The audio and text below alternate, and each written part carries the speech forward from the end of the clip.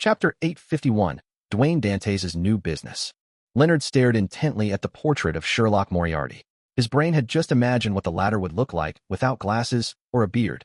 Although this could be quite different from the actual situation and was more of a product of imagination, Leonard increasingly found Sherlock Moriarty very familiar, as though he had known him before. How is that possible? He's long dead, and I buried him with my own hands. Leonard couldn't help but shake his head as he muttered with a scoff. Just as he said that, his expression froze because the person in his memories held a huge secret. This person had strangely escaped the influence of 2-049 without the help of others. This person used 2-049's uniqueness to finish off a sequence 7 Beyonder, and back then, he was only a seer who isn't good at combat. This person had managed to summarize the acting method within a very short amount of time, and he had advanced to sequence 8 at an extraordinary pace. This person possessed a high sequence sun domain charm, and had used it with Captain Dunsmith, who wielded a saint's ashes, successfully finishing off Megos, who was pregnant with an evil god spawn. This person's sequence 8 Beyonder characteristic had been taken away by Zhangwell, but Captain Dunsmith's sequence 7 Beyonder characteristic was left behind. Perhaps it wasn't because Zhangwell had taken away the Beyonder characteristic which had appeared, causing it to be missing from the scene, but that it had never formed to begin with. Leonard Moriarty suddenly jolted to his senses as he observed Sherlock Moriarty's portrait again. 10 seconds later, he squeezed the words through his clenched teeth. Klein Moretti. He found that the mysterious detective, Sherlock Moriarty, looked more and more like his former teammate, the hero who saved Tingen, Klein Moretti. And this was under the scenario of him being without the clear discrepancies of glasses and a beard. Leonard's had fingers clenched tightly at some point in time as his joints suffused with a whiteness. After a moment, he let out a clear pant as he picked up Sherlock Moriarty's dossier again. This time, he flipped with a target in mind, roughly to the time when Sherlock first appeared in Backland, early September. And this wasn't long after Klein Moretti had been buried. Leonard Mitchell's green eyes turned dark as he instinctively flipped through the dossier.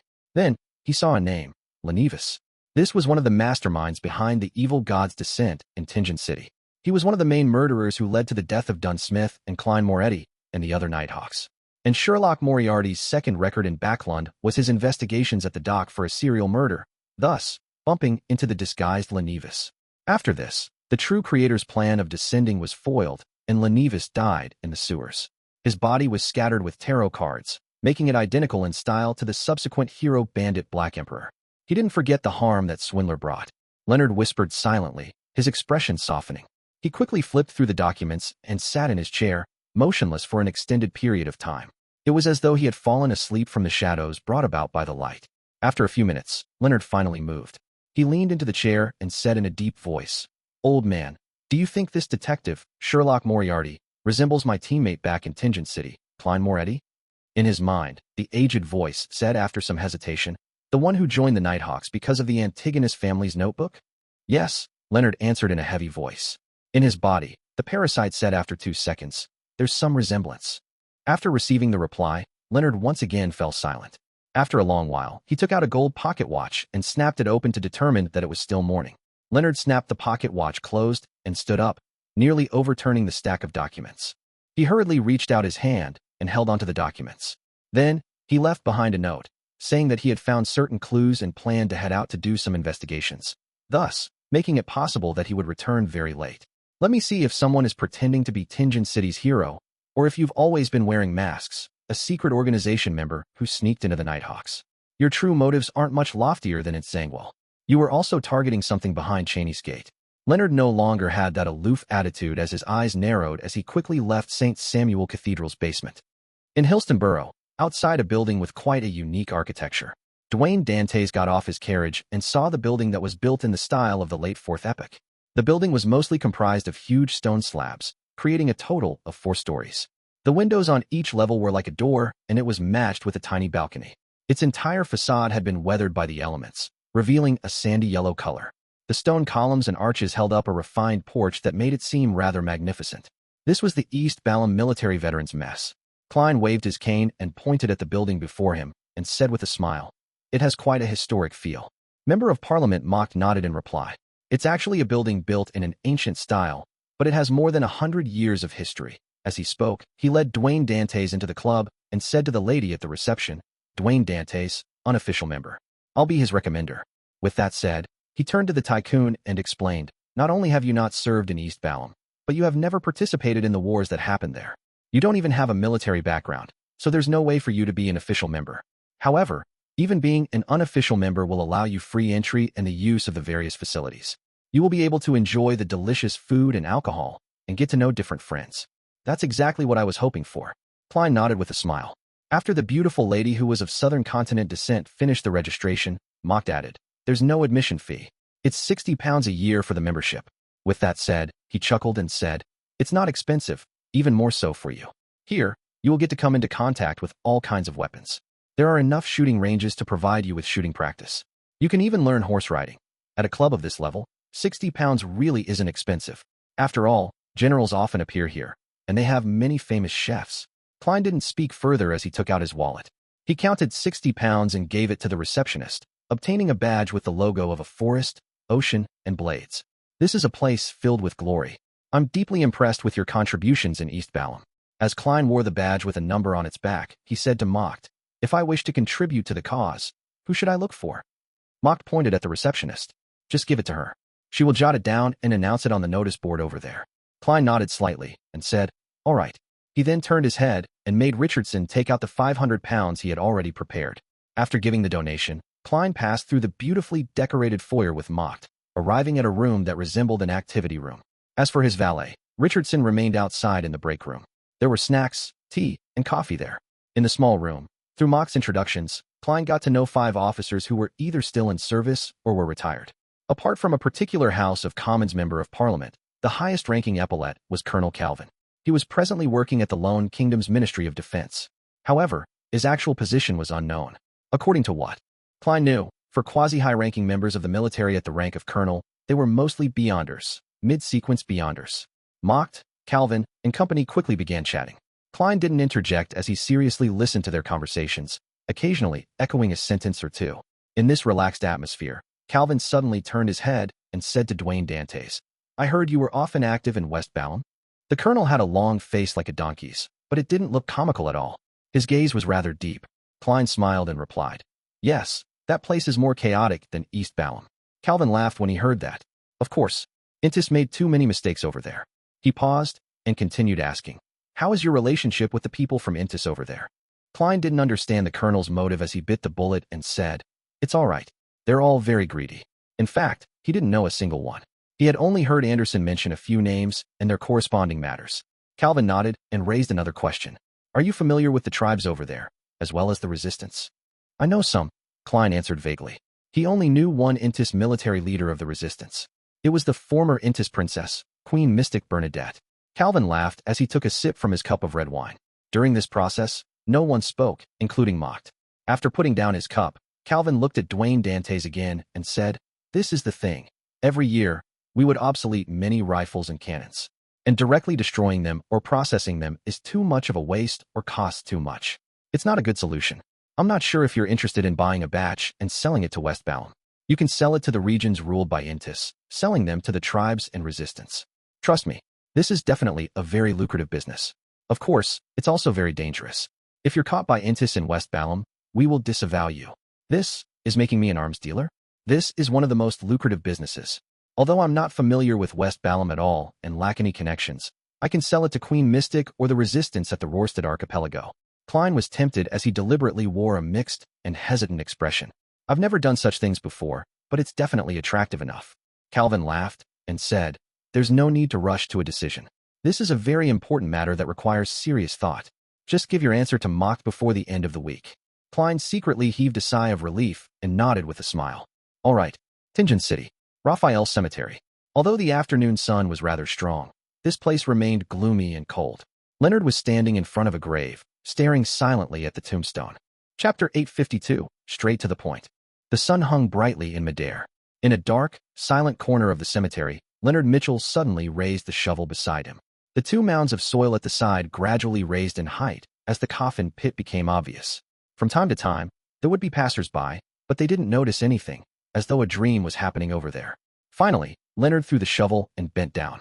He reached out and grabbed the ends of the coffin lid with both hands.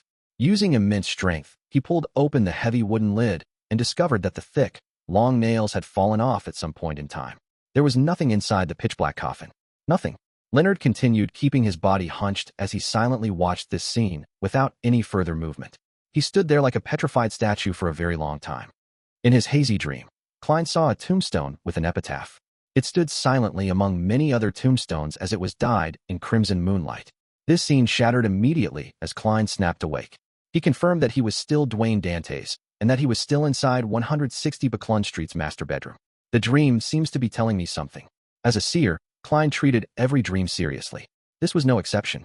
He focused and shook himself out of his state of drowsiness before attempting to make an interpretation. That's likely a tomb. This represents a particular deceased or something related to resurrection. The crimson moonlight represents the goddess, corresponding to the Church of Evernight and the Nighthawks.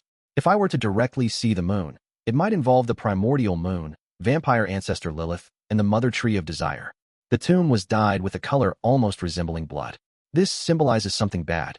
As Klein did an interpretation of the dream, he gathered all the content and attempted to make an effective, meaningful conclusion. After some serious thought, he began to believe that the dream's revelation was referring to the past him and the Church of Evernight. After making the connections with what had happened the past few days, Klein slowly came to an answer. As Dwayne Dantès has repeated headed for St. Samuel Cathedral, he must have been added to a list of suspects. If Leonard hasn't left Buckland, this must have garnered his attention. After all, he knows that Dwayne Dantès isn't a simple person and has mysterious origins. As an angel from the Marauder pathway, Leonard's grandpa probably discovered that the gray fog and the seer pathway has intricate ties and knows that the corresponding sequence 0 is called the Fool. This way, they will naturally be able to make connections with the honorific name of the Fool that was previously spread, and they would believe that I'm a member of a secret organization that worships the Fool. And developing on this clue, it can also involve the person who killed Lenivis and hero bandit Black Emperor who used tarot cards. Along with the Gehrman Sparrow clues I deliberately left behind, as well as Leonard's previous investigations into Sherlock Moriarty, it's not impossible for him to put things together and find what's highly dubious. And in the beginning, Sherlock Moriarty's disguise wasn't too good. As long as Leonard investigates seriously, it wouldn't be difficult to discover that the great detective resembled his former colleague. So, he went to Tingen to dig up the grave for confirmation? As he thought about the matter, Klein pulled a back cushion over and sat up. He felt that he had already found the answer to his dream. He began seriously analyzing what could happen afterwards, considering if he should abandon the identity of Dwayne Dantès.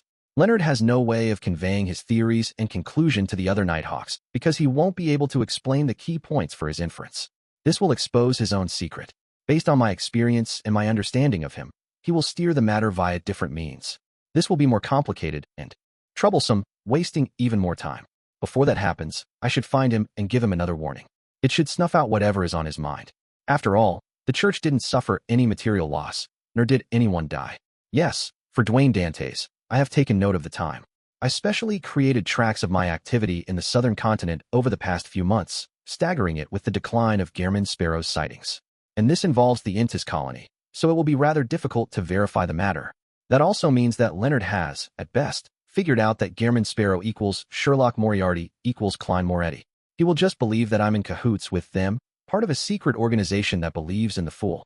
Heh. To him, Dwayne Dantès is a powerful, mysterious beyonder who can sense the grandpa in him, a demigod. This is an obvious discrepancy with the other identities. Klein soon came up with countermeasures as he turned his attention to the matter he encountered at East Balham Military Veterans Mess in the afternoon. Why would they directly seek me out for such a private arms deal? I just established a friendship with Mocht and hadn't experienced any tests. I don't deserve such trust. Perhaps it's a test? In the beginning, it will just be rifles and cannons. The quantity would probably be limited, nor will it involve high-quality items. Furthermore, I'll need to come up with the cash before receiving the goods. If I have any real problems, they wouldn't suffer any losses. They will only suffer the repercussions of a small batch of weapons falling into hands within their own domain of control. Yes, to them, a tycoon like me, with a complicated background and a deep understanding of West Balham, really is an excellent candidate. First, I have the money. Second, I have the guts. Third, I have the resources and social connections, allowing the arms to be sold to suitable factions. Fourth, I have no background in the upper echelons of the kingdom. I can always be made the scapegoat and be abandoned. They must have sent people to monitor me in secret. As long as this business is smoothly completed, I'll be a close partner with the military. This will aid in my investigations of the truth behind the Great Smog of Buckland. The problem I have now is that I have zero actual knowledge of West Balham's resistance and various tribes. I've no idea where that fellow, Anderson, is. I don't have his method of contact either. Dantès might be aware of the situation in West Balham. Same for Ma'am Hermit. Likewise for Queen Mystic, who's backing her. I'll first gather intelligence from these channels. Having made up his mind, Klein's working brain slowed down as a sense of drowsiness washed over him again. He let his body slide down bit by bit as he got under the blankets. In the basement of St. Samuel Cathedral, Leonard, who had returned from Tingen, managed to be in time for the team's internal meeting.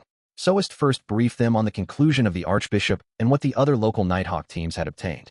With the help from the Holy Cathedral, St. Anthony has confirmed that the infiltrator is Gehrman Sparrow. The conclusion is that this crazy criminal is still alive but doesn't exist in this world. This is truly a contradictory statement. I don't understand it as well.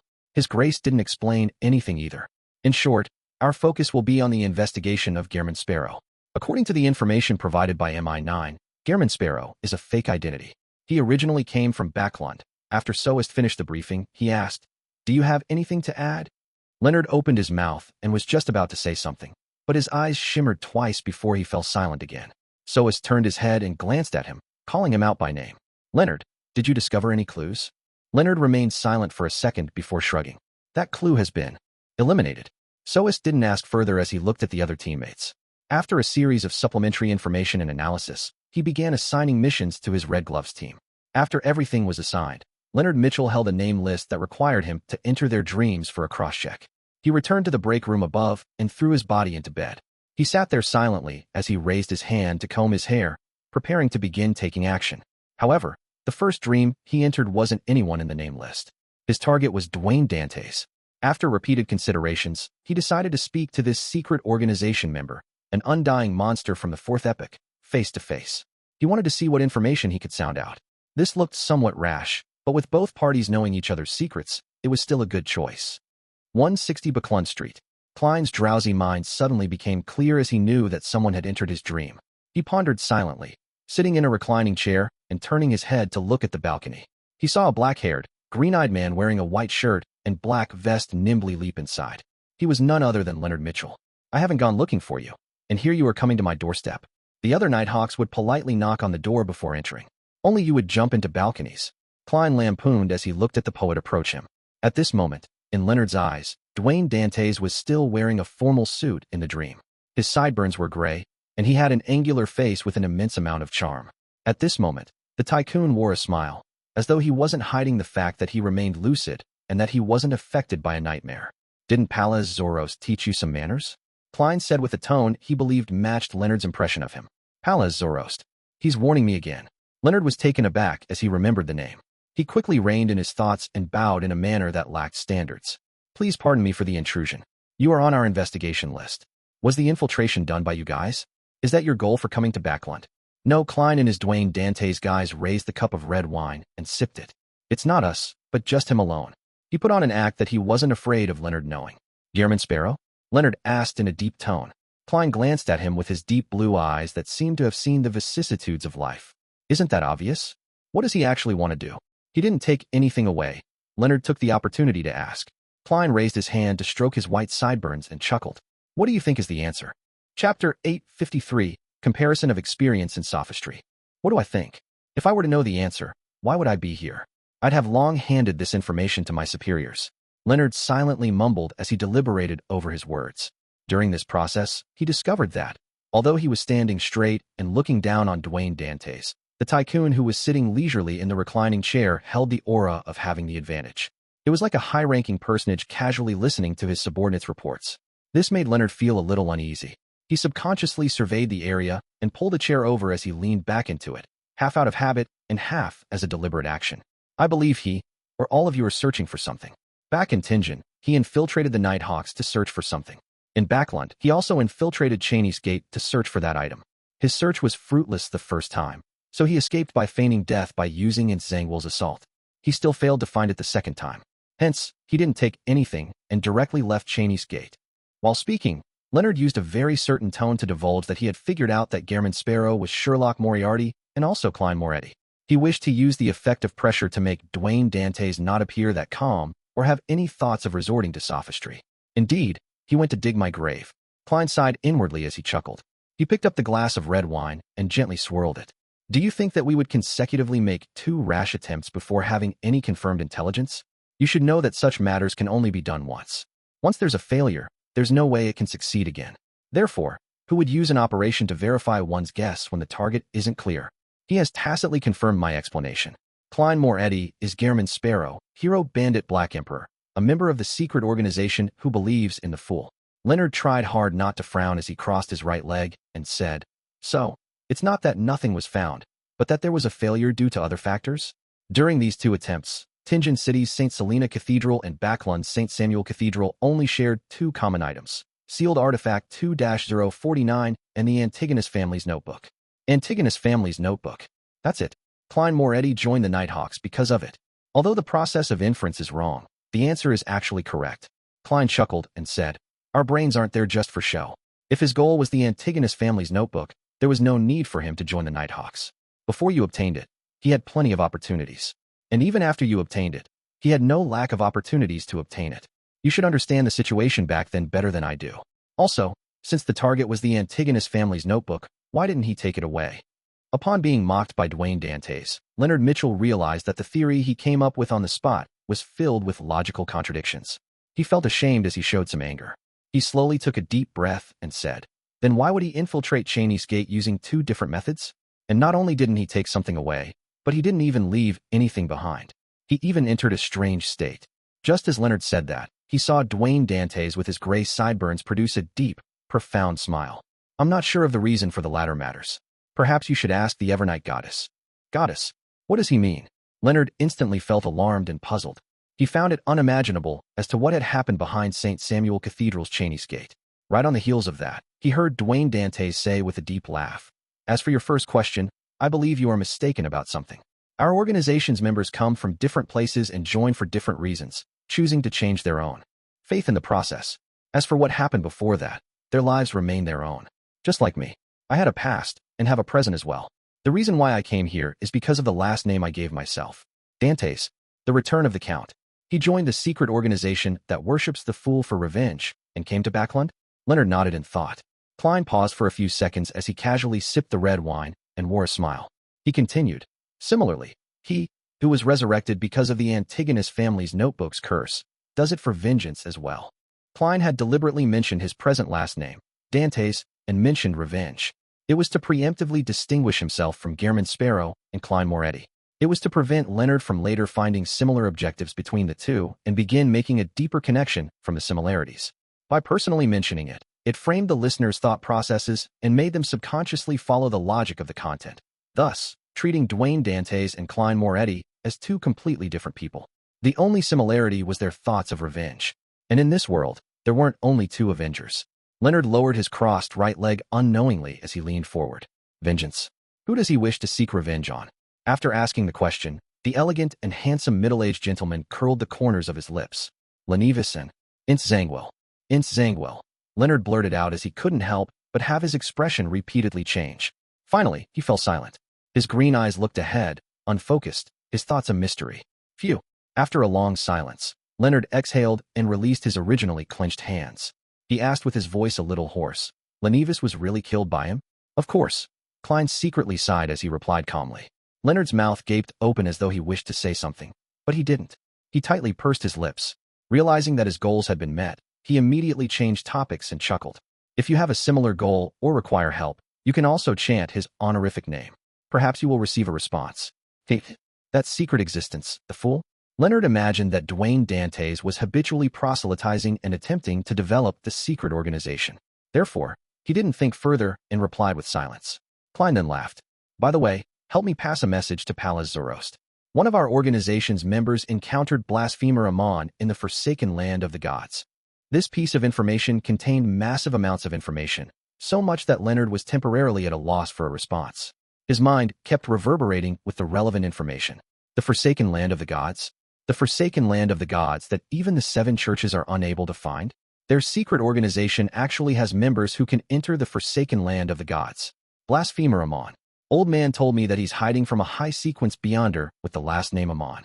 He was heavily injured by Amon and had no choice but to parasitize me. Dwayne Dantès' tone and attitude really is like an undying monster who lived from the 4th epoch. He's also at the same or a similar level as old man. In front of him, I really don't feel any sense of superiority. I even feel like I'm lacking confidence. As his thoughts ran through his head, Leonard forced himself to focus. I'll pass on the message to him. Based on the circumstances after Leonard enters the dreams of others, it can be determined that the grandpa doesn't completely control his senses. Otherwise, he would definitely have an abnormal reaction when he hears the name Blasphemer Amon. Previously, Willa Septon's words also corroborates this point. Only when my dear poet encounters true danger would the grandpa sense it and take action. Very good. He isn't a full parasite. As Klein interpreted the unspoken information, he smiled. You may leave. You can also relax. My goal isn't the Church of Evernight. My coming goals, not the ones of the past. Klein silently added inwardly. Leonard had already received enough information. Thus, he didn't dare overstay his welcome. He got up and bowed. Then, he left Dwayne Dantès' dream. In a room on the back streets of St. Samuel Cathedral, Leonard woke up and heard the aged voice from the parasite in him echo in his mind. What did he say? Leonard deliberated over his words and said, he directly admitted to being a member of that secret organization that believes in the fool. Likewise for Klein Moretti, whose alias is Gehrman Sparrow. Their goal is for vengeance, their own vengeance. Palaz Zoroast fell silent for a second before saying, did he say how Klein Moretti could be resurrected? Or how did he fake his death to such an extent? Leonard recalled and said, the explanation he gave was a curse from the Antigonus family's notebook. Curse. At this point, Leonard discovered that Dwayne Dantès' choice of words was rather strange. He had described the power of resurrecting the dead as a curse. Palaz Zoroast didn't seem to have any questions about that. After a few seconds of silence, he said, what else did he say? Leonard didn't hide it from him and said frankly. He mentioned Blasphemer Amon, saying that a member of their organization met him in the forsaken land of the gods. Old man, is that the Amon you mentioned? The aged voice replied after a while. Probably. He paused for a moment before saying, I believe that Dwayne Dantès, no, the fool that's backing him, might be some old friend of mine. Old man believes that he's at a higher level than Dwayne Dantès, or even higher. He's a grounded angel? Leonard thought and asked, which old friend? Palaz Zoroast didn't answer as he asked, are you going to find an opportunity to reveal the situation about Dwayne Dantès and Klein Moretti? Leonard suddenly fell silent, and only heavily said more than 10 seconds later, not for now. Perhaps he and I, and them, have the chance of working together. And the church didn't suffer any material loss this time. The parasite inside him didn't say a word, as though he had fallen asleep. Leonard slowly looked up and read the information in front of him. His eyes turned dark as he muttered, he's overtaken me by leaps and bounds. Chapter 854, Confession. Early morning, 160 Buckland Street. After Klein got out of bed and washed up, he didn't rush to leave the bathroom. He took 4 steps counterclockwise and headed above the gray fog. He then conjured the world Gehrman Sparrow and made the fake person pray piously. Honorable Mr. Fool, please pass on the message to Dantès. I need him to provide me information on West Balham. It's best if he includes his social connections. Also, get him to be careful of the Church of Evernight for the time being. Above the Golden Dream, Dantès, who saw the sun earlier than Backlund, was holding a cup of malt beer as he sat in the shadows, hiding away from the vile sunlight. Lessons will begin in another 15 minutes. Captain said that a treasure hunter must have a sufficiently good grasp of mathematics. Sigh, this is really such a headache, but it's also something to look forward to. T. Dantès placed one hand on his knee as he downed a mouthful of beer. At this moment, the gray fog emanated in front of him. The blurry figure that looked down from above appeared as Dantès' ears resounded with Gehrman Sparrow's voice. Information on West Balham? Although we've been there to search for lost ancient treasure and got to know a few tribal natives, that is pretty much it. There won't be much that I can tell him about. This is so troublesome. I'll have to do all sorts of work again. Why does Gehrman Sparrow get involved in so many things? Dantès silently grumbled as he vigilantly glanced to his sides, afraid that the madman would suddenly appear. He drew a breath upon considering how he wanted to become stronger. He didn't wish to be of no help when his captain met with danger, having to shamefully hide at the back. Dantès slapped his face a few times with his free hand before standing up. He immediately left the shadows and found Iron Skin and Bucket. He asked them in detail about West Balham's situation and who he should ask for the various matters, only to obtain a unanimous answer. Captain Edwina Edwards, or Anderson Hood, who previously joined our bonfire on the ship. Will she be suspicious if I directly ask Captain, making her believe that I have a secret and am secretly working for someone else? But I've no idea where that fellow, Anderson, has gone to. T. Dantès fell into a dilemma as he couldn't help but think about something else, recalling Gehrman Sparrow's last words. Be careful of the Church of Evernight. Dantès wasn't a fool. He knew that a matter that the crazy adventurer emphasized was something important. It also meant that he believed that he had a high chance of being an important target of the Church of Evernight. He would be wildly pursued by the Red Gloves. Apart from the Church of Evernight, the Church of Storms and the military are targeting me as well. It's said that they have each sent a squad. Dantès thought as his heart palpitated. He soon revealed a puzzled and bitter look as he muttered to himself. But I haven't done anything. After passing the message about gathering information on West Balham to Admiral of Stars Catlia, Klein left the area above the gray fog and returned to the real world. Like every other day, he had his breakfast and had lessons. After he woke up from his afternoon nap, with Richardson's help, he changed into a formal suit for an excursion. He got into the carriage that had already been waiting for him at the door. Head to St. Samuel Cathedral. Klein leaned on the carriage wall as he instructed the carriage driver. He had decided to continue maintaining his identity as Dwayne Dantès. He believed that it was best if he didn't change his former persona. Therefore, he couldn't change the frequency of his trips to St. Samuel Cathedral. Nor could he donate less. Besides, this can effectively wipe away any suspicion they have of me. After all, it's hard to imagine that the criminal who infiltrated Cheney's gate hadn't stayed behind, but would saunter into the cathedral as though nothing had happened. I'll have to thank Emperor Roselle for not plagiarizing criminal psychology. He didn't point out that intelligent criminals often return to their crime scene to admire their work and the helpless response of others. Klein mumbled inwardly as he took a sip of the black tea that Richardson had brewed.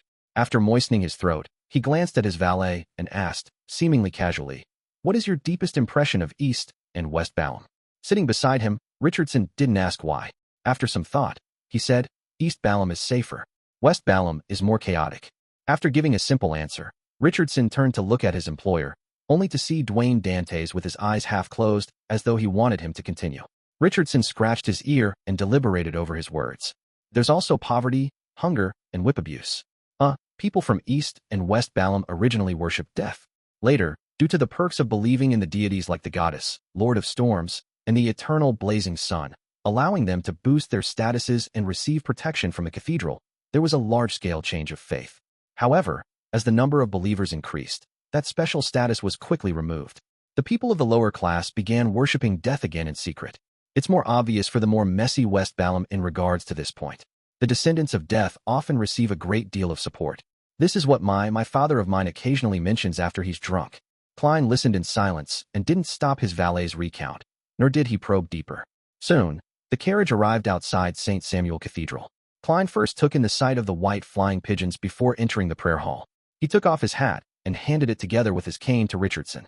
He randomly found a seat and looked at the altar in the darkness. He watched the stars and the dark sacred emblem as unease, embarrassment, and a lack of confidence arose in him. If he had guessed correctly, ever since he made contact with the holy sword and made a vow, the goddess had likely taken notice of him. Every time he entered the cathedral to pretend like he was praying, it had the feeling like the emperor's new clothes. I wonder what the goddess's opinion on this is. And what position is the church taking? I'll probe first. Klein clasped his hands and held it to his nose, looking as though he was praying seriously. After about 8 minutes, he slowly got up, walked to the donation box, took out £50, and piously threw it in. After doing that, Klein turned to the confessional along the sides of the hall and entered. Unlike most ancient confessionals, which were big wooden crates with 2 doors, the modern confessional was an independent, spacious compartment. The confessor and the listening bishop were separated by a wooden partition, with each one of them having their seats.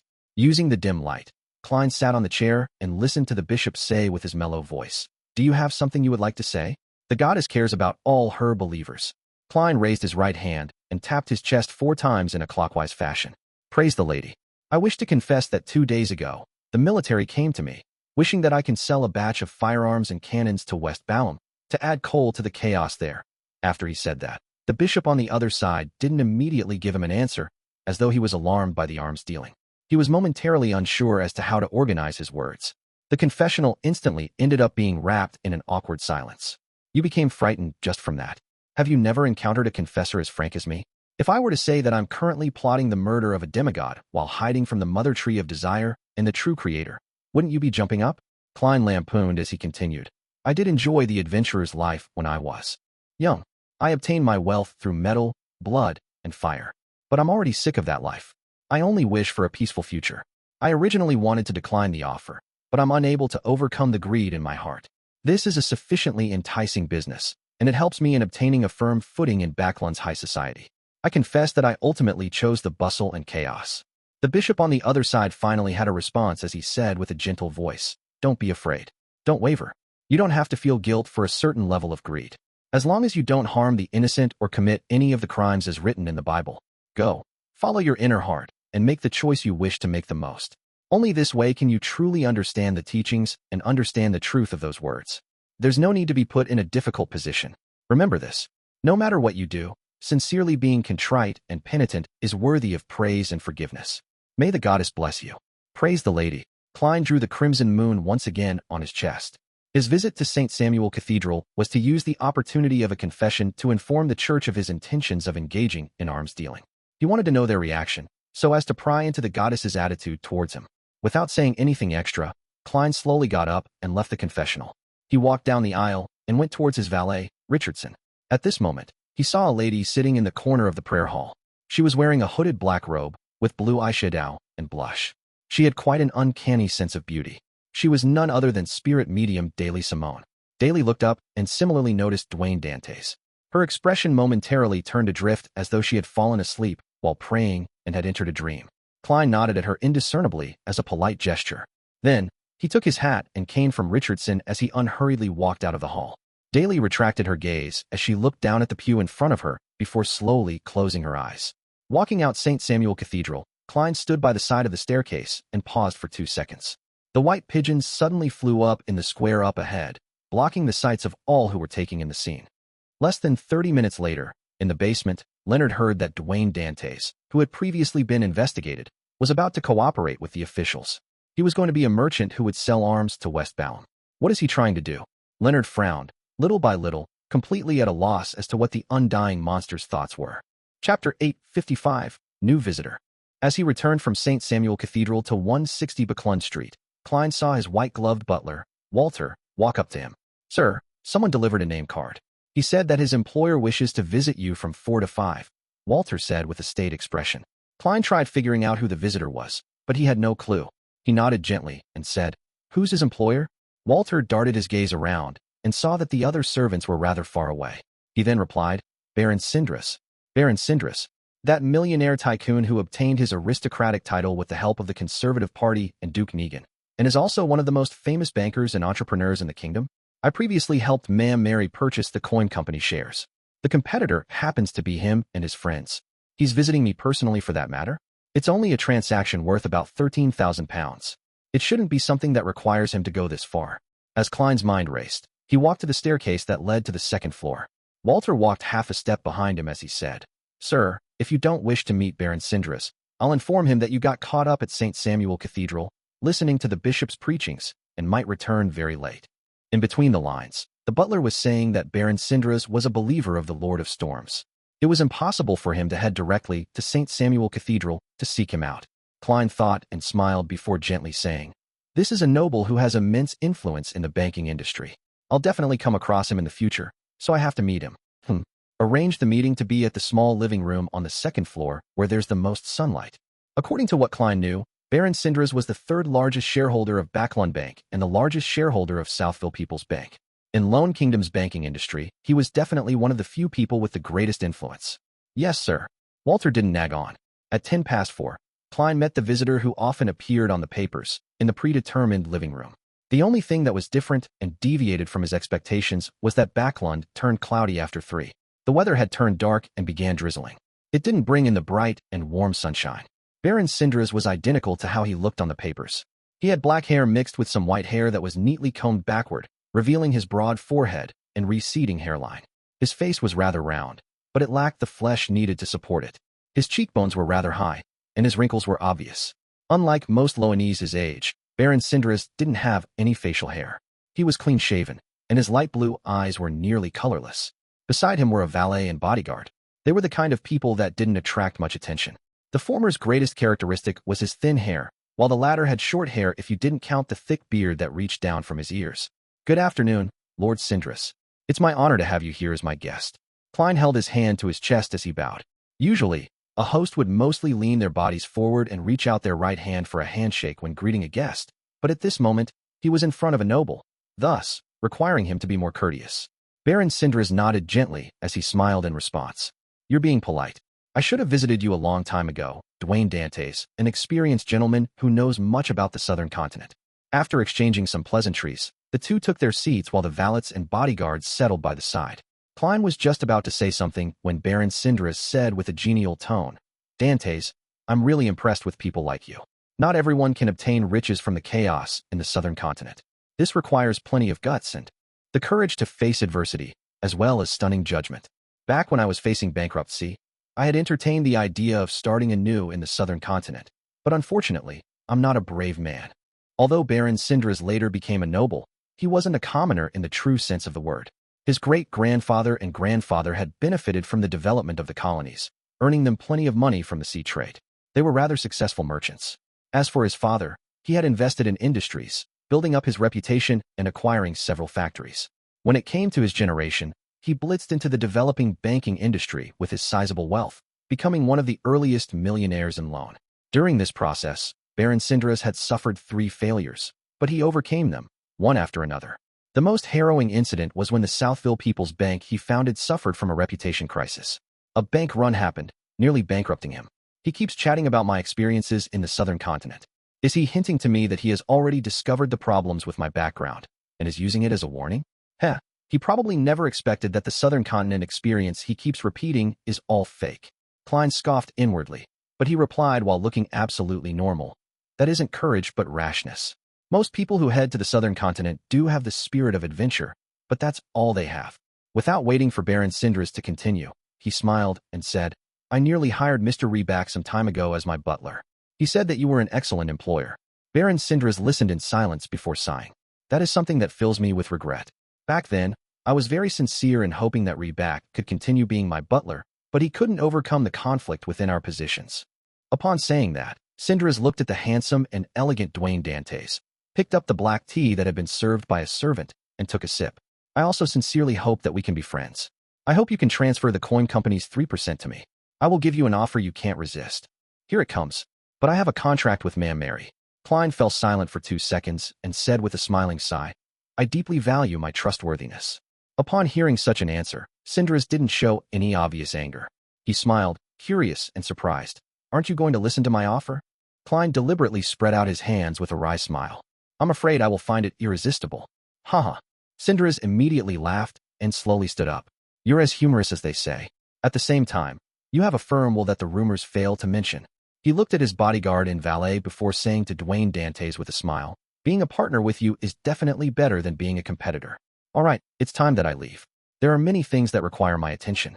Is this sincere praise or a veiled threat? Klein wasn't a spectator, so he wasn't able to interpret the subtleties. All he could do was shamelessly reply, "Likewise. I look forward to having the opportunity to cooperate with you in other domains, Lord Cindrus." Dressed in a formal suit and a tie, Baron Cindrus smiled and nodded. Without saying another word, he was led out of the main door by Dwayne Dantès and his butler and valet. As he watched the luxurious carriage disappear into the distance, Butler Walter suddenly said, "Sir, should I hire some temporary bodyguards?" Klein nearly failed to understand his butler.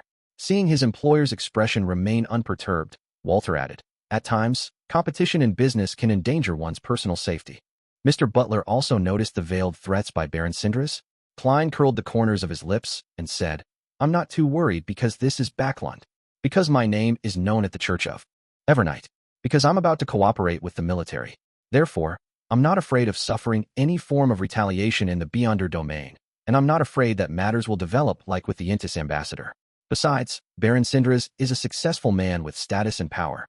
He won't be that rash." Klein thought inwardly. When Walter attempted to continue, Klein chuckled and said, "However, being careful is forever a good habit. You can hire 2 bodyguards. Let them secretly provide me with protection. Try to not have them be discovered by the servants at home." "Yes, sir," Walter immediately replied. Klein thought for a moment and said, "Make a trip to Member of Parliament Mock's place.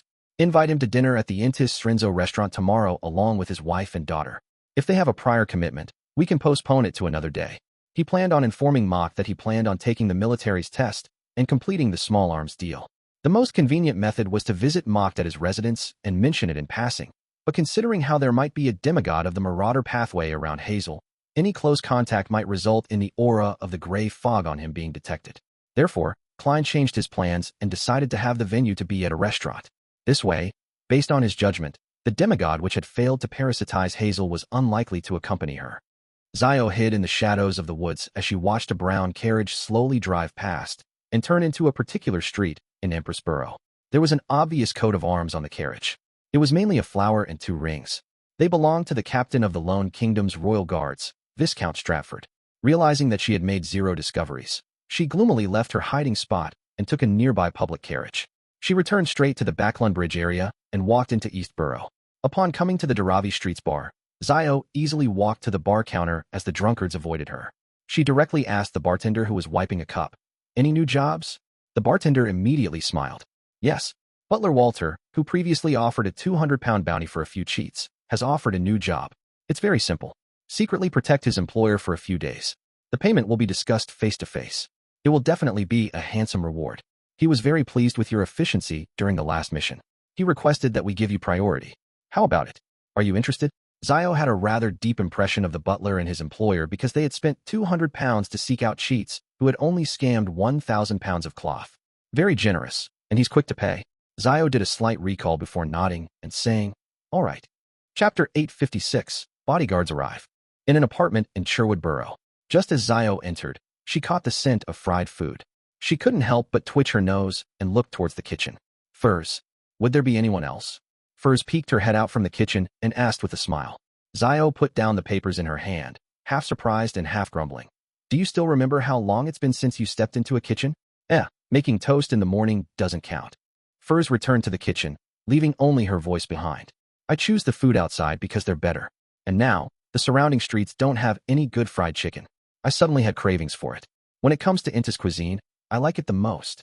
Zio walked to the kitchen and leaned against the door frame as she watched Furs busily prepare dinner. She deliberated and said, "I received a job. £100 a day, ranging from 3 to 5 days, but I need another helper.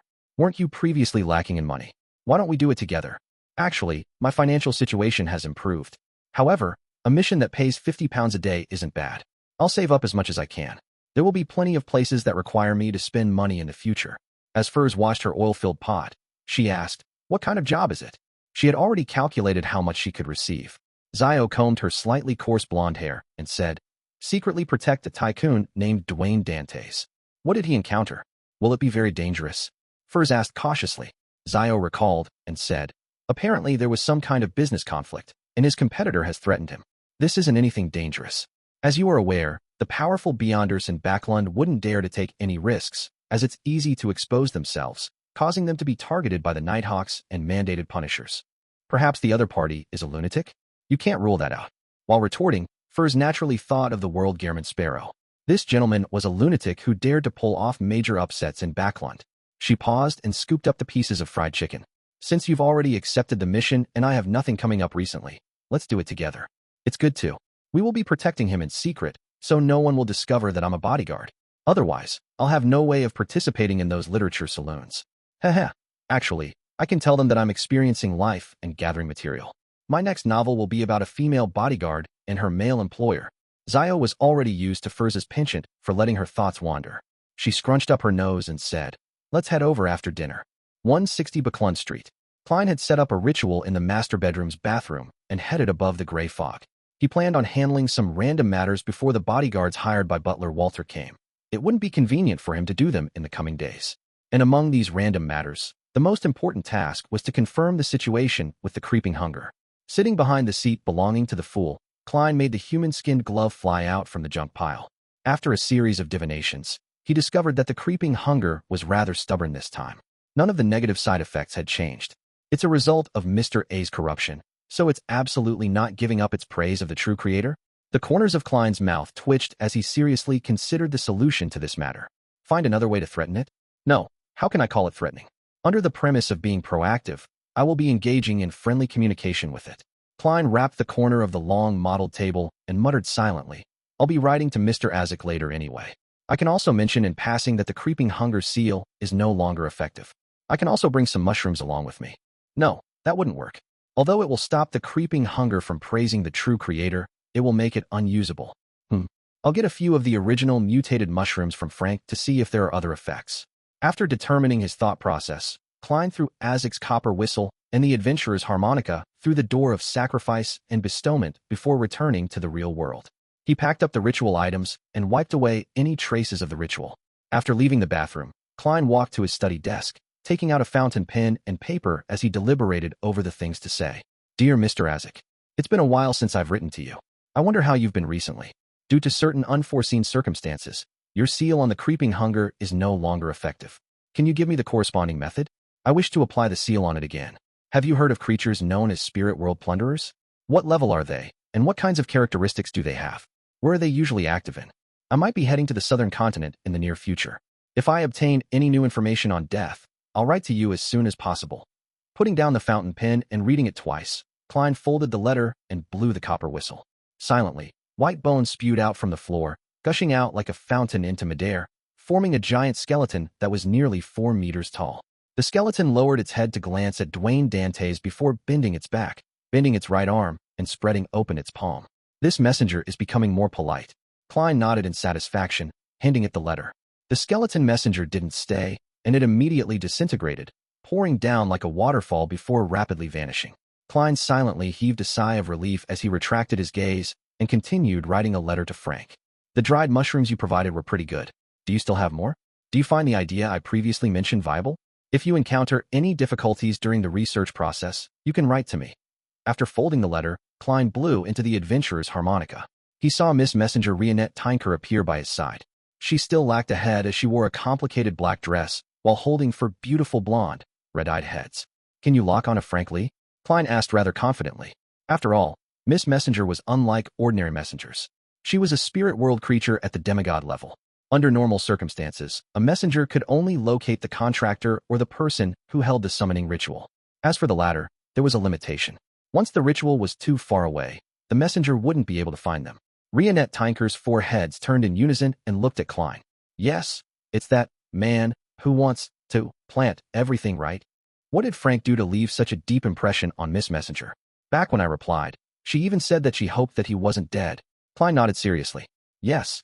Rionette Tinker's 4 heads spoke one after another. Can locate. I labeled him, huh? Klein turned agape, nearly forgetting his motives. Poor Frank. No, the great and powerful Frank.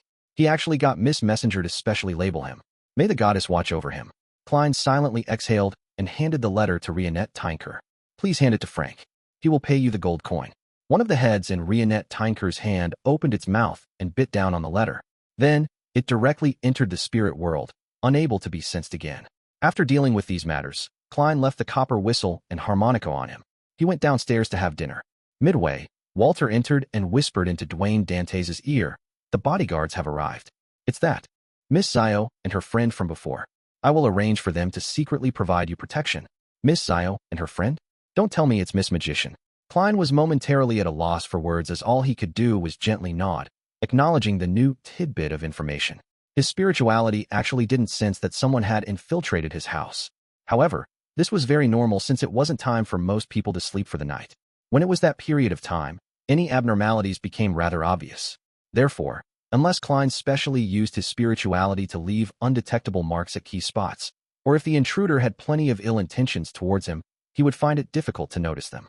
In a bedroom on the 3rd floor, Zio and Furs each took a window.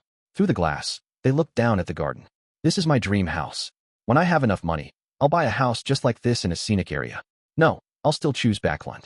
There are more delicacies here, and it's more convenient, Furs said sincerely. With that said, she sighed inwardly. Unfortunately, I have the curse of the full moon. I can only continue improving myself. Otherwise, I'd have kept the house instead of selling it for cash. Zio traced her friend's gaze and looked outside, whispering, I lived in such a residence when I was little. Furs stole a glance at Zio. As she had no idea what to say, she changed topics. How should we provide him with protection? Zio retracted her gaze. When Mr. Dwayne Dantès is home and without guests, we'll just hide in the room and watch the surroundings to prevent anyone from infiltrating. When there are guests, we'll head to the adjacent room and keep close attention to any developments. We'll open the door at any moment to save him. If Mr. Dwayne Dantès were to head out, the butler will inform us ahead of time. I'll hide underneath the carriage to protect him while you'll follow on another carriage. Zio, you're becoming more and more professional. Furs seriously praised her before chuckling. I saw Mr. Dwayne Dantès' portrait just now. If you hadn't told me that the danger arose because of a business conflict, I would have suspected that the problem arose because of love. Before Furs finished her sentence, she suddenly saw a carriage stop outside the compound. Following that, a few policemen in black and white checkered uniforms got out of the carriage. What's happening? She looked at her friend and found Zio looking equally puzzled. Inside the living room on the second floor, Klein met the 4 officers. Mr. Dwayne Dantès, do you know Mr. Quarren? Quarren? Klein tried recalling and remembered that it was the gentleman who had sold him the coin company shares. Yes, what happened to him? Klein asked calmly. The officer that led the team replied in a rather polite manner. He committed suicide. In addition, he left behind a will, accusing you of forcing him to sell his shares and torturing him using all kinds of underhanded means, causing him to suffer from severe depression. And his family has provided proof regarding the contents of his will. Chapter 857, Poignant. Quarren committed suicide? His will accused me of forcing him to sell his shares? His family can even provide evidence? As Klein listened to the officer's description, he digested the relevant information and produced questions in his mind. After he understood the situation, his first reaction was, Baron Sindras has taken action. This powerful banker didn't hesitate to carry out his follow-up action against me after failing to cooperate with me, treating me as an enemy. He didn't hold back. Furthermore, he has clearly gathered enough information to know that Dwayne Dantès is involved with the Church of Evernight and Member of Parliament mocked and the faction backing him. If he were to directly deal with me, it would easily attract unwanted trouble. Therefore, he chose to strike at the other end of the transaction, Quarren. This will be more indirect and safer, but it would be equally treacherous and ruthless. This is an utter disregard of an ordinary person's life. Klein suddenly recalled the innocent people who collapsed during the Great Smog of Backlund. He couldn't help but feel a sense of rage surge within him as it bubbled to the surface, but was ice cold. Klein used his clown powers to control his facial expression, making him look even more surprised as he asked, seemingly finding the situation incomprehensible. Are you certain you aren't joking? The leading officer nodded solemnly. If we didn't have sufficient clues to support it, we wouldn't disturb a gentleman like you. Mr. Dwayne Dantès, I'll have to trouble you to follow us to the station for further investigations. Despite looking unperturbed, Klein's mind was racing. Just as he was about to say something, he suddenly noticed something illogical. Regardless, murder is a serious crime in the current Lone Kingdom. With Baron Sindras's identity, status, and social connections, he will have at least a few dozen effective means to deal with a foreign tycoon that just came to Backlund 2 months ago. There's no need to go this far. After all, as a member of high society, he will more or less understand or be in contact with beyonder powers. He knows that there are all kinds of incredible means to pursue the true murderer. Unless he's completely confident, taking the risk to frame someone for murder is definitely the worst choice. If Sindras were to use his authority to suppress the investigations of the official beyonders, it will definitely be more effective and simpler to employ other means. Even if he temporarily isn't aware that I'm about to work with the military, he's definitely aware of my connection with the Church of Evernight and Member of Parliament mocked. He wouldn't do things in such a simple and brazen manner.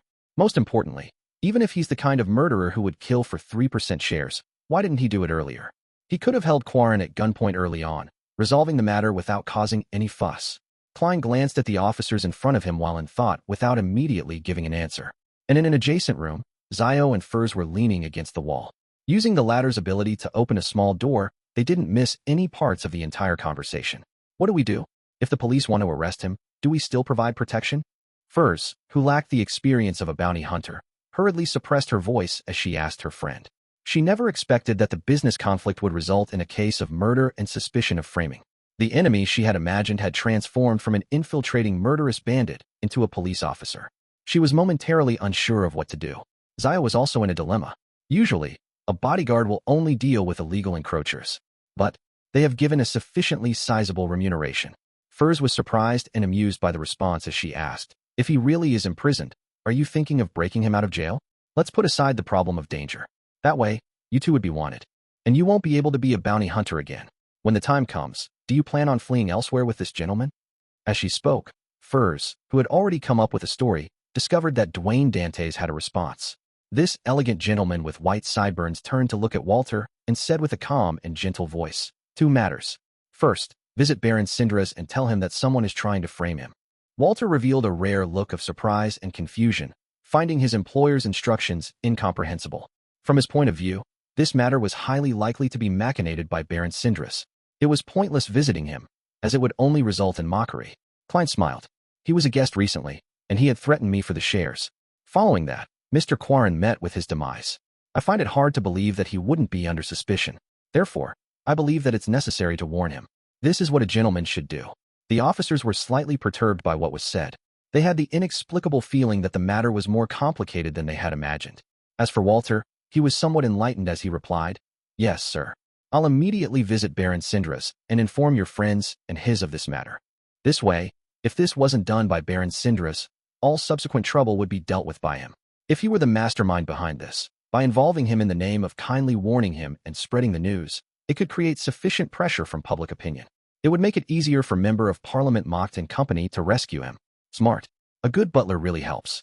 Klein silently praised him as he continued. Second, please call for my lawyer to handle this tiny inconvenience. After instructing his butler and valet, Klein looked at the few officers in front of him. All right, I'll follow you back to the station. I won't make things difficult for you. However, I wouldn't answer any of your questions before my lawyer arrives.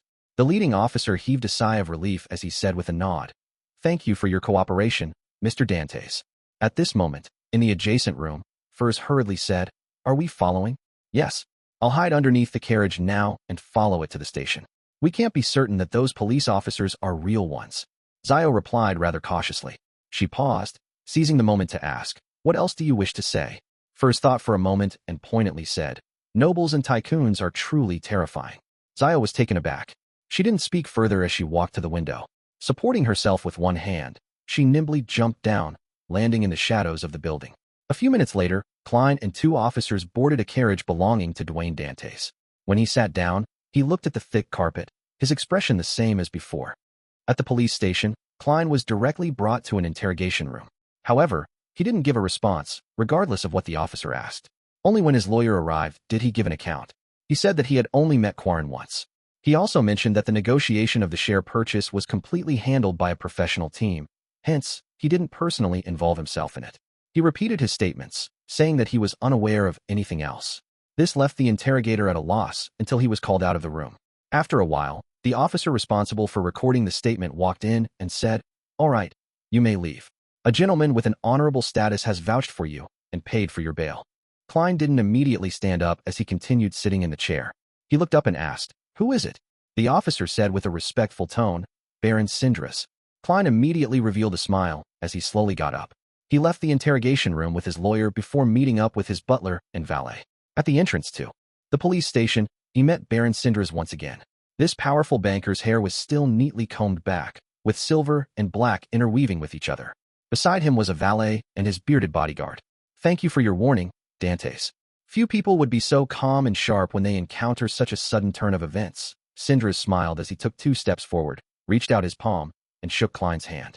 Klein replied with a smile, "I was simply trusting your character." Sindras obviously didn't believe such lip service. He found an excuse and, with his bodyguard, boarded Dwayne Dantès' carriage. As for his valet, he sent him off to his luxurious carriage to instruct the carriage driver to follow behind.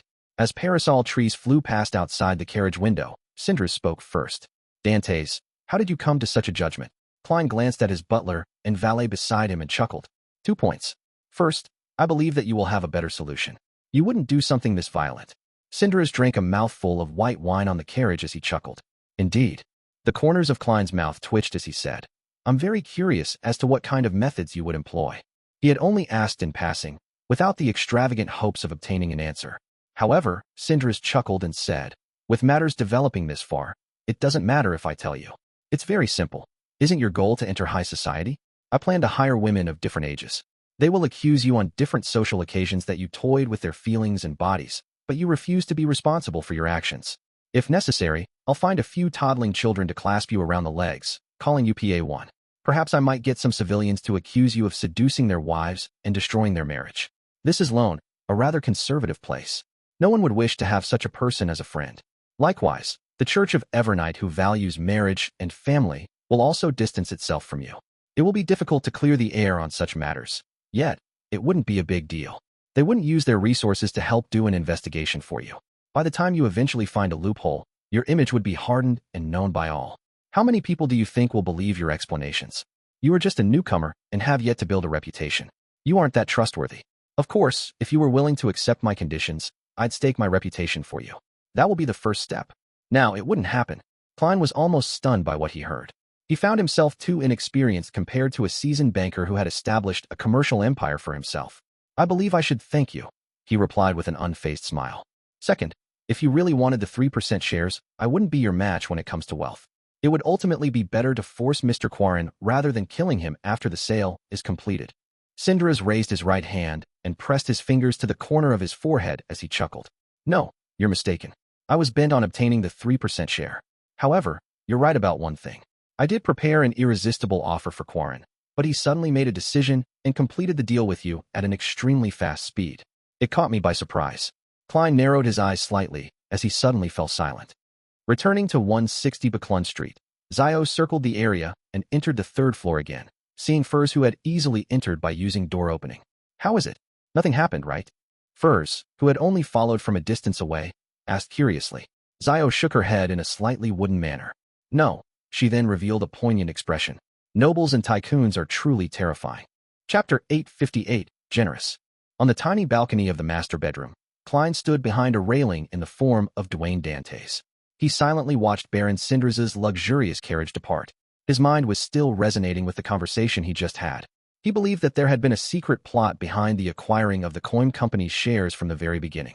According to Cinderas, although the coin company has great potential and bright prospects, its current value is only limited to Buckland. It's constrained by many conditions, making it not worthy for a powerful banker to place such great importance on it that he had to take on a stance of being hell-bent on acquiring it. After all, even if he didn't succeed, it would only be a difference in monetary profit. It wouldn't result in any losses. For the seller, Quarren, it's very normal to be under external stress to sell his shares for cash. It's also very normal for him to be unwilling to see moneybags Baron Cinderas from the Conservative Party. But herein lies the problem. As a businessman, faced with a deal that isn't considered important, the political inclinations are something to be considered when prices are similar. There's no reason to reject the possibility of receiving an extremely high premium. Yet, he had deliberately rushed to close the deal with Dwayne Dantès before Cinderas could make his final offer. It's as if he has a grudge with money or views the Conservative Party with extreme prejudice. And this doesn't match the current political climate. The Lone Kingdom's internal politics hasn't reached such a splintered state. From the looks of it, someone is forcing Cinderas to do this, and someone had designed a trap, using Quarren's 3% shares as the bait and me as the cover to lure Cinderas into the trap, wishing to achieve a certain goal. Klein looked at the street lamps under the night sky as he sighed poignantly. Based on my assumption, if I hadn't discovered the problem tonight and hadn't sent someone to Cinderas, the subsequent developments would definitely have me crushed by all kinds of seemingly incriminating evidence. And when the military or the Church of Evernight intervenes, there will undoubtedly be a twist in the evidence, incriminating Cinderas. During this process, just a tiny misjudgment on Cinderas' part will result in him treating Dwayne Dantès as an accomplice of the mastermind behind this ploy. He would use a rather intense method in response, hammering the final nail in my coffin. As for who the mastermind was and their true goals, Klein had no idea. All he could do was confirm that Ma'am Mary likely wasn't aware of the truth. She was only used due to her anxiousness to preserve her control over the coin company. In short, she wasn't qualified to be deeply involved in the mastermind's ploy. Environment protection, new party, Conservative Party, bankers, acquisition, framing. One word after another surfaced in Klein's mind, seemingly allowing him to see through the present calm in Buckland.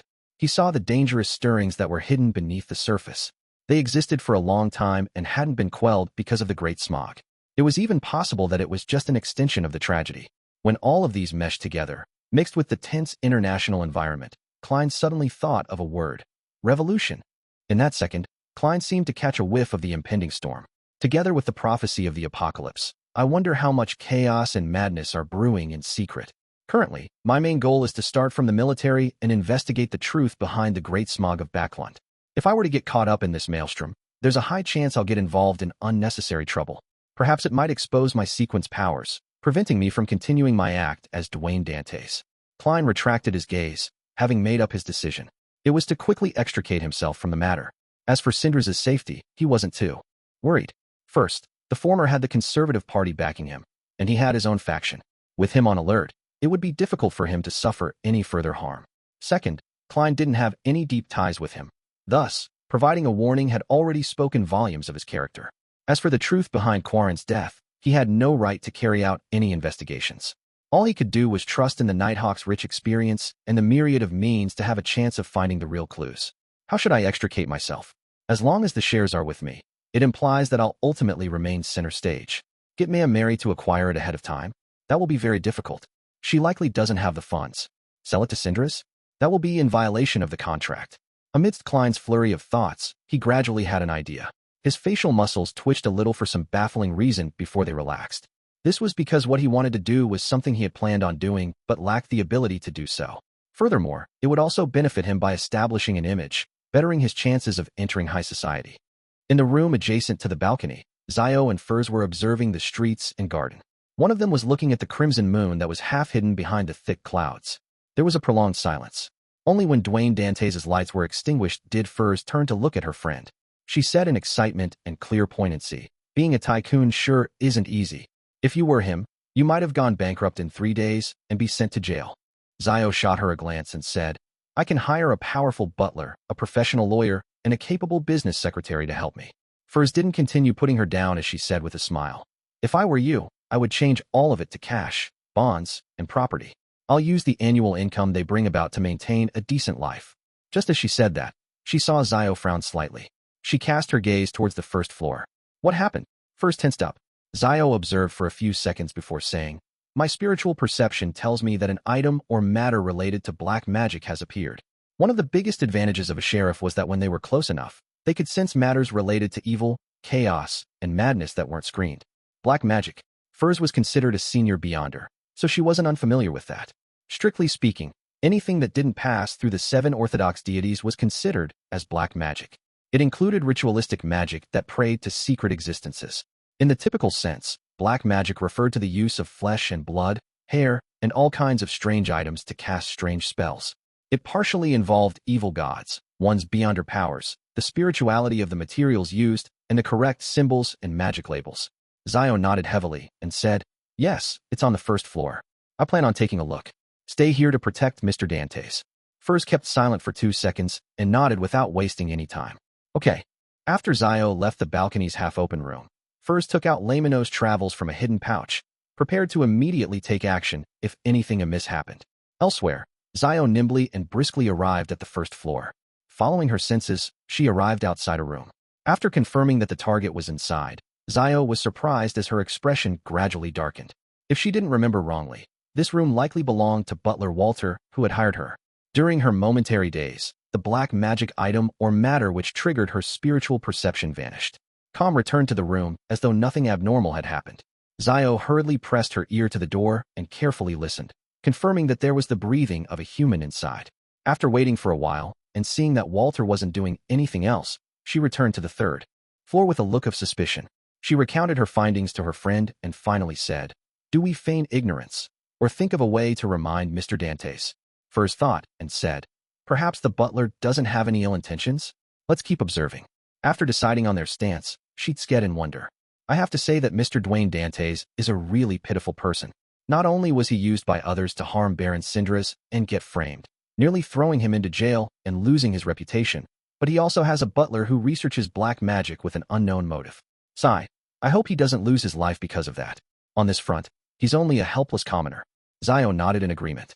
"If we're unable to determine the butler's intentions after 3 days are over, we can leave a slip for him to warn him." The next morning, Klein glanced at Walter in a normal fashion after having breakfast before leaving home with Richardson.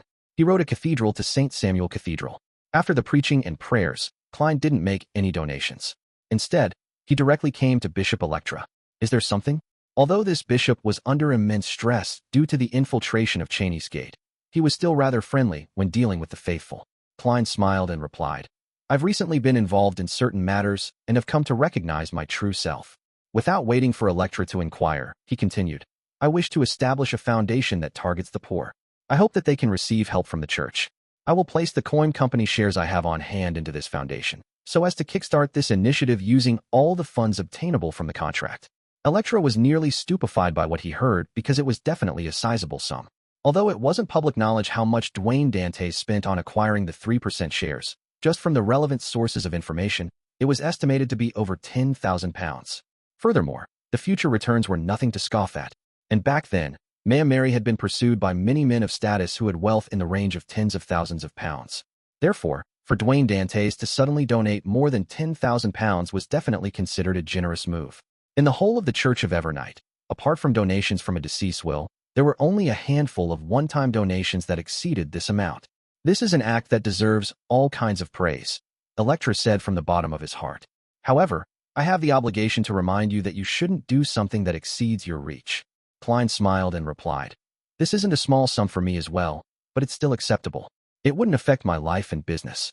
Electra's smile gradually turned warm as he said with a nod, "The goddess will definitely watch you." Upon hearing this blessing, Klein's expression nearly froze. Electra continued, "I will report the matter to His Grace and try to organize a charity party for this foundation. When the time comes, I'll invite the goddess's faithful from different domains. They will include powerful aristocrats and their families. Let's see if there are more people who are willing to participate." He knew very well that Dwayne Dantès was attempting to enter high society. Therefore, he had deliberately made mention of powerful aristocrats.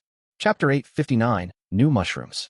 In the bottom cabin of the future where it was pitch black, Frank Lee lit a candle which illuminated a table covered with flesh, mushrooms, wheat, and fish.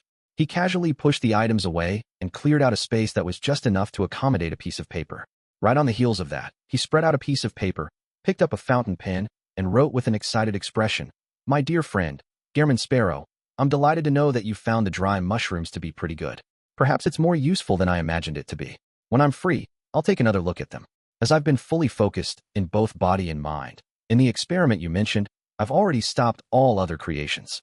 Most of the mushrooms have been burned away by Nina, leaving me with the last 3. I hope it will be of help to you. Placed together with them are my latest products. One of them is a type of mushroom that grows by feeding on flesh and blood. They have 3 breeds. The first is crossbred with wheat and can be ground into a mushroom powder that can be used to make bread. Another has the characteristic of being mixed with milk, allowing milk to be drawn from them. The last has been crossbred with fish. They come with a refreshing taste, and it has a thick, meaty texture. The things to take note of is that they are absolutely not to be eaten raw. They need to be cooked in 90 degrees Celsius hot water for at least 5 minutes, so as to kill any living characteristics. Otherwise, regardless of what it turns into, it will absorb the flesh and blood around it, including human organs. Another point, it's unable to distinguish between normal flesh and monster flesh, nor can they deal with the latter properly. They will accumulate with the corresponding toxicity and madness. I think they will experience different mutations because of the different types of monster flesh, producing different kinds of danger. However, I wasn't able to verify that, because I lack a sufficient number of monster corpses. If you were to obtain one while adventuring, please mail me one. I only need a tiny amount. As for any other problems that might exist, I'm not sure either. It's still a prototype, preventing further attempts and observation. I wish you all the best, and to have a bountiful time adventuring. Sincerely, your friend, Frank Lee. After putting down the fountain pen, Frank read his reply in its entirety before folding in satisfaction. He found a gold coin and placed it over the letter. He quickly set up the messenger summoning ritual in preparation to chant the incantation. At this moment, he subconsciously surveyed his surroundings and was stunned. Then, Frank moved the nearby pile of soil out the door. In Empress Borough, the opulent villa of Earl Hall, Audrey was hiding in her room, observing the glass bottle in her hand. In the bottle was a translucent, colorless, sticky liquid. It was like a mirror when still, completely reflecting everything within its vicinity. When undulations happened, a very tiny whirlpool would silently spin beneath the surface. This was none other than the hypnotist potion which she had just successfully concocted. Audrey had already digested her psychiatrist potion and planned on advancing to sequence 6 before Backlund's psychology alchemists contacted her. After using placate to quell her mental state, Audrey gently bit down on her lip, raised the glass bottle, and downed the potion. After a brief chill, she suddenly felt her mind seem to explode. Her body also seemed to be contaminated as it turned somewhat incorporeal. At that moment, her soul body, astral projection, and ether body were being absorbed and assimilated by her body of heart and mind. Her entire person was like an amalgamation of pure thoughts that began churning. She felt the boundless sea of collective subconscious which connected all living creatures, and she sensed the spirituality sky that stood in contrast. Having experienced the sense of alarm she received during her psychiatrist advancement, Audrey didn't panic. She ultimately maintained a sliver of lucidity and curbed her instinctive urge to fuse into the sea. She allowed her consciousness to spread out in all directions before contracting like a rubber band. After an unknown period of time, she finally found her inner self. She saw the back of her hand covered in dense, firm golden scales and saw that the hair on her shoulders turned luxuriant and heavy, as though they were really made of gold. After these anomalies receded, Audrey quickly recovered. However, when she looked into the mirror, she found her green eyes appear clear, but deep down was a strange, bottomless whirlpool. It made it difficult for others to shift their gaze away from them, easily drowning within them. This is a sign of the dispersing spirituality that has yet to have been fully converged. Audrey slowly eased her brows as her smile turned bright. She looked at herself in the mirror and nodded gently, finding it hard to hide her smile. Audrey, you are already a sequence 6. After she calmed her emotions, she seriously introspected herself to determine her new beyond her powers and the qualitative changes. After some work, Audrey came to a rough understanding of the situation. First, her constitution had received a significant enhancement. Be it her strength or agility, it had exceeded an ordinary person's. She could also form a layer of scales over her skin, largely resisting and reducing any damage. Second was a qualitative change in psychological cue. It became a form of hypnosis within the non-combat domain. As long as she made the target focus on something, Audrey could open the door to their body of heart and mind and directly alter their conscious and affect their subconscious. This way, the target wouldn't notice that they were abiding by her arrangements, taking actions that didn't match their true intentions. Of course, if Audrey's arrangement directly harmed the target's life or something he subconsciously placed great importance to, then the target would produce an intense resistance, causing the hypnosis to fail. In addition, if the target had a strong soul and firm body and mind, they would be able to resist the hypnosis to a certain extent. Third, battle hypnotism. Audrey could forcefully hypnotize an enemy, making them do something abnormal, such as attacking their companions or avoid her, the hypnotist. However, such hypnosis only lasted for short periods of time. The target would quickly snap awake and sense the problem. Similarly, it was unable to harm the target's life and make the enemy commit suicide. Fourth was psychological invisibility. With one's control of the target's body of heart and mind, allowing oneself to remain in the blind spot of one's consciousness, she could achieve the effect of invisibility despite someone standing in front of her without being able to sense her. Very impressive. My only regret is that I still lack beyond her powers that can launch direct attacks. Audrey puffed her cheeks in an indiscernible manner as she tried hard to converge her spirituality and make her eyes less intoxicating. After mostly eliminating her abnormalities, she opened the door and let Susie in. With the help of her golden retriever, she began familiarizing herself with her new beyond her powers. Before long, her lady's maid, Annie, knocked on the door and entered with an invitation letter in hand. My lady, the church will be organizing a charity party on Saturday night for a newly established bursary foundation that's targeted at the poor. They have invited you. Audrey didn't directly agree as she asked, did they invite my parents? Yes, they were also invited, as well as Lord Hibbert, Annie replied honestly. Audrey nodded and said with a smile, tell the church that I'll be participating. Also, figure out the exact situation with the charity foundation so that I can better decide on the amount to donate. In the evening at the Intis Strenzo restaurant. This place is truly dazzling. It's much prettier than the living rooms and activity rooms of many nobles. Furs looked around as though she was here to gather material. Although she had participated in many noble organized literature saloons, she had always visited them at their residences and not at such top-end restaurants. Zio grabbed at her coarse blonde hair. This is the style of Intis. It's different from us. It might look pretty, but it lacks substance. How does it lack substance? Look, those are all famous oil paintings and sculptures, Furs deliberately retorted. During this process, she suppressed her voice, as they hadn't entered by the main door. As she spoke, she found the private room mentioned by Walter. Furs directly used door opening and pulled Zio in. They hid inside a pantry cupboard and waited for their target of protection, Dwayne Dantès, and his guests to arrive. How much do you think the 3% shares of Coin Company is worth? Bored, Furs casually asked. In the morning, she had entered St. Samuel Cathedral with Zio to provide protection while feigning prayer. Zio hesitated and said, at least several £1,000s. The bishop seemed to place a great deal of importance on the matter. How rich? Donating thousands of pounds just like that. Why doesn't he save poor people like us? Furs said poignantly in a joking manner. At this moment, the door to the room opened. Dwayne Dantès and Mock's family walked in and took their seats. The waiters also started rushing around.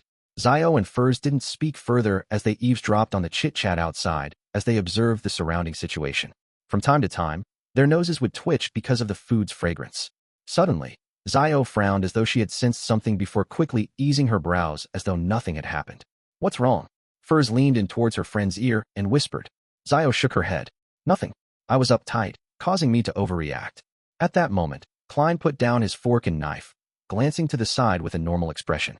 In his eyes, which had his spirit vision activated, a blonde, red-eyed head had appeared out of the void. In its mouth was a thick letter. Klein faintly caught the scent of milk, wheat, and fish. The corners of his mouth twitched as he secretly reached out his left hand to grab the letter. And sitting in the other three seats, Mocked, Rihanna, and Hazel didn't notice anything. Klein stuffed the letter into his pocket without anyone noticing as a waiter walked out of the pantry, serving a new dish to the four customers. Among the dishes, two of them were butter-fried mushrooms. Upon seeing this scene, Klein suddenly felt disgusted. His expression turned odd as his left palm that remained in his pocket trembled. Chapter 860, Runaway Horse. Thankfully, it's not a mushroom dish I ordered, or else it would have been a waste of a dish. Despite believing that he no longer affected by the trauma inflicted upon him by mushrooms, the smell that came with the letter successfully made him suffer a relapse. Klein's expression rapidly restored itself as he retracted his left hand and placed it on the cup to his side, drinking the ice water inside. Please give me another cup. As though nothing had happened, he turned his head and instructed the waiter who was at the door. At the same time, he pressed down his clothes and slowly got up while expressing his apologies before heading for a bathroom attached to the private room. It was opposite the pantry, placed on either side of the main door. Hiding in a cupboard, Furs heard footsteps approach as the bathroom's door opened and closed. She couldn't help but lean into Zio's ear and whisper in amusement. It's the second time.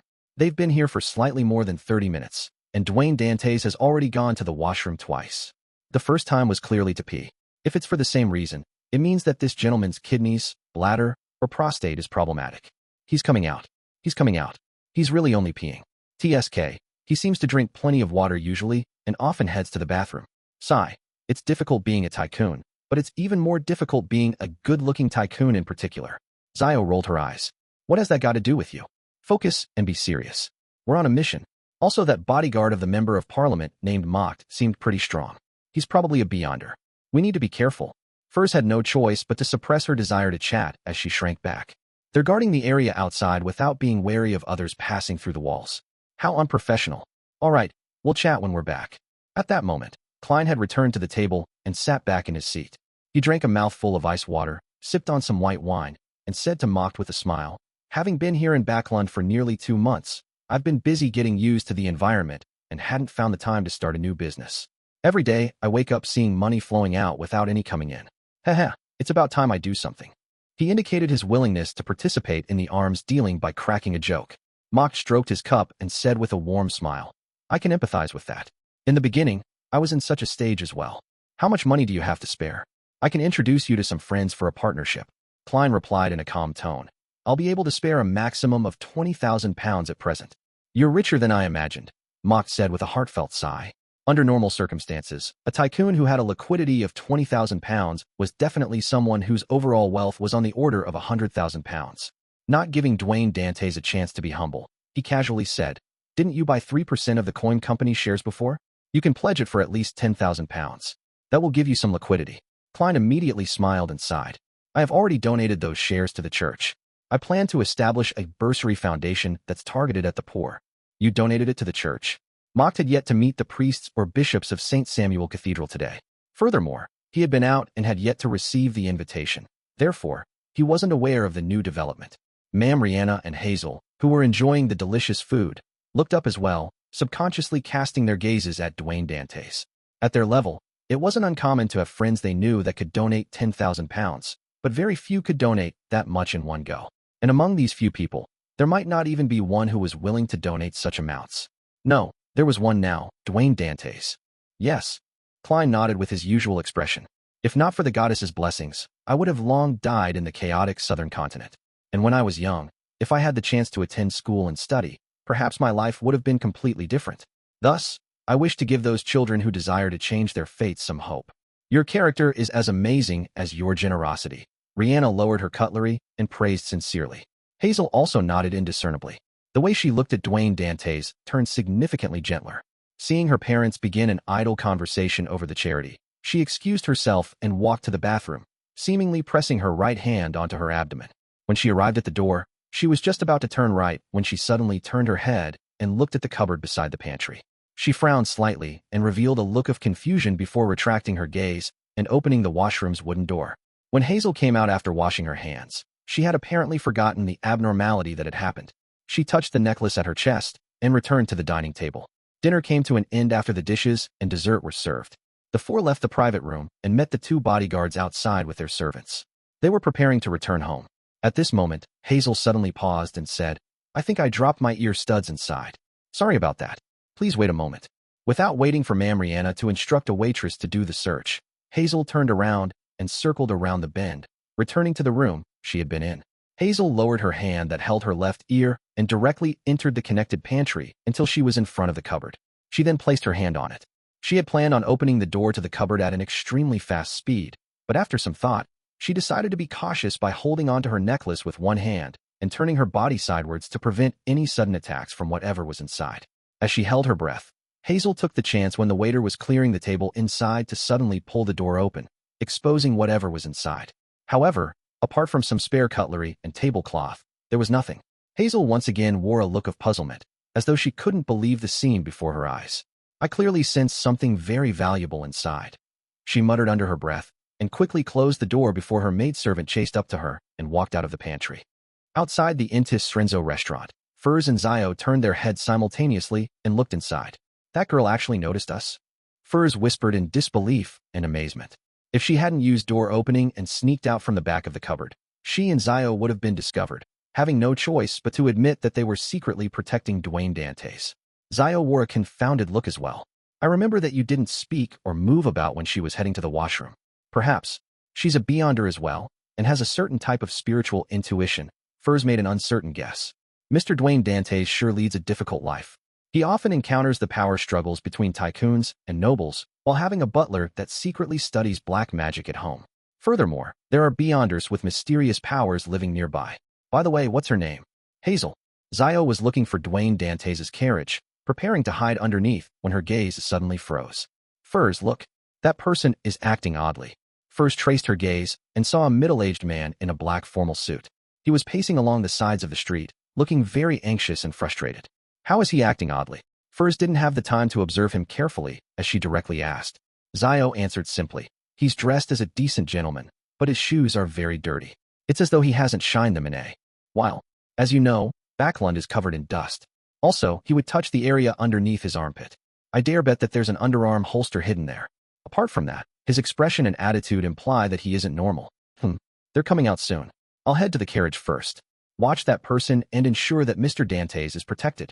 All right. As Furs found it troublesome, she also found it rather interesting.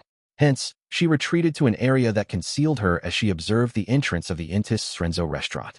Nearly 30 seconds later, Dwayne Dantès and the mocked family walked out. After bidding each other farewell, they headed for their respective carriages. At this moment, a two-wheeled carriage charged out from the end of the street at an extremely fast speed, as though it would topple at any moment. The horse that pulled the carriage wore a rabid look in its eyes, as though it had been alarmed. It charged for the Dantès restaurant's entrance in its panic. Of Mock's two bodyguards, one went forward in a bid to subdue the runaway horse, while the other protected the member of parliament and family. At this moment, the middle-aged man who had been loitering around had approached from the back and drew a revolver. With a warped expression, he aimed at Mock's head. Klein's right hand was raised indiscernibly before he retracted it without doing anything. He nimbly performed a jump, dodging the runaway horse. At the same time, Furs, who was hiding elsewhere, clenched her palm gently and pulled to the side. The assailant's legs suddenly went limp, as though he had stumbled over something, as he fell to the ground, failing to pull the trigger. In his haste, he pressed down with one hand and immediately leaped up, planning to shoot wildly without aiming. However, when he squeezed his finger, he didn't feel any tactile feedback. The revolver had already dropped by Hazel's feet. Following that, he and the runaway horse was subdued by the bodyguards. Why did you attempt to assault me? Mock held back his churning emotions as he took a step forward and asked with a deep voice. The middle-aged man immediately laughed as he shouted with a hysterical expression. It's you. It's all because of you and the others. You talk about atmospheric pollution, wanting things like anthracite. My factory is going bankrupt, my child is dying from an illness, and my wife has committed suicide. Chapter 861, Furs's Dream. Upon hearing the middle-aged man shout and seeing his warped expression, Hazel's eyes, which were filled with rage and hatred, gradually froze before melting into a confused and lost look. It wasn't only her. Mocked and Rihanna, as well as Dwayne Dantès, fell silent. No one spoke for a moment. Even Furs, who had concealed herself, also lost the sense of excitement she originally had, no longer having that strong sense of justice. After more than 10 seconds, Mock stopped looking at his assailant and turned his head to say to his bodyguards, "One of you stay here. Watch the scene and the suspect. Wait for the police." Having said that, he paused and said to his valet, "Get a few reporters to cover this matter." After preliminarily dealing with the matter, this House of Commons member of Parliament surveyed the area and discovered that several passers-by were attempting to gather over to check on what was happening. He then looked at Dwayne Dantès and apologized with a smile. "My apologies for putting you in such danger. I never expected the matter to develop this way." We did consider the actual situation of similar factory owners and coal suppliers, and we had provided them some assistance and interim measures. Who knew? Coming up with a bill is something, but the actual implementation is an entirely different matter. When atmospheric pollution becomes abnormally pressing and the various parties exert immense stress, it's no surprise that a cookie-cutter solution is employed. Klein sighed and said with a self-deprecating laugh, "There's no need to keep my feelings into consideration. I've been in even more dangerous situations in the past." On the surface, it appeared as though he was referring to his encounters when doing business in the southern continent's West Ballam. In fact, he had recalled Megos, who was pregnant with an evil god's spawn, the terrifying meteor that had crashed down from the sky, Cynthia, who wanted to bear a child for Admiral Emirius, and the Rose School of Thought angel and numinous episcopate monster who had collapsed the mountain outside by him. Compared to these, what had happened here was like a drizzle. He didn't even need to consider his own safety, since there was Zio, Miss Magician, and Hazel. He didn't even take action besides dodging normally like any experienced adventurer would do. His focus was on whether this would result in a storm. Mock sighed and nodded. "I can tell that you're very calm. I once doubted your experiences, but now I'm convinced. All right, Dwayne. Let's return home separately. Leave the rest to the police. If there's a need to take a statement, they will do it at your residence." Klein nodded and said to Mock and family, "Be safe." Mock nodded seriously and sighed once again. Backlund's social season has just begun, and this happened. Cherish the peace we have now. Backlund's social season is marked by the return of the House of Lords members of Parliament. It seems to have begun since last weekend. And this week, 2 cases have happened consecutively. The harm dealt to Baron Sindras, and the assault on Member of Parliament Mocked. As he thought, Klein didn't stay put. He brought Richardson, who clearly looked a little shaken, and walked towards his carriage. When he got into it, he watched the scenery fly backward as he sighed and half closed his eyes. He was presently unable to determine if the assault hadn't involved beyonder powers, as everything that had happened could be done by ordinary people. As for the middle-aged man, he had sufficient reason to do so. This didn't need deliberate fabricating, as Klein believed that in Backlund, at present, there were more than one former factory owner or employer that had lost their livelihood because of similar developments. The only thing that felt questionable was that Mocked was the target. Although the House of Commons were the supporters, advocates of the environmental measures, often making relevant speeches and are interviewed by the papers, he wasn't the most obvious target during the passing of the bill.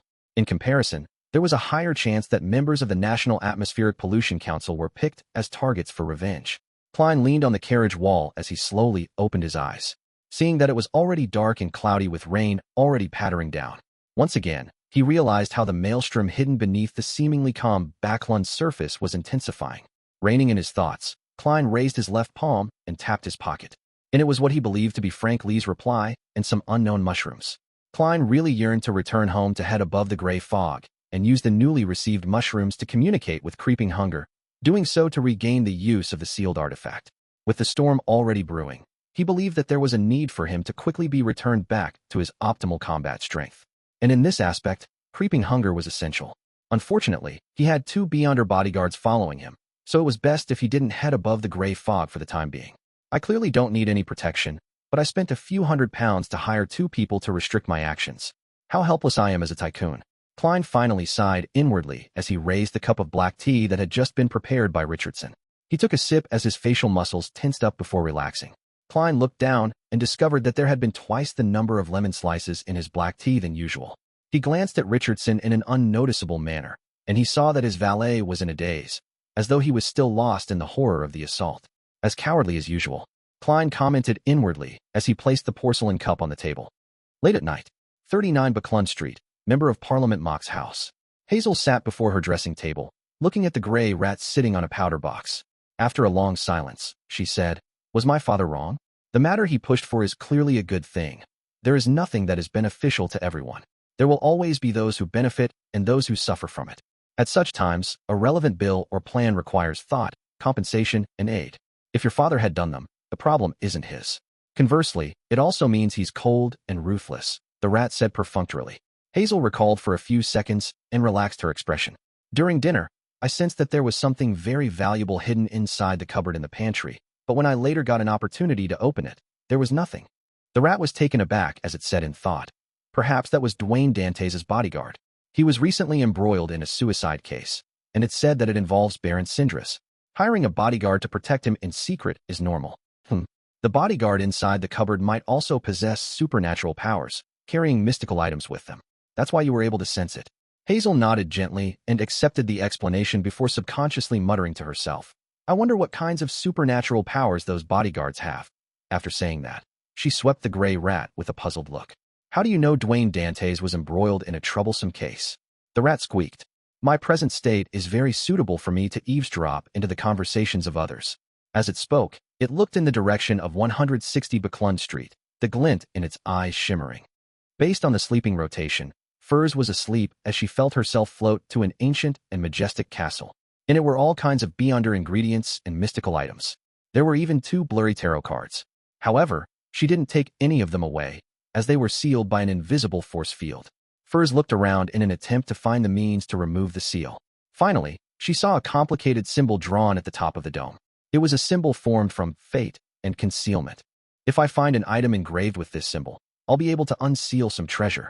Furs immediately came to a realization when she snapped awake. She discovered that she had curled into a ball on the carpet in the room.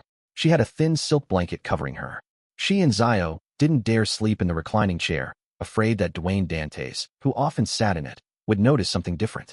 Rubbing the edges of her brows, Furs sat up and saw Zio, having her back to the wall of the master bedroom. She was seriously listening for any stirrings. As Furs walked to Zio, she said with a frown, I feel that there is some secret hidden here. I had a strange dream, dreaming of an exaggerated treasure trove and a complicated symbol. As an astrologer, she instinctively believed that there was a problem with her dream. Noticing the serious look on Furs's face, Zio suppressed her words of doubt and said after some thought, perhaps there really is some sort of secret. I once heard a proverb regarding the mysterious world. It goes, when a beyonder element is discovered somewhere, there must be a second one.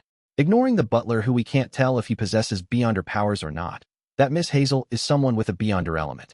Around her, or should I say, that this street likely has a second one. Furs nodded gently before laughing. However, it has nothing to do with us. We will receive our remuneration tomorrow evening and terminate this bodyguard mission. We will leave this place. The most pitiful of all is Dwayne Dantès. He's innocent and ordinary, but he ends up involved with troublesome matters and beyonder elements. Having said that, Furs looked at Zio and joked, quickly wish him that the goddess would watch over him. I'm a believer of the god of steam and machinery. I won't be able to do so. Zio seriously considered for 2 seconds before drawing a crimson moon on her chest, piously muttering, May the goddess bless Mr. Dwayne Dantès. Furs was snapped out of her reverie as she covered her mouth and yawned. I'll head out to patrol the building. It's your turn to sleep after another 15 minutes. All right. Zio was clearly more awake than Furs. Furs immediately headed for the door and pressed on the wall with her outstretched hand, arriving at the corridor. She was just about to walk to the staircase when she sensed that there was a slight stir coming from the room of Dwayne Dantès' valet. Furs's eyes darted slightly as she cautiously headed over. She opened a tiny door in the wall and peeped in.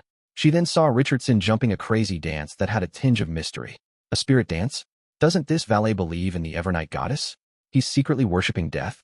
Furs frowned as she watched Richardson finish his spirit dance, softly praying for death's protection to help him avoid all kinds of danger. After everything came to an end, Furs sked and shook her head. She silently said to herself, what a pitiful man, Mr. Dantès. Chapter 862, Kind Warning. After returning to the room with the balcony, Furs looked at Zio, who had her back against the wall, and whispered, Guess what I saw? That male servant, Dantès' valet, is actually a believer of death. He was dancing a spirit dance and praying. Zio widened her eyes before relaxing her expression. When it comes to Mr. Dantès, that's the least of his concerns. Yeah, that valet named Richardson is clearly of Southern Continent heritage. Perhaps he was born there, so it's not surprising that he worships death. Furs replied with a smile, I know. I just find it interesting. Aren't there a little too many people with secrets around Dwayne Dantès? I won't be surprised if I were to discover one day that all the living beings in this building accept him, including the housekeeper, maids, gardeners, carriage drivers, earthworms, bugs, and rats are related to mystery and beyonders. I would be able to easily accept that reality. Zio rolled her eyes. If that were the case, Mr. Dwayne Dantès definitely wouldn't be a simple person. Having beyonders and supernatural creatures around him means that he might be the spawn of an evil god or a grounded angel. Without waiting for Furs to expand the scope of the conversation, Zio asked, Didn't you say that you had a strange dream involving treasure? Why aren't you curious or considering what it symbolizes? That perhaps it might actually exist? Furs chuckled. Such a dream often implies trouble and danger. I'll consider it again if I have a chance of encountering that symbol. Although she said that, her true thoughts were, there's quite a bit of a problem with that dream. Who knows if there's a ploy behind it? I'll consult Mr. Hangman, Ma'am Hermit, and Mr. World at the tarot gathering next week before deciding what to do. They are experienced and powerful beyonders. Perhaps they have had similar experiences. You've matured. Zio nodded, and exerting strength in her back, she bounced off the wall and walked to the spot where Furs had been sleeping before. Mature, Furs scoffed and leaned in towards her friend. She straightened her back and looked down at her friend's hair. Without waiting for Zio to become enraged, she sighed. You're the one who matured. I still remember this time last year. You did things based on instinct, arbitrating with your fist. From time to time, you would commit mistakes without realizing it and become lost. You're much better now. Zio was stunned as she lay down and covered herself with the thin silk blanket. With her back facing Furs, she grumbled. The main reason why I got lost was because of you being a burden by my side. Furs chortled and nodded in thought. That's a characteristic of an apprentice. It has nothing to do with me. Get it? Seeing Zio on the floor, she walked to the wall adjacent to the master bedroom and seriously started being a bodyguard. As the night slowly passed, the sky gradually lit up. Klein got up to have breakfast and received visits from 2 batches of policemen and a batch of reporters. They were here for further investigations regarding Quarren's suicide case, while another was to obtain more details regarding Member of Parliament Mock's assault. With Walter's help, Dwayne Dantès met them and quickly handled the matters. In the afternoon, Mock suddenly visited and urged Klein, "Join me at the club for a game of tennis." He was a member of a few clubs, but there was only one club that overlapped with Dwayne Dantès, East Balham Military Veterans Mess. This is to confirm the arms deal. Klein managed to read between the lines and immediately got Richardson to get his coat, top hat, and cane. He rode on his carriage and headed to the sandy yellow unique building at Hillston Borough with the Member of Parliament. They entered the club and used the same room as before. Klein once again met the long-faced army colonel from the Ministry of Defense, Calvin. After habitually exchanging pleasantries for a few minutes, Calvin finally focused on the main topic at hand. He looked at Dwayne Dantès and said with a chuckle, "I heard from Mock that you can have £20,000 available? Although it will make me tight on funds, it's true that I can," Klein replied with a smile. Calvin nodded in satisfaction and said after some pondering, "There won't be any need for £20,000 for now. The batch of firearms, explosives, and small number of cannons reserved for you is in a particular warehouse in East Balham. There's not that much, enough to equip about 3,000 to 4,000 people. Based on the price of decommissioning them, it will cost £10,000 at most. Of course, you will have to give me £15,000. He didn't mince his words in any way, as though this was common in the lone military. "No problem," Klein said and nodded calmly. Calvin immediately chuckled. "Excellent. Mock has a keen eye for people. A person who wants to do such business absolutely mustn't be stingy. That batch of firearms is worth at least £20,000 in West Balham. If you can find a suitable buyer and fully showcase your experience in the area, it's entirely possible to sell them for £30,000 or even more. By the way, the transportation fees and escort fees will be borne by you. We will only send 2 or 3 personnel to assist you. As expected, there will be monitors." Klein listened in silence, believing that it was time that he urged Admiral of Stars and Dantès to quickly provide him with information on West Balham. He pondered for a moment and said, "Roughly when will it begin?" "That batch of firearms will take another 2 weeks before being placed in the corresponding warehouse. When it happens after that period is up to you. You don't have to pay it in full at once. You can first pay £8,000 to £10,000 and pay the rest when everything is settled." Calvin wore an expression as though things were highly negotiable. 2 weeks later. That will be closer to the end of the month. I'll definitely have to wait until the party of the Snake of Fate's birth before leaving. I'm still waiting for his placenta blood. Klein's thoughts raced as he said, "I'll need to carry out some preparatory work. I'll probably head to the southern continent in early July." Calvin exchanged looks with Mocked and gently rubbed his palms. "No problem." Outside the East Balham Military Veterans Mess, Zio and Furs hid themselves on the roof of a nearby building, monitoring the people that were coming and going. Zio knew that there were many Beyonders in the club, so she didn't dare get Furs to sneak her in to provide protection to Dwayne Dantès at a close distance. All they did was wait outside. Thankfully, this is Backland. Even though there's no smog this season, there will be no lack of clouds. The sun wouldn't be too strong. Otherwise, my skin would definitely turn red, Furs mumbled as she hid herself in the shadows. Zio was about to say something when she saw a carriage drive into the back door of the club. It was entirely brown in color and had a trademark coat of arms. It was made of flowers and rings. Viscount Stratford's carriage. Zio silently mumbled as she hurriedly widened her eyes and focused. She then saw a familiar figure who was a stranger to her get off the carriage. Surrounded by bodyguards, the figure entered the East Balham Military Veterans Mess. "What's wrong?" Furs noticed her friend's abnormality. Zio didn't conceal the matter as she frankly said, "I saw Viscount Stratford. He also came to this club. That captain of the Royal Guards? Furs asked in surprise. Yeah. Zio nodded heavily. Furs turned to Agape, hoping to say something, but she was at a loss as to what to say. All she could do was look around, pretending to monitor for anything that was amiss. After a while, she saw Dwayne Dantès walk out. 160 Buckland Street received another guest in the afternoon. This time, it was the largest shareholder of the coin company. Ma'am Mary, I'm very sorry that my request embroiled you in such trouble. I never expected Baron Sindras to do something like that. Poor Quarren. He was planning on bringing his family to Winter County for the summer. Mary Schott apologized with hints of anger. Klein replied calmly, I agree with your views on Quarren. He was really unfortunate. However, this matter probably wasn't done by Baron Sindras. It might be a trap that's targeting him. Mary nodded heavily. I've heard of the theory. It's said that the police department is planning to hire a skilled forensic pathologist to dissect the corpse to search for any missing clues. Her final sentence was automatically replaced by Klein, as the police department is planning to hire a skilled spirit medium from the Church of Evernight to examine the corpse to search for any missing clues. I wonder what will be discovered. Klein raised his right hand and tapped his chest 4 times in a clockwise fashion. May the goddess give Quarren peace, and that the true murderer behind his death will suffer punishment. Mary responded in the same way before saying, in order to prevent you from being affected by this matter, I plan on purchasing the shares from you ahead of time. I'll add an additional £1,000 above the highest price to date. You don't have to worry about my funds. I've recently been busy borrowing money from the banks. Klein sighed and replied, I'm very grateful for your kind intentions, but any advance transferring of the shares will need to be done with the church. I've already donated it to them. I plan on using the income one received to establish a bursary foundation that targets the poor. This was the first time Mary was hearing of such news. She was momentarily stunned and speechless. After 10 seconds, she exhaled and said, your character, generosity, and wisdom truly impresses me. As she said that, she looked at Dwayne Dantès with an additional look of admiration. Klein humbly diverted the compliment to the goddess before pausing. He then asked with a stern expression, Ma'am Mary, I have a question that I hope you can answer. When you decided to clash with Baron Sindras to protect your control over the coin company, was it purely by your own will, or a result of persuasion by others? Mary frowned and frankly replied, all the persuasion that was directed at me was to ask me to give up. Klein immediately fell silent as he didn't discuss the matter further. He casually mentioned Member of Parliament Mock's assault before sending the lady out of 160 Buckland Street. After dinner, Walter came to the half-opened room with the balcony and said to his employer on the reclining chair, Sir, the 2 bounty hunters have been dismissed. It cost a total of £300 for 3 days, excluding the food provided. They're finally gone. Klein immediately relaxed as he nodded, acknowledging his butler's reply.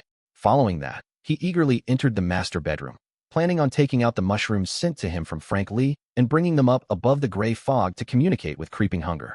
When he came to the desk with the hidden mushrooms, he saw a letter held down by an ink bottle. Klein picked it up in puzzlement and tore it open. He quickly scanned it as his expression turned odd. Dear Mr. Dantès, we are the bodyguards you hired. In the past few days, we discovered certain matters that we feel obligated to inform you. Therefore, we entered your bedroom to leave this letter while you were having dinner. Chapter 863, Charity Party. Your butler might be researching black magic. Your valet is secretly worshipping death. Someone among your neighbors has supernatural powers. The street where you live might have certain secrets that cause people to have strange dreams. You should understand some of the terms mentioned. We won't provide a further explanation. May the goddess bless you. Klein looked at the letter in his hand as he was momentarily unsure whether to laugh or cry. After a few seconds, he couldn't help but give a self-deprecating laugh. Just from the contents of this letter, I'm really quite pitiful. And the matters described don't seem to be problematic in any way. As he shook his head with a smile, Klein held a letter in one hand and suddenly shook it to the side.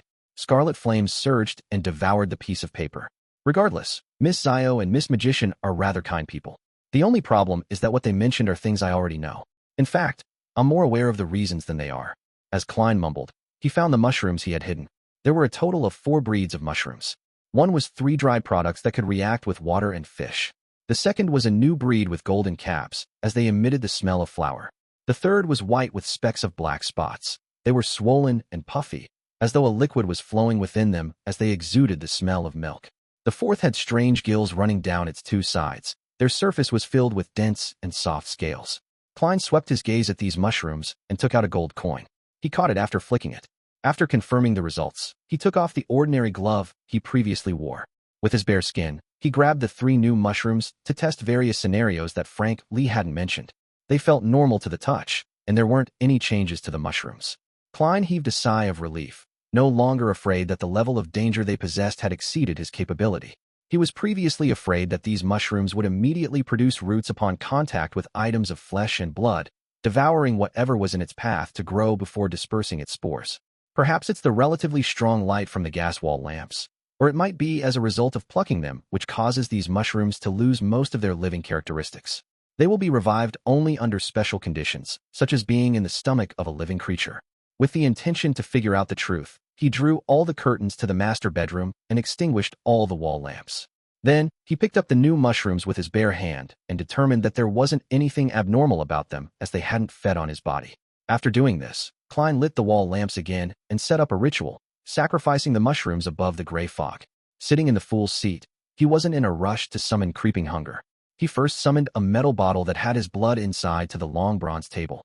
Right on the heels of that, he poured a drop of blood on the table and piled the 3 new breeds of mushrooms onto it. In just a second, the mushrooms suddenly softened at the parts where they made contact with the blood. They squirmed as they enveloped the blood. Whatever they made contact with grew a dense array of needle-like hair. The corners of Klein's lips twitched when he saw that. He directly adjusted some of the powers of the mysterious space above the gray fog, suppressing all the mushrooms. Then, he sent the drop of blood back into the metal bottle and closed the lid. He had roughly understood the characteristics of the mushrooms. Without wasting any time, he summoned creeping hunger from the junk pile.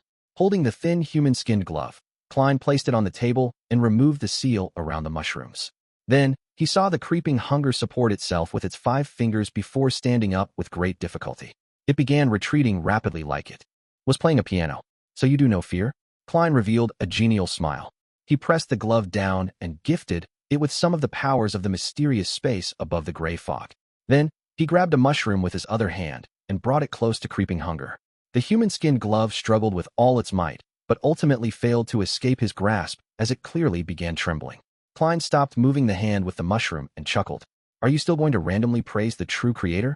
Creeping hunger continued struggling without giving a reply. Klein thought for a moment before he compromised. I'll allow you to praise once a day, in the day or in the evening. Creeping hunger's struggling weakened, but it didn't stop. TSK. Klein continued negotiating with an unperturbed expression, thrice a day, during breakfast, lunch, and dinner time. However, you will need to warn me ahead of time. Creeping hunger struggled twice before sprawling onto the desk, motionless. After another round of negotiations, Klein successfully reached an agreement with creeping hunger. However, eating daily was instinctual to the item. It was unable to be weakened much as a result of the negotiations. Therefore, he needed to wait for the sealing method provided by Isaac. At present, what Klein could do was bring creeping hunger around without it eating. However, he needed to come up with a meal within 24 hours. How troublesome. Thankfully, after creeping hunger fused with Mr. A and the mushroom, its living characteristic has strengthened. Otherwise, there would be no way to make any negotiations with it. Klein commented wistfully. Finally, he did a divination regarding the recent matters, and he received a conclusion that there wasn't too much danger. He also got confirmation that Quarren's suicide was a result of the influence of a beyonder. After busying himself with all of that, he left the gray fog and returned to the real world and continued waiting for Mr. Isaac's reply. On Saturday evening, Klein, who wore a formal suit, arrived at St. Samuel Cathedral with Richardson on a carriage to participate in the charity party. After passing through the main entrance, he was led by a priest to a huge adjacent hall. There was a baldachin with the sacred emblem representing the Evernight goddess placed inside. High above were a few miniature crystal chandeliers that hung down. In front of it were thin and long candles, as well as overturned round metal lids used to store wax. At this moment, all of them had been lit, illuminating the hall with brightness. It had quite a holy feeling to it. Klein glanced over and saw a series of neatly arranged seats and guests who wore out of the ordinary attire. Among them, the women mainly wore 2 types of clothing. One was dresses that were either bright or dark colors, and they were bold and liberal in their dressing, allowing one to see the fair flesh at their bosoms or their shoulders. The other type wore pure and fresh colors in relatively conservative dressing. Even their collarbones could hardly be seen. Some of them even had theirs concealed. Based on what Klein knew, this was the difference between married and unmarried women in the Lone Kingdom. As for widows and divorced, they could choose between the two. However, the former tended to choose darker colors. Aside from those, Klein also saw shimmering necklaces and exquisite earrings, as well as all kinds of valuable accessories. They were a lot more impressive than what the guests that attended the ball or banquet which Mockton himself had hosted. After walking into the hall, Klein greeted the bishops, mocked, and others he knew and exchanged pleasantries. At this moment, there was a sound from the door as many guests turned to look back, revealing their smiles as they walked over. When Klein looked over, his gaze first lit up before it froze. At the entrance to the hall, the most attractive one, there was a girl with lustrous blonde hair that softly cascaded down her shoulders. Her beautiful eyes were green like emeralds. They appeared like the sea which hid a maelstrom within, making anyone who looked at her unable to move their gaze away. Her facial features were pretty, and she had an outstanding bearing. Her looks were nearly flawless, making the men and women present find it difficult to notice what kind of dress she was wearing or the designer of her jewelry. However, Klein had swept his gaze to the necklace at her collarbone. A lustrous and perfect pearl was being embedded within the crevice between the intersection of her collarbone. It softened the lines at her neck, making her accentuate a clean and mesmerizing feel. Klein had met her before, and he knew her. She was none other than the Tarot Club's Miss Justice. Back when she used magic mirror divination, Klein had seen her before. Immediately, Klein moved his gaze away, without daring to take another look. This was an instinctive reaction of his, as he knew that Miss Justice was a beyonder of the Spectator pathway. If he garnered her attention, it was very easy for her to read his true thoughts and secrets based on the changes in his expressions and body language. But his racing mind quickly forced him to turn his head back as he continued casting his gaze at Miss Justice. He discovered that him avoiding her had made it worse and more obvious. How could a gentleman who liked all kinds of women not take a few more glances when encountering such an abnormally beautiful lady? At the same time, Audrey sensed the abnormality of a particular man. His sideburns are a little white. His looks and bearing aren't bad, making him appear profound. This is likely Mr. Dwayne Dantès, who donated more than £10,000 in an attempt to establish a bursary foundation for the poor. His reaction was a little odd, as though he was trying to hide something. To Audrey, Dwayne Dantès' act of moving his gaze away was actually very normal. She had encountered many similar situations in the past. Some men would indeed subconsciously turn their heads away after seeing her, as though afraid that she would notice it, or that they would make eye contact, exposing their moment of being mesmerized. Therefore, what was odd wasn't that Dwayne Dantès had moved his gaze away. Instead, he had turned his gaze back again. In addition, Audrey felt that the greatest problem was that the gentleman's emotions were more of shock instead of amazement. What's he shocked about? What is he trying to hide? With her questions, Audrey greeted her parents and brother and the people that gathered over with a faint smile. Seeing Miss Justice no longer paying attention to him, Klein secretly heaved a sigh of relief as he began thinking. I need to be careful later and play the role of Dwayne Dantès well. I mustn't let a spectator notice any problems. Regardless of whether Miss Justice noticed it or not, I've already thought of the excuse for my abnormal reaction. Miss Justice is indeed a lady from a powerful aristocratic family. I wonder what her last name is exactly. I'll ask Mocked or Bishop Electra later. Amidst his thoughts, Klein frowned slightly, having a nagging feeling that he was being watched. Following his spiritual intuition, he swept his gaze towards the door. Outside the door in the shadows, there was a golden retriever sitting there silently. Chapter 864, Actor and Spectator. When the ghostly gaze of the golden retriever pierced through the curtains from the shadows, Klein's brows indiscernibly twitched as he failed to hide his alarm. He then naturally shifted his gaze away and looked towards Miss Justice and company. How terrifying. Why is that dog sitting in the corner, hiding in the shadows for no good reason? It was silently looking at everyone in the hall. Miss Justice seems to have fed a spectator potion to an animal and had once asked Mr. Hangman for advice. Don't tell me it's that golden retriever? 2 spectators, one out in the open and one in the dark. Which actor can handle that? In high society, Miss Justice and the dog are unlikely to be the only spectators. Her joining the psychology alchemist was a result of other nobles as well. It seems like it was done by Duchess Negan's sister. As Klein lampooned and analyzed, he walked to Mock's family and asked in a seemingly casual manner. The ones who just entered seemed to be very noble people. Mock glanced Dwayne Dantès and chuckled. East Chester Earl's family. You can directly call him Earl Hall. You should have heard of him. That's his wife, Ma'am Caitlin. That's his eldest son, Lord Hibbert. You should have already met him. Upon hearing Mock's introduction, Klein suddenly broke out into a cold sweat. This was because he had indeed met Hibbert Hall at the ball Mock had hosted. However, he had failed to notice the Lord, or he wouldn't have raised the question. I was shocked by Miss Justice's sudden appearance. Klein maintained his smile and listening stance. Mock continued. That's his daughter, Miss Audrey Hall. In the social scene over the past 2 years, she has the title of being the most stunning gem in Backland. It's very apt, isn't it? Without waiting for Dwayne Dantès' reply, he minced his words by saying, she is courted by princes, duke heirs, and many honorable excellencies and gentlemen. Mock's concealed meaning was clear. He was saying to this man, one who liked all kinds of women, not to place his sights on the lady. She was a target he had no thoughts of making contact with. As for Klein, he was having other thoughts. So Miss Justice is Earl Hall's daughter. It's no wonder she's so rich. It's no wonder she's never bargained. Earl Hall is one of the top bankers in the kingdom. He's the most influential member of Parliament of the House of Lords, and one of the hereditary peerage. His wealth is much more than Baron Cindrus. Even if Miss Justice is unable to inherit the aristocratic title and family estate, the wealth she will inherit will be at least £100,000. With her looks, birth, and character, she is indeed the best choice for a marriage partner with the royal family or powerful nobles. However, the way she has been repeatedly buying mystical items doesn't look like she's someone with a wealth of only a few £100,000. She's able to claim it from her father? I also wish to have one like that. Amidst his racing thoughts, Klein replied to Mock's warning with a smile. I've heard of the various rumors about Miss Audrey. It's only today that I have realized that they aren't that exaggerated.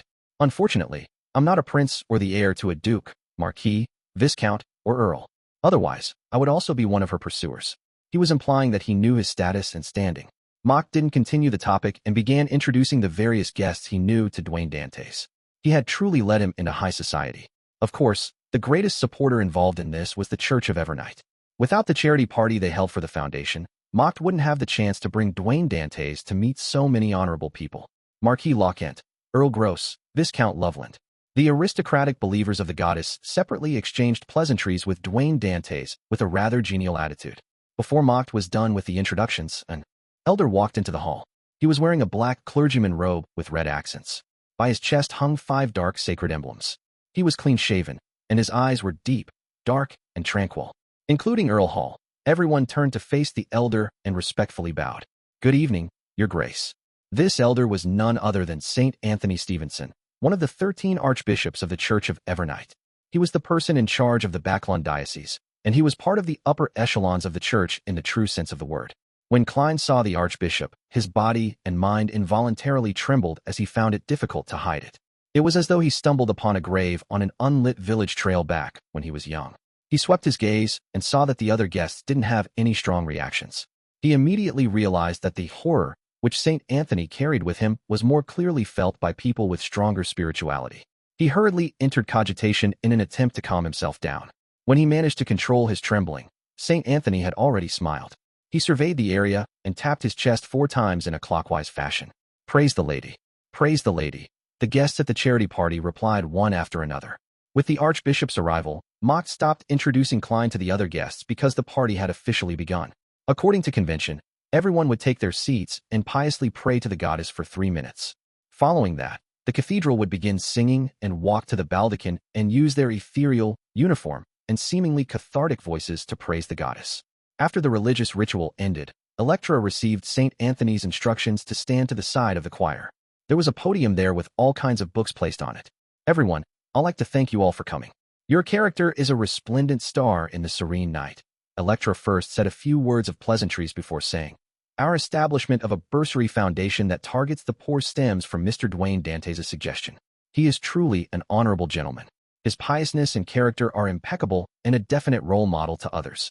Next, I'd like to invite Mr. Dwayne Dantès to give everyone a brief speech.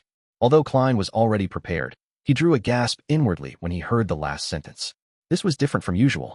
There were 2, or even more spectators around. It wasn't something that he could *T through if he wanted to. The content of his speech needed to be sufficiently realistic, without them being able to see through his lies or fake examples. Pressing down his clothes at his abdomen, he quickly stood up and walked to the podium as he buttoned his suit. Coming behind the podium and steadying himself, he surveyed the nobles, members of parliament, clergymen, and high-ranking civil servants. He said with a smile, I'm a little nervous. This is my first time being stared at by so many people of such honorable standing. I was once active in a region where the poor gathered. I was active in the chaotic southern continent, and, thus, saw many things. There was a young lady who helped her mother make pasted matchboxes from the age of 6. If she didn't do that, they wouldn't even have the money to buy rye bread after paying rent. The rye bread they eat is filled with mill feed, and occasionally, they will bite into gravel or rocks.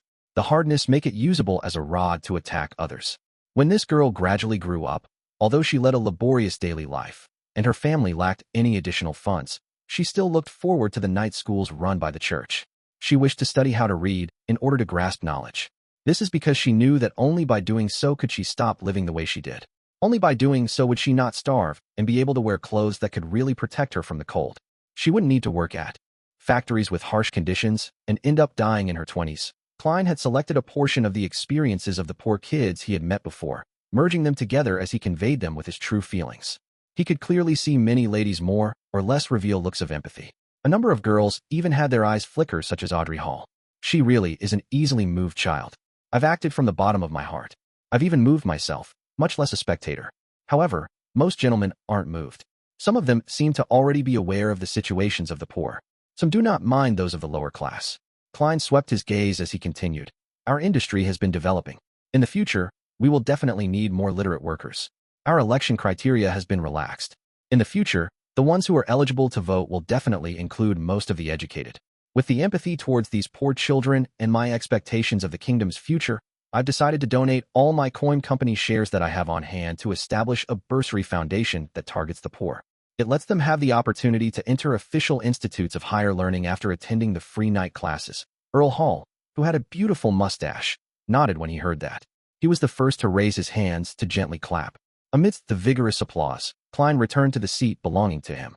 Bishop Electra headed up and announced, "The shares that Mr. Dwayne Dantès donated are valued at £15,000. We would use it to establish a lone charity bursary foundation. Ladies and gentlemen, if you agree with him and pity those children who thirst for knowledge, you can contribute to this foundation." As he spoke, he pointed at the donation box beside him. Audrey retracted her gaze and pressed the corner of her eye and said to her father, "Father, I plan on donating £1,000. What about you?" As she spoke, her mind quickly summarized what she had observed. Dwayne Dantès has likely lived a lower-class life. His pity, empathy, and speech were all very realistic. Those poor children are truly pitiful. Just now, when the bishop mentioned that the shares were valued at £15,000, the corners of his lips twitched unnaturally. From the looks of it, he likely feels the pinch over donating the money. However, the sincerity of him donating it doesn't seem fake. This means that he's a gentleman who loves money, but he loves kindness even more. Why was he shocked when he saw me, and what is he hiding? He has seen me somewhere before, but doesn't know my identity? But there's no need to hide that. He identified my necklace as a mystical item, so he was shocked before trying to attempt to hide this matter? If that's the case, it means that he's definitely a beyonder, one that isn't a low-sequence beyonder. I'll ask Susie later when I'm back. Perhaps she noticed other details. She was hiding in the darkness, so he wouldn't be on his guard against her, allowing her to discover more. Amidst her thoughts, Audrey saw her father smile as he took out a checkbook and fountain pen. The value he wrote down was £10,000. Chapter 865, Earl Hall's suggestion. £10,000. Audrey blinked as she used a very slight change in expression to express her surprise. Without needing her to voice out her question, Earl Hall had noticed her puzzlement. He chuckled and said, "This is an insightful man. His ideas have inspired me and resonated with me. Besides, we can't ignore the misery that objectively exists just because it cannot be resolved anytime soon." Audrey vaguely understood her father, but she felt that she didn't fully understand him. She nodded slightly and took out her checkbook from her purse that matched her dress and wrote down the £1,000 value. This was a charity ball. Furthermore, it was held in a side hall of the cathedral, so there weren't any dances or extravagant arrangements. There weren't any valets or ladies' maids following by their sides. It was simply a charity event that had some degree of donations involved. The ladies undoubtedly brought their bags on them. The guests subsequently threw their checks into the donation box and headed for the two long tables for some beverages or simple food. After which, they walked around the hall socializing instead of sitting. This was closer to that of a buffet party. Klein also accompanied Electra and came to St. Anthony's side and was introduced to him. St. Anthony smiled in response to Dwayne Dantès' greeting. He sized him up and said, "Very good. We are proud to have a believer like you. It's the goddess that has taught us that character is more important than status. Therefore, you are an extremely honorable gentleman." To be frank, faced with this saint, Klein's heart was drumming because deities or beyonders related to the fate domain was able to see the gray fog's aura on him. For example, everyone from the monster pathway or the Evernight goddess who wielded the authority of misfortune. As for St. Anthony, if he was a high-sequence beyonder of the sleepless pathway and grasped beyonder powers involving misfortune, then there was a chance that he could see that there was a problem with Dwayne Dantès. As such, Klein had headed above the gray fog to divine, so before attending the charity party, he received the answer that there wasn't any danger. Since the goddess didn't say anything, even if her archbishop were to discover some problems, he will probably feign ignorance. Klein replied with a warm smile. I've been to the cathedral frequently to pray and listen to Bishop Electra's preachings in recent times. Even my soul seems to have been cleansed. Therefore, I abided by the goddess's teachings to pass such beauty and hope to others. Saint Anthony nodded and said, in front of the goddess, all believers are differentiated by their character, regardless if they are nobles or commoners, male or female. They are all the same. I hope those people who live in poor environments will liberate themselves of fear and receive serenity. Praise the lady. Klein and Electra tapped their chests 4 times in a clockwise fashion. Praise the lady. Seeing St. Anthony turn towards the other believers, Klein planned on heading over to the table to get a glass of champagne to quench his thirst. At this moment, he saw a gentleman approach him. This man had somewhat loose skin with an obvious potbelly. However, it could be seen that he was rather handsome in his youth. Even now, his blue eyes that had a smile on them and his beautiful mustache made him appear good-looking. Klein had previously learned from Mock's introduction and knew he was the House of Lords Member of Parliament and powerful banker, Earl Hall. Of course, to him, the most important identity of this noble was that he was Miss Justice's father, and Audrey happened to be by his side. She was observing Dwayne Dantès with her bright eyes, awaiting her conversation with the gentleman later. This made Klein immediately feel a little uncomfortable. I need to present the persona that matches Dwayne Dantès. A person of ordinary birth who's working hard to get himself into high society. At this moment, he's bound to be a little nervous and restrained. Likewise, a gentleman who loves beautiful women will feel the same feelings when faced with the most stunning gem in Backlund's eyes. But he will also unknowingly showcase his own breadth of knowledge and show his charms to express his desire. Yes, an experienced tycoon who survived the chaos must be someone who has pride and confidence hidden in him. No matter what he faces, he will try his best to appear calm, respectful, but not sycophantic. Klein's thoughts raced as he smiled and politely said to the approaching Earl Hall, Honorable Earl, I happened to see the check you donated. Your kindness and generosity truly impresses me. Yet, you've never flaunted that or informed others how much you've donated. Earl Hall chuckled. No, compared to you, the price I pay is far inferior to what you made. Between the lines, he meant that £15,000 might be a tenth of Dwayne Dantès' overall wealth, or even a fifth, but £10,000 to him was just a thousandth, or even lesser. Clearly, the former paid a greater price, and his willingness to do was even more pure. From my point of view, as long as the poor who yearn to use knowledge to change their fates can be helped, all donations are kind and sufficiently benevolent. From this angle, the only difference between £10,000 and £15,000 is just £5,000. Klein tried hard to express his sincerity as he deliberately glanced at the listening blonde girl without leaving a trace. He knew that an ordinary, without a trace, was obvious in the eyes of a spectator. Audrey wore a faint smile as she silently listened to her father's and Dwayne Dantès' conversation, as though she hadn't noticed the gentleman peek at her. This made Klein lack confidence from his failure at receiving any feedback in his performance. Earl Hall laughed and said, Then we shall agree to disagree. This isn't anything bad. At the very least, we are praising one another. I can tell that you once had a difficult period and had once led the life of the poor. Klein nodded and said, I do not avoid such a past. They are my valuable riches. And this is something me and my friends lack. Earl Hall commented with a smile. And it's because of this that you possess a unique and wise point of view. I hope there will be opportunities in the future to work with you. That is also something I look forward to. Klein replied with a suitable level of sincerity. Earl Hall pointed to the side and said, A couple of friends are waiting for me. I hope that your charitable ways and wealth keep increasing. Klein didn't drag on the conversation as he drew the crimson moon on his chest. Praise the lady. Praise the lady. Earl Hall and Audrey tapped their chests in a clockwise fashion in unison. Watching them walk past him and in another direction, Klein secretly heaved a sigh of relief. Suddenly, he tensed up as he naturally looked around the hall and noticed the shadow at the door. Silently sitting there was the golden retriever. On the carriage back to Empress Borough, Earl Hall, who looked like he was resting with his eyes closed, looked at his daughter and said, Audrey, didn't you mention that you wish to join one of the church's charitable organizations? Are you interested in joining this bursary foundation? Audrey had already sensed that her father might have such thoughts back in the cathedral, so she expressed the appropriate level of surprise and confusion. It's only a small charity foundation. Audrey's brother, Hibbert Hall, argued for his sister. Earl Hall shook his head and laughed. I've asked a few bishops. The total amount of donations tonight has already reached £100,000. Why do you think there's so much? Hibbert frowned slightly as he said in thought, They were bribed? At the same time, Audrey gave her own point of view. Knowledge and the relaxing of the electoral qualifications. Earl Hall nodded and sighed. Nothing is an essential existence, including humans themselves as well as the nobility. He then looked at Audrey and said with a smile, there's no need to force yourself. I can get others to join the Bursary Foundation. I just wish that you will gain more knowledge because of this and now view certain matters as definite and immutable. Haha, even if you miss this, there will be other charity organizations. Father, I'll consider it, Audrey replied seriously. After hearing Dwayne Dantès' recount of the stories of the poor, she had already decided on joining to gather more donations, to contact the government, and organize events to contribute her efforts to the cause. She was hesitant because she felt that the middle-aged man was a little problematic. After returning home, Audrey immediately brought Susie to her room and closed the door. What's your take on that, Mr. Dwayne Dantès? Audrey asked directly. The golden retriever sat opposite her and thought. He seems to know you or something on you. Also, a lot of the time, he's acting and leaving a certain degree of clues. He seemed to be guarded against me. He's extremely sharp. Yes, I noticed it too. He might be a beyonder. He acted very well, but it's still an act. However, this is also very ordinary. At a social event, and faced with different people, we would all play different roles and engage in a corresponding act, Audrey said in thought. The biggest problem stems from his shock when he saw me. He was almost horrified. Also, he was embroiled in 2 cases, one after another, especially with that case regarding Baron Sindris.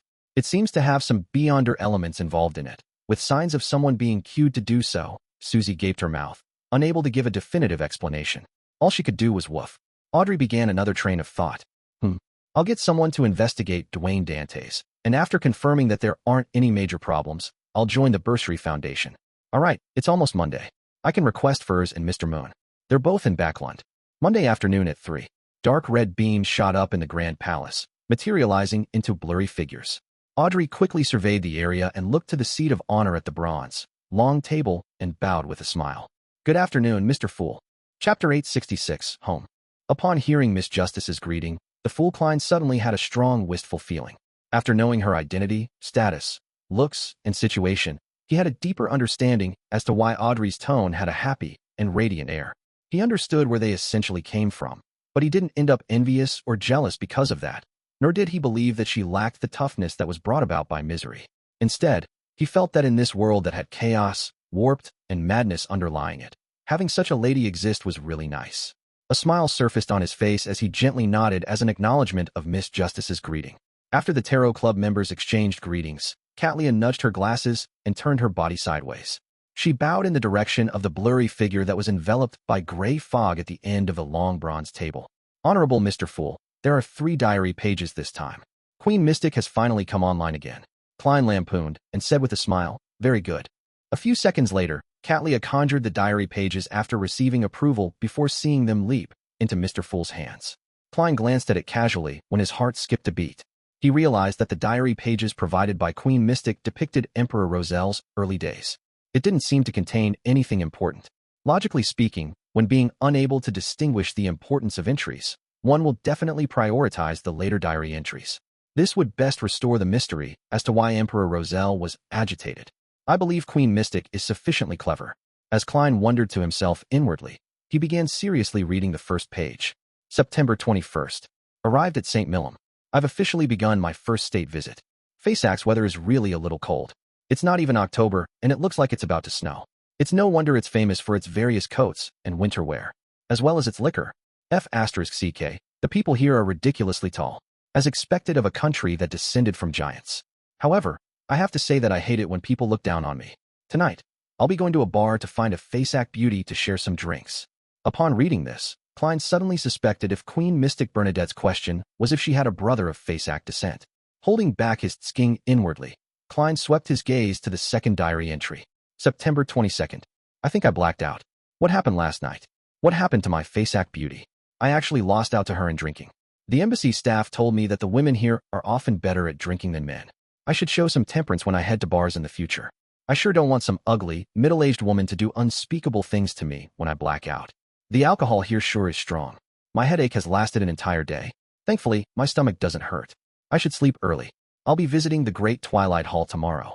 September 23rd. The Great Twilight Hall is indeed grand. It's like a myth materializing into reality. That building seems to be completely prepared for giants. Since I don't share their faith, I could only circle the perimeter. The square at the bottom of the Great Twilight Hall is also filled with the fragrance of alcohol. There were plenty of people there, some kneeling, some sitting, others playing musical instruments. They exude a rather relaxed and open feeling. I gotta know a Faysatian who blows a bone flute. Compared to his kinsman, he's ridiculously tall. He's roughly 3 meters tall. His name is Honegger, and he claims to be from one of the clans in Faceac that have the purest giant bloodline.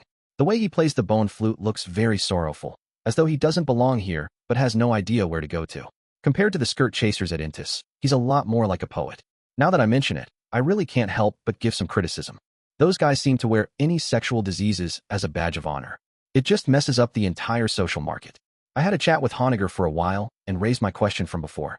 He said that he's only homesick. But the problem lies in the fact that he's a true blue native from St. Millom. He has never left this place before. Honegger didn't immediately reply to me as he played the bone flute for a few more minutes.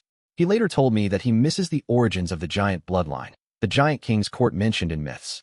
He told me that he and his clan of Phasacians often dream of tall mountains that are used as giant city walls. It's a palace forever bathed in twilight's glow, with tall towers and other kinds of buildings. It resembles the Great Twilight Hall, but it's even more fascinating, epic, and miraculous. Without anyone needing to tell them, Honegger and his clansmen believe that it's the giant king's court. Towards the end of our conversation, Honegger slowly stood up and thanked me for listening. He was going to leave Faceac to seek out the giant king's court, to find the home of his soul. He believed that in the zone at the easternmost front of the Sonia Sea, there might be a path that leads to the giant king's court. He said that a millennia has passed, but the giants have never forgotten their home. Now, it's his turn to follow the footsteps of his ancestors. This path would never stop until the destination is reached. He played the bone flute again and gradually left amidst that ethereal and sorrowful tune. Home, home. Upon reading this, Klein felt for the first time that his feelings resonated with the emperor. Although Roselle only wrote the word that seemed to repeat without describing his feelings, Klein could understand the undulating feelings within the emperor. This was because he and Roselle were like Honegger. They had a home they belonged to spiritually. Sighing inwardly, Klein flipped to the second diary page. January 10th. Visited Sonia Island. This place is also called Ancient Elf Island. It has plenty of elvish ruins and customs left over. I was surprised on the first day. The elves actually make blood cake, and they enjoy eating animal organs and are good at using spices. They even invented chopsticks. Thinking about the elvish depictions on the murals, apart from their blue hair, their facial contours and eyes are similar to Asians on Earth. Could they be my fellow countrymen? Yes, back then, I had such suspicions as well. However, it's impossible for so many people to transmigrate at once since it's almost an entire race. I felt that I was overthinking matters. But it doesn't make sense that the customs and cutlery that appears on Earth won't appear here. Klein thought in interest as he quickly continued reading. He wanted to know if Roselle had gotten to the bottom of it. January 13th. I've been so busy searching for writings, relics, and folk tales that I forgot to write my diary for a few days. Although many objects have been taken away by the various churches, I've still obtained something of value. Various legends have it that Elf King Sennayathrim created chopsticks. There are records of him using animal organs and blood to cook delicacies. There are stories of this ancient god being good at identifying and using spices. It's acknowledged that he is their founding ancestor, the first elf. Due to certain reasons, he led the race and left the western continent that only existed in legends, bringing them to the northern continent. Could it be that this is a fellow countryman of mine, a transmigrator? He later produced an entire race? There's nothing ancient gods can't do, including having children. He apparently had a wife who was also an elf. I'll need to think this through. January 16th. After further investigation, elves might really have nothing to do with transmigrators. At the very least, they didn't leave behind any Chinese, English, or other symbols. They have likely been using Elvish all the time. Nothing of it gives me a sense of familiarity. Furthermore, the inventions we have in common didn't appear before I came. Likewise for famous quotes. There are only proverbs and idioms with similar meanings, but with a completely different choice of words. From all the items and legends I have now, none of them support my theory. This is a little disappointing, but it also makes me relieved. If I were to encounter another transmigrator or other transmigrators, I really have no idea how to face them. January 17th. I dreamed of the home I've nearly forgotten. Indeed, the emperor more or less gave up on that theory. Klein flipped to the next page and saw the final diary entry. April 2nd. My daughter is smart. She can speak before the age of 1. Although she has only learned a few words, I believe that her subsequent development can't be slow. She must have inherited this from me. No matter how I look, she looks a little like how I looked like on Earth. Could it be that a soul will also bring about some level of inheritance? Haha, I'll just treat it as so. Bernadette, this name is quite good. It sounds beautiful, but deep in my heart, I keep having the urge to give her a Chinese nickname. Sigh, she won't get to see her real grandmother and grandfather. April 3rd. I suffered from insomnia last night because of the wistful thoughts I suddenly had yesterday. Thankfully, I know cogitation. However, this also made me consider a problem. That is whether I should secretly teach Bernadette Chinese. No, I can't. If she were to understand the diary entries her father had previously written, I'd rather kill myself. In my daughter's heart, her father is filled with honor. However, using Chinese to write my diary is my final tether to Earth and my past. My daughter should inherit this tether to a certain extent. April 6th. After a few days of consideration, I've decided to teach Bernadette 2 Chinese characters as though they are special symbols. I'll tell her that this is a protective incantation that her father is giving her and that she is to remember it forever. She doesn't need to know the corresponding meaning. All she needs to do is to remember it. The word in Chinese is home. Home. Klein repeated this word again as he felt his eyes redden a little. He finally understood why Queen Mystic had chosen these 3 diary pages. This was because it was the protective symbol her father had left her. Home. At this moment, Klein seemed to see a river of emotions. Its surface was flowing silently, but there were infinite eddies flowing underneath, churning without end. Klein retracted his gaze and made the diary pages disappear. Looking up at Katlia, he asked, "What's your question?" Chapter 867, Investigation Mission. When looking at Katlia, Klein had actually guessed what her request would be as he sighed and felt confident. How did Mr. Fool know that I'll be asking a question and not making a request? As expected of Mr. Fool, Katlia thought before politely asking, "Honorable Mr. Fool, I would like to know the meaning of these 2 symbols." After receiving permission, she conjured the Chinese characters. They were Gu and Xiang. As expected, Klein sighed silently. When combined together, they mean home, the homeland for one's soul. When combined together, the homeland for one's soul. Katlia placed the emphasis on the second sentence because she knew very well where home was for Queen Mystic, nor did she believe that it was anything special. Audrey, Alger, and the other Tarot Club members took the opportunity to learn the new Roselle text and tried hard to memorize the symbols and their combined meaning. Except Derek. Klein didn't speak further as he leaned back into his chair. "You may begin." Alger immediately turned his head and looked at the world. "Your mystical item is ready. I'll give it to you this week." He was referring to the mystical item made from an ocean songster's beyonder characteristic. The artisan had first rushed to finish Miss Justice's glove. As for the world's request, it had been delayed until this week. With Mr. Azek not replying yet, and with me unable to restore the seal on creeping hunger, this mystical item's arrival is timely. Klein controlled the world and made him nod. That's still an acceptable speed. An acceptable speed. If I had delayed it for another 2 to 3 weeks, or even a year, would you be teleporting to me? Alger thought with a baffling sense of wariness. As his original plan was to obtain the cataclysmic interror potion from the church, and with him just beginning to digest the ocean songster potion, he wasn't looking to purchase any corresponding beyonder ingredients. He fell silent again and began watching the other members begin their transactions. To Alger, the most important thing now was to obtain 1 or 2 mystical items to match with Whip of Mind. After all, although mystical items were more about quality than quantity, with the need to avoid having the negative effects stacking with each other, to only have 1 mystical item for a Sequence 5 Beyonder was quite an embarrassment. Under normal circumstances, Sequence 5 Beyonders would have 2 or 3 mystical items whose negative effects didn't overlap, making them the best combination. Of course, Alger had already reserved 1. Once the artisan finished the world's item, it would be his 6-winged gargoyle's core crystal. For that, he needed to pay £1,000. Together with the fee he needed to pay for the world, the little amount of money he had was reduced by £2,000, leaving him with £1,800. Out of that, £500 was a commission he had earned from Miss Justice's glove. With no one speaking, Emlyn looked at the sun and asked after some deliberation, "I need a Sequence 5's artificial vampire's beyonder characteristic. What do you wish to get in exchange?" In recent times, he had learned that the Sanguine had the means to eliminate the mental corruption of a beyonder characteristic, but he needed to make sufficient contributions to make an application. Therefore, Emlyn wished to first obtain the main ingredient needed for advancement before considering the other problems. Based on his observations, such a Sequence 5 artificial vampire beyonder characteristic roughly cost £8,000 based on Mr. World's pricing. As for himself, he only had £5,400 and was still a little short. Based on Emlyn's original thoughts and habits, he needed to save up £8,000 before requesting a trade with the sun. He wasn't a sanguine who liked to buy things on credit, even for the newest and best doll. Nor could he thicken his skin to borrow from others. All he would do is be more frugal, work harder, and save up more. However, he quickly realized something. The sun didn't accept cash. To the residents of the City of Silver, loans cash was no different from scrap paper. Therefore, Emlyn believed that the sun would make a request for an item, so it was better to learn of it to prepare it ahead of time. Furthermore, the sun doesn't understand the market prices. Perhaps the thing he wants only costs £5,000. In the hopes of being pleasantly surprised, Emlyn lifted his chin slightly and looked at the sun beside him.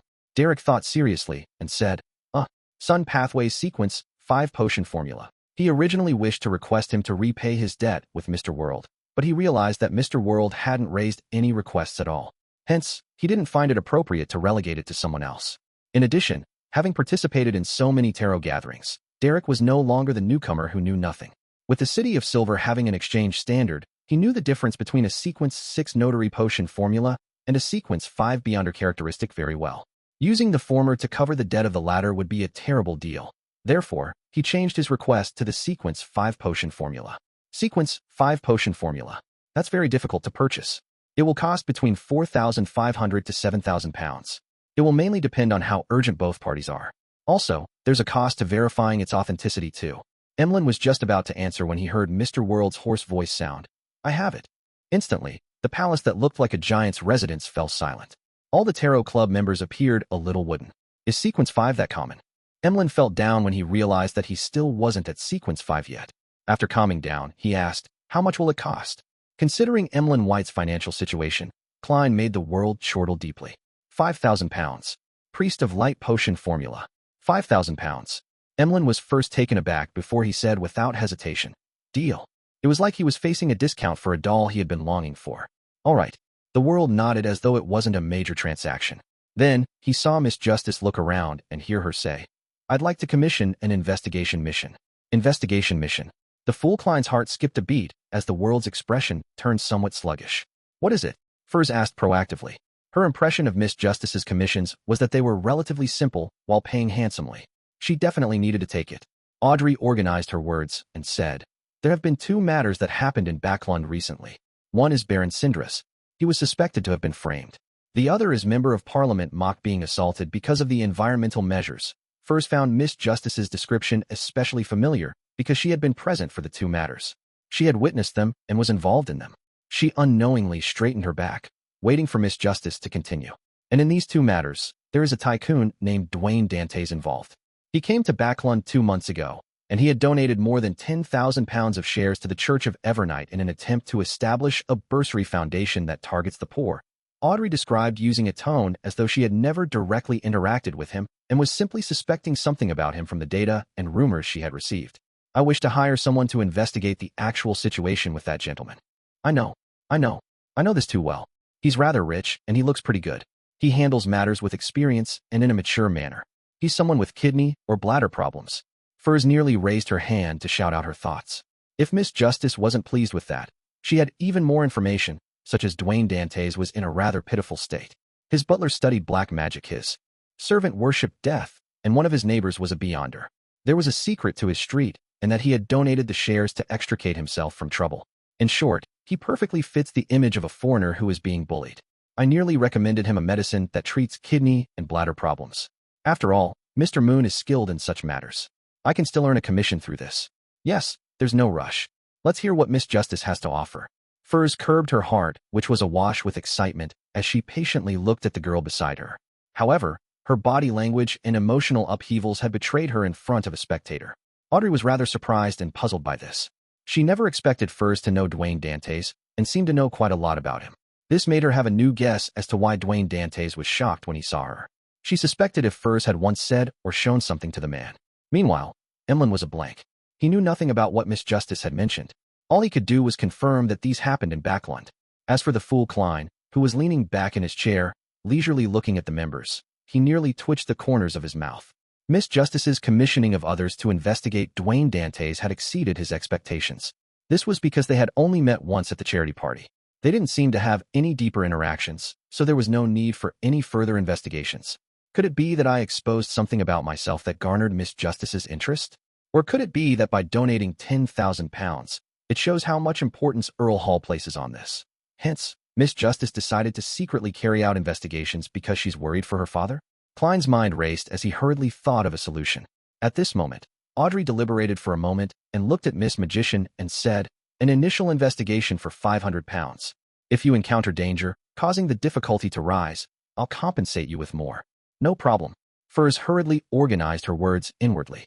Just as she was about to say something, she saw the world Gairman Sparrow raise his hand. He had raised his hand. Chapter 868, Shared Identity. Furs was taken aback, suspecting that she had seen wrong.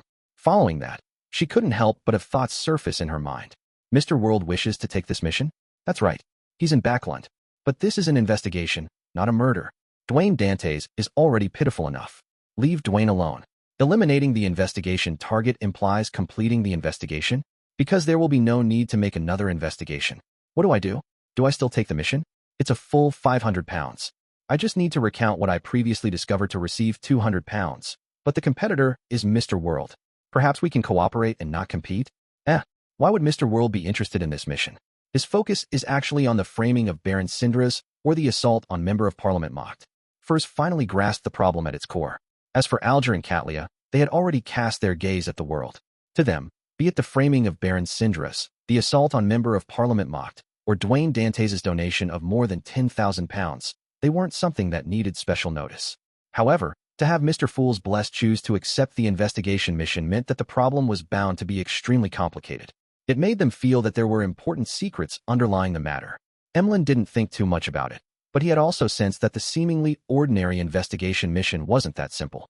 His plans on earning some pocket money to make up for the £5,000 that he had just lost were overturned as he suddenly didn't want to say a word. Dwayne Dantès is really something. There must be a big problem with him that makes Mr. World choose to investigate him? Or are those two cases more important and more critical than I imagined? Audrey's mind stirred as she turned her eyes, and she used the advantage of her seating position to take in all the reactions of the Tarot Club members. Among them, Derek was the only exception. To him, wasn't it normal for the Tarot Club to help each other? If someone gave a mission and one was capable of completing it, wasn't it normal to take it? Audrey moved her gaze to the World and asked with hidden anticipation, Mr. World, you wish to receive this mission? After returning to Backland, she had gathered up the news at sea over the past few months, roughly confirming that Mr. World was the crazy adventurer, Gehrman Sparrow. While she was deeply impressed by this seemingly polite but dangerous gentleman who had accomplished many great deeds, she felt that her feelings to adventure out at sea had waned. Klein had already thought of a response. He had controlled the World to lower his hand and wait for Miss Justice to ask. At this moment, he made Gehrman Sparrow's expression turn solemn and reply with a deep voice, Dwayne Dantès is an identity. After a period of brief but repeated considerations, Klein decided to expose some information. He made Dwayne Dantès be one of his public facades as a blessed. He believed if he chose to conceal the matter, there was a chance of being exposed in the future. This was because Dwayne Dantès was about to enter Backland's high society. He could find clues to the Great Smog of Backland or other cases. This way, he might very well need Miss Justice to provide him with assistance. When that happens, the Spectator would probably sense something and discover that the World was previously hiding something and that Mr. Fool had never mentioned it. This would lower her sense of belonging and make her even begin suspecting even more matters, causing her faith in the Fool to be borderline dangerous. With two members not knowing each other, or knowing of the other's existence, to tacitly work together to complete a specified mission together to accomplish a complete goal sounded perfect, but in reality, its success was very difficult. Even more so, there was no way he could fool her. Therefore, most of the time, honesty was more effective and less worrisome than lying. As for why he didn't directly say that Dantès was Gehrman Sparrow, it was because Klein didn't wish to leave the Tarot Club members the impression as to why it was the same person again. He didn't want them to have the impression that he was the only blessed of Mr. Fool that appeared. Dwayne Dantès is only an identity. Audrey sharply read between the lines and had a theory. Then, she heard the World simply say, a common identity that me and my companions share. I will occasionally disguise myself as him. Upon saying that, he emotionlessly swept his gaze across the magician. A common identity, occasionally disguised as him. That very pitiful Dwayne Dantès is Mr. World. That tycoon with kidney or bladder problems is Mr. Gehrman Sparrow. Furs felt as though she was struck by lightning as she froze up. Her brain turned numb as she felt struck with fear, subconsciously feeling that Zio's unintentional comment made a lot of sense. When a butler, valet, neighbor, and surroundings had problems, the person that seemed ordinary definitely wouldn't be ordinary. No, it's not the street where Dwayne Dantès stays at, or that he happened to hire a butler with a secret. It's because of that secret that he was selected by Dwayne Dantès, selected by Gehrman Sparrow. The pitiful one isn't Dwayne Dantès but the beyonders and beyonder items around him. I was wrong. I shouldn't have gotten Zio to ask the goddess to bless him. It's more of a curse for Mr. World. Furs suddenly trembled, thankful that she hadn't left a comment in her note that Dwayne Dantès should check on his kidneys or bladder. Otherwise, she suspected that she wouldn't be able to participate in the next tarot gathering. Or perhaps, She would appear in the form of a beyonder characteristic, sold to the other members by the world. Logically speaking, Mr. World shouldn't know that I'm the magician, but I was carrying Lamino's travels with me. He had used the spellbook before and had added demigod-level beyonder powers to it. He had definitely observed me in secret, remembering my appearance and evaluating my value. The fear in Furs was surging like a tumultuous sea as her expression was filled with misery. At this moment, she saw Mr. World sweep his cold glance at her, her feelings of regret instantly becoming that of extreme regret. Thankfully, I didn't rush to answer and mention my impression of Dwayne Dantès. When Furs gradually calmed down from her horror, she couldn't help but think of another problem. During the bodyguard mission, were we the ones protecting Dwayne Dantès, or was Dwayne Dantès protecting us? Should I refund Mr. Gearman Sparrow his money? At times, Dwayne Dantès is equivalent to Mr. World. Audrey was first stunned before finding all her questions answered. Furs does know Dwayne Dantès, but she didn't know that he's Mr. World. It can be proven from her shocked reaction just now. The reason that Dwayne Dantès was shocked when he saw me was because he recognized Lie. Although this mystical item has changed, it comes from a beyonder characteristic that Mr. World provided. Perhaps this crazy adventurer can sense it somehow. After all, Gearman Sparrow can transform into anyone with the powers of shape-shifting. Although I only asked Mr. Hangman what will happen when an animal consumes a potion, the potion ingredients I gathered later were always in pairs. Mr. World might very well have guessed that I have a spectator beside me based on that. Hence, he became wary against Susie, who was secretly observing everyone in the hall. Others might not doubt an animal, but Mr. World is experienced. He must have interacted with beyonder creatures, so it's very normal for him to be wary against such things. Which is to say, Dwayne Dantès, no. Mr. World Gearman Sparrow knew that I was Justice, but he didn't choose to make contact or communicate with me. There's nothing wrong with his choice of actions. Under those circumstances, unless he directly says it, it will be difficult for me to guess or believe it. Furthermore, talking about the Tarot Club in St. Samuel Cathedral is just too crazy. After a brief moment of surprise, Audrey's emotions calmed down, leaving her only with excitement. Apart from the magician Furs who she introduced, this was her first meeting with another member of the Tarot Club. It feels like a historic moment. Yes, Mr. World as well as Mr. Fool's other blessed. They should also be considered the world. But why was the identity of Dwayne Dantès made? What are they up to?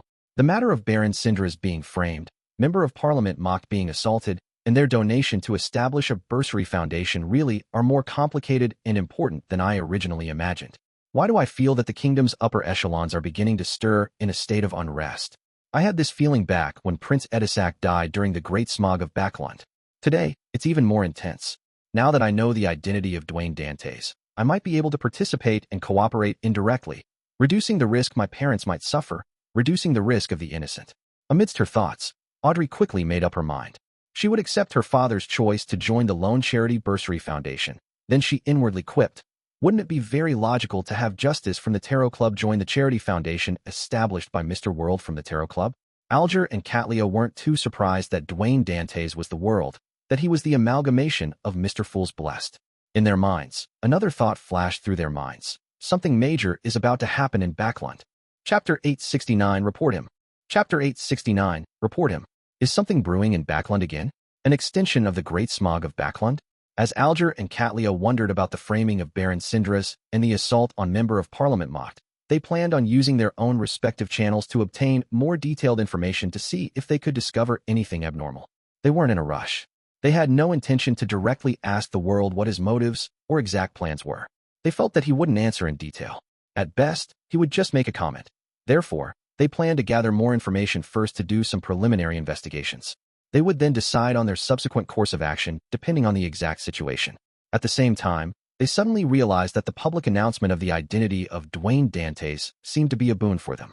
As long as they paid attention to news of the tycoon, they could roughly grasp the actions of Mr. Fool's blessed, and from there, they could provide tacit cooperation or help.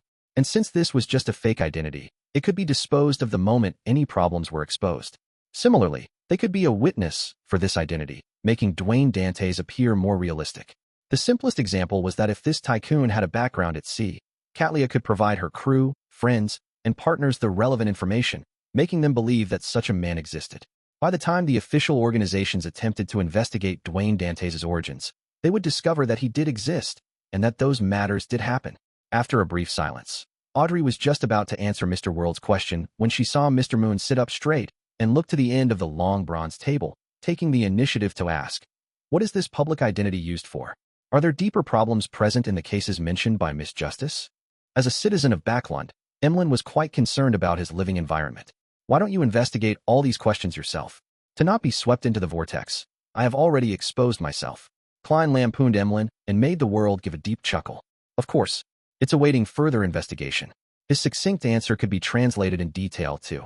The two cases definitely have deeper problems, but that's a secret. I don't plan on telling you. Likewise, don't ask about the purpose of the identity of Dwayne Dantès. Although Emlyn was quite bad at reading people, he could still understand what the world was getting at. He chuckled dryly and leaned back, pretending as though he was very pleased with the answer. When Audrey saw this, she used a second to stop the corners of her mouth from curling up. Then, she said to the world, "All right, I understand. Thank you for the information." At this moment, she was further convinced that joining the Lone Charity Bursary Foundation was a good thing for her. In the future, if she were to face any danger or had any matters she couldn't handle herself, she could inform Mr. World ahead of time. Then, she could head to the foundation as per normal, busying herself in the office adjacent to Dwayne Dantès'. If the psychology alchemists have their suspicions about me, or if they use a mission to test me, I'll get them to meet me at the foundation. Dwayne Dantès' image is completely different from the way he acts as the world above the gray fog. Yes, Mr. World is an experienced actor. Also, Dwayne Dantès is a public identity. He won't always be synonymous to Guillermin Sparrow. It's no wonder there are rumors of him liking a wide range of women. A crazy murderer and adventurer like Guillermin Sparrow definitely is a good match with a pure and innocent girl. As a spectator, Audrey couldn't help but imagine that. As for Klein, he couldn't help but lampoon when he heard her reply. What do you mean, thank you for the information? Shouldn't you be paying £500 in investigation fees? Are you treating it as something shared among members? He made the world nod without further mentioning the matter of Dwayne Dantès. He then turned to look at Little Sunday. Do you have Bizarro Banes over there? The world paused and added, perhaps you use a different name to refer to it. In short, it's good at disguising itself, and it has bizarre powers. It's nearly at the demigod level and has a main eye gathered from its characteristic. He deliberately mentioned that it was nearly at the demigod level, not to flaunt the fact to him, but to warn Little Sun that this was a very dangerous monster. However, Alger and Catlia didn't pay attention to this point. As a representative of Mr. Fool's Blessed, it was very understandable for the world to purchase demigod-level materials on behalf of his peers. Besides, even if he was preparing it for himself, it wasn't anything astonishing. Guillermin Sparrow was already a Sequence 5. It was very common for one to gather the ingredients ahead of time. Without realizing it, they felt that Mr. World's advancement from Sequence 5 was seemingly a good thing. Derek thought and said, it's not among the commonly seen monsters, but perhaps someone might have encountered it before. I will search through the books, or help you ask. The world tersely answered and fell silent. After Furs made her request to buy an ancient wraith's cursed artifact and remnant spirituality, to no avail, the transactions came to an end. Before Mr. Hangman could ask the sun, Furs stole a glance at the world and said, I recently had a strange dream. And it was an almost genuine treasure trove, including, she described, in detail, the scene she had seen, and towards the end, she said, that is the complicated symbol formed from fate and concealment. Furs was just about to look towards Mr. Fool to request permission to conjure it when she heard the world say, Are you talking about this symbol? The world first made a request before conjuring the symbol. The badge was only the size of an eyeball. On the surface, there were symbols that symbolized fate and concealment. It came from Lenivus, and it was the proof of admission to the hermits of fate's gathering. However, Klein had never made any attempts to participate in it before. Furs glanced at it and stammered a reply. Yes, that's it. After she answered it, she realized that Mr. World hadn't only produced the symbol, but he had also produced an item. Suddenly, she came to a realization. Dwayne Dantès had chosen Backlund Street for a reason. Just as she had the thought, she saw the world say with a hoarse voice, that treasure is a trap. He does know. Thankfully, I was wise to seek the advice of the experienced. Furs heaved a sigh of relief as she smiled. Thank you for your reminder. Audrey asked out of curiosity, Mr. World, what does that symbol represent? Why do you call it a trap? Klein controlled the world and answered simply, it represents a bunch of thieves that called themselves Hermits of Fate. Hermits of Fate. Thieves. Alger and Catlia thought as they memorized the two names. Based on their own knowledge, they had a certain guess. The former suspected that it was an organization established by a bunch of marauders. The latter believed that an ancient family from the Fourth Epoch was involved. After some careful recalling, Emlyn White confirmed that he had never heard of such an organization, and he planned on learning more from the upper echelons of the Sanguine. As for Klein, he thought of another problem. That demigod from the Marauder pathway who was sealed deep in the sewers hasn't left Buckland Street, as expected. He might be hiding at Hazel's place. Furthermore, this demigod isn't staying put. He actually tried to influence Miss Magician via a dream. This won't do. I can't give him free rein to do as he wishes. I have to eliminate this latent risk as soon as possible. I'll find my dear poet later and warn him. The grandpa inside his body wouldn't be uninterested in a demigod of the same pathway. With this in mind, Mr. Fool, who was leisurely looking at the members, curled his mouth into a smile. Audrey vaguely sensed the emotional changes of Mr. Fool as she mumbled inwardly. That bunch of thieves who call themselves hermits of fate are friends related to Mr. Fool? The talk about the treasure in the dream quickly came to an end. Catlia thought of something and said to the world, "I'll give you the intelligence you want this week." At this moment, she was a little curious as to why he needed information on West Balham. However, she wasn't the sun or the moon who would ask the moment they didn't know something. She was more accustomed to do a search for clues first. All right. The world nodded. Klein sighed inwardly. With this secret organization, many things were indeed much simpler. Seeing that he had nothing else to say, Alger turned to look at the sun. "Have you figured out the matter regarding your former chief's mausoleum?" Derek said, somewhat ashamed. "I just made 2 friends. As a beyonder from the sun pathway, he won less than 1 in 10 matches when in combat at the training field. After suffering plenty of beatings, he finally established a relationship with his former acquaintances. However, the ones he could call friends only numbered 2. Without waiting for the hanged man to answer him, he hurriedly added, "However, I heard that the 6-member council wishes to open the mausoleum. Regardless, they wish to retrieve the characteristic at the very least." In the City of Silver, no one felt that such an operation was problematic. To them, being wasteful was a sin. Alger nodded gently as he changed his admonishing words he was about to say. "Not bad. They don't necessarily have to be friends in order to provide you with help. When you establish a bigger network, you will naturally obtain more intel." Chapter 870, A Question That Strikes the Heart. Upon gaining recognition, Derek was taken aback for 2 seconds. His shame lessened as he said, somewhat embarrassed, "I will take further steps to understand this matter. I will work hard to make 2 sources of information, a friend before the next tarot gathering." Derek quickly made a target for himself. Upon seeing this, Klein made the world hoarsely say, "If it involves the domain of death, you can seek my advice." "And I can seek Mr. Azek's advice," he silently added. As for Frank Lee's new mushrooms, he had no plans on transferring them to Little Sun, as they were still incomplete. The fruits that were eventually produced were filled with poison and madness. "Thank you, Mr. World," Derek answered gratefully. After a short exchange regarding other matters, the Tarot Club entered the learning segment until it ended. Returning to the real world, Klein immediately wanted to resolve the problem of the Marauder demigod, but the plan he conceived of was met with an obstacle at the first step. He had no idea where to find Leonard Mitchell and the grandpa inside his body. St. Samuel Cathedral?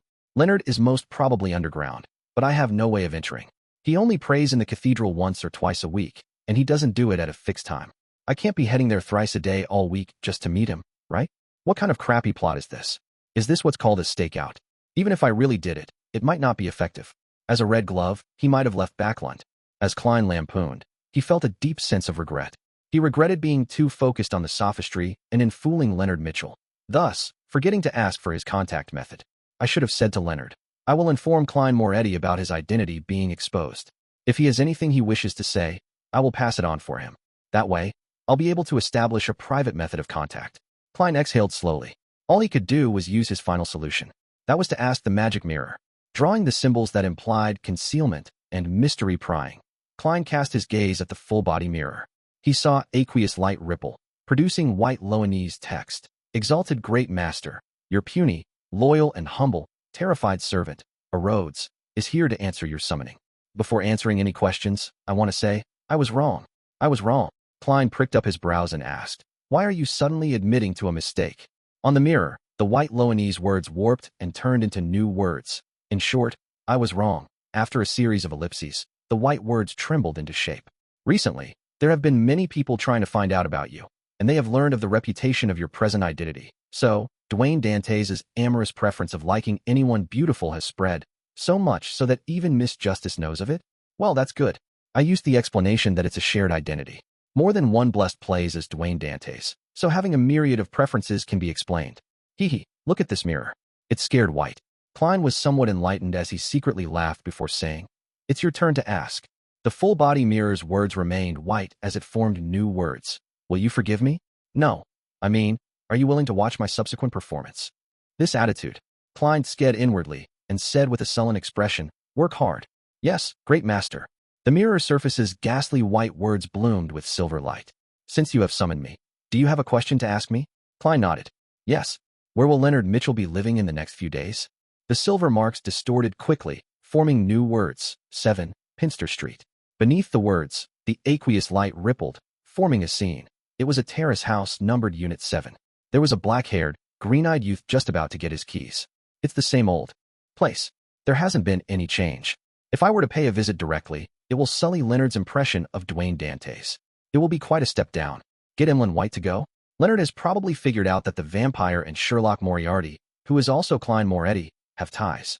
The current problem is that it's hard to determine that Grandpa's stance. I have no way of confirming his true motives. Giving him a big gift based on his present state might not be appropriate. Perhaps it will bring extreme danger to Leonard. As it doesn't involve myself, doing a divination above the gray fog won't be effective. Thoughts arose in Klein's mind as he changed his plans. Compared to directly informing the Grandpa in Leonard's body about the marauder demigod, using Palaz Zarost's or Amon's name to warn the target to force him to leave the area was a milder method that led to fewer repercussions. Of course, the premise is that I don't expose myself. Klein pondered for a few seconds and asked again, "Where is the demigod beside Hazel mocked hiding?" The mirror's surface had aqueous light ripple out as the scene changed. On a thick carpet with beautiful embroidery, there was a small leather sofa. On the surface of the single-seater was a white, furry cushion. In the middle of it was a gray rat. Compared to its kind, its eyes were closer to dark red. Rat. That marauder demigod has parasitized a rat? And he's sleeping inside Hazel's room in broad daylight? He got himself what looks like a very expensive cushion. He had to transform into this because I foiled his plans? Klein was surprised before he felt a little amused. The scene fixed as silver lines surfaced. "Great master, what other instructions do you have for me?" "Very sharp," Klein tersely answered and said. "Use the mirror in the room to warn that demigod. Tell him that all around this street there is an angel from the marauder pathway with ill intentions plying it. Furthermore, blasphemer Amon might come at any time." "All right, master. I'll do it immediately." The words on the mirror sparkled. In Hazel's room, the gray rat felt his spiritual perception stirred as he hurriedly stood up and cast his gaze on the full-body mirror in the room. On the surface of the mirror, words that seemed to be written with fresh blood that had yet to coagulate appeared. "Leave this area." The gray rat's gaze froze for a second as it fell silent for a moment. "Why?" The blood seemed to flow as the words spread out and formed new words. "The surrounding area has an angel from the marauder pathway, in urgent need of replenishment, plying it. This pathway is the nemesis of all high-sequence beyonders. Blasphemer Amon is rushing over. I'm warning you because I do not wish for them to benefit." The gray rat squeaked softly before asking in a deep voice, "Who are you?" It was extremely frustrated that the strength it accumulated would often be forced to be drained. Otherwise, it could use astromancy to confirm the situation. The full-body mirror, which had dimmed at some point in time, suddenly had bloody words appear again, presenting new information. "I've already answered one question of yours. Based on the principle of reciprocity, it's my turn to ask." Following that, a new line of bloody red text appeared underneath. "After you hurriedly parasitized a rat, you should be influenced by the body's construct and hormones. Now, which entity will make you have the desire to mate? Female human, female rat, male rat, or all of the above? Please answer." At this moment, Hazel cracked open the door, and for some reason, the gray rat inside didn't notice it, seemingly affected by something. The door opened slightly again as Hazel discovered that the entity who claimed to be a demigod that existed in legends was staring at the mirror in a daze. It seemed infatuated with its present appearance, a gray rat. Hazel's brows twitched slightly, as she subconsciously paused her action of opening the door. Then, she saw the gray rat's body tremble, its red eyes effusing a clear, murderous look. "Stop fooling around with me," the gray rat growled. It turned its head to leave the room, but invisible chains suddenly bound its rat's body. This strength wasn't anything for it to fear when it was in its optimal state, but now, everything it had accumulated had been drained. The latest action was to infuse a dream to the Beyonder bodyguard whom Dwayne Dantès had hired. Boom. A thick, silver bolt of lightning descended down from the sky, smiting the gray rat. The scene before Hazel's eyes turned blinding white as she couldn't see anything. Immediately, her vision recovered as she found the gray rat on the ground, charred black. Its limbs were twitching. Chapter 871 Director. What happened? The sudden change made the inexperienced Hazel momentarily lost as to how to react. She stood there in dazed silence for a few seconds before pushing open the door and rushing in. When she arrived beside the charred rat, the existence that claimed to be a demigod rolled in a fit, speaking with a calm tone. "You forgot to close the door." Hazel first wore a blank look before realizing that she had failed to close the door like she usually did because of her eagerness to access the situation. Doing so prevented the maids from peeping in.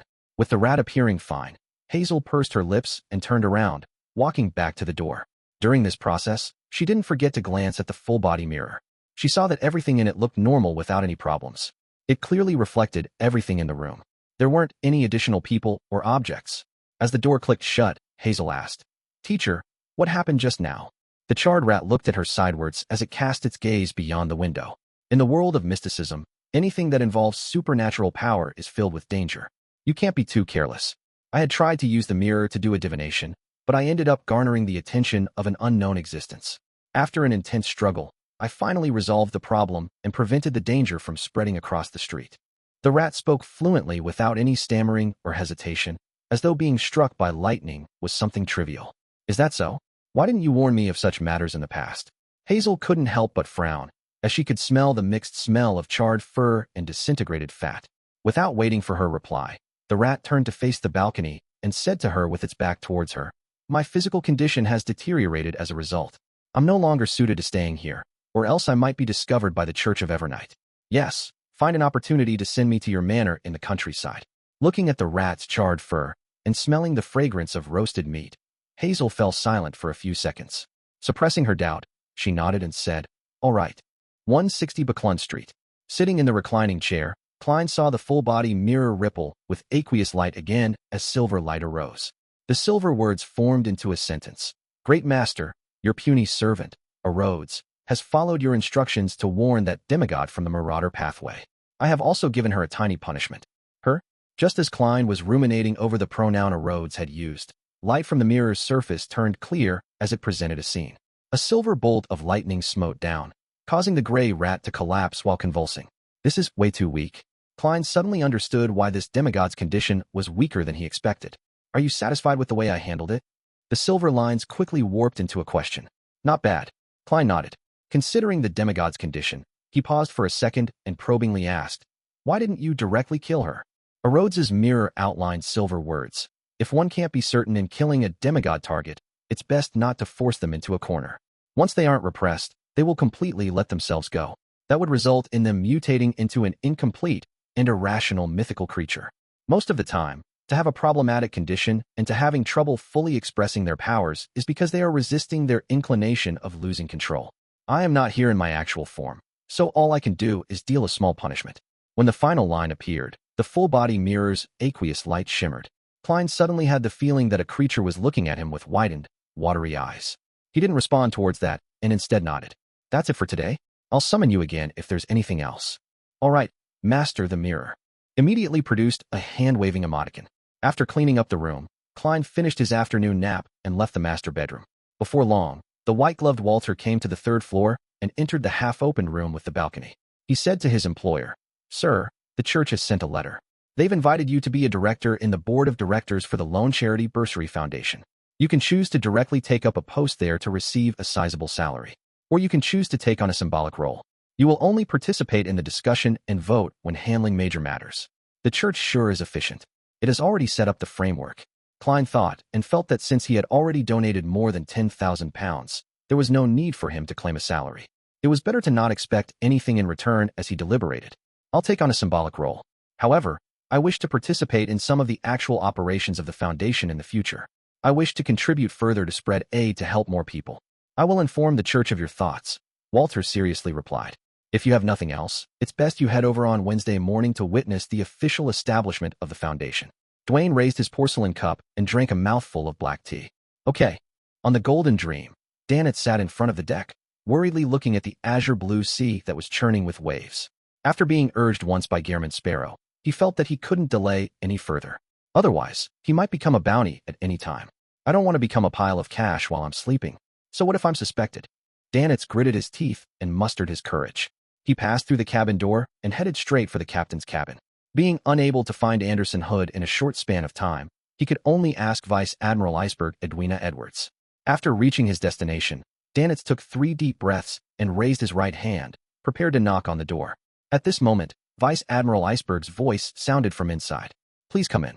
Dantès' right hand paused in midair as he forced a smile and entered. He saw that his captain was sitting behind a desk, holding a dark red fountain pen. He had no idea what she was writing. Captain, I have something I'd like to consult you about. Dantès came over and bent his back slightly as he said with a smile.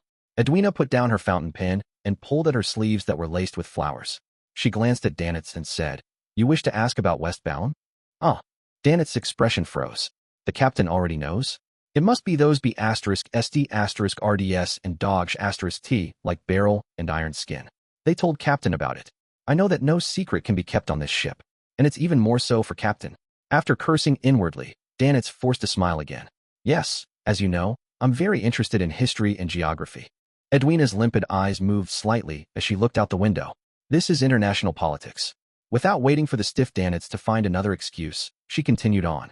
In West Balham, there are cities managed by the Loanese, valleys belonging to Intis, native generals who are supported by loan, and tribes who follow Intis orders. There are also powerful independent states who rely on the requirement that both nations are balanced. They are secretly connected to the different factions of the numinous episcopate and are in a rivalry with those who claim to be the descendants of death. In addition, the Rose School of Thought and Fasak Empire have a deep influence on West Balham. On the surface, none of the factions belong to them, but in fact, many of the generals and tribal chiefs have submitted to them.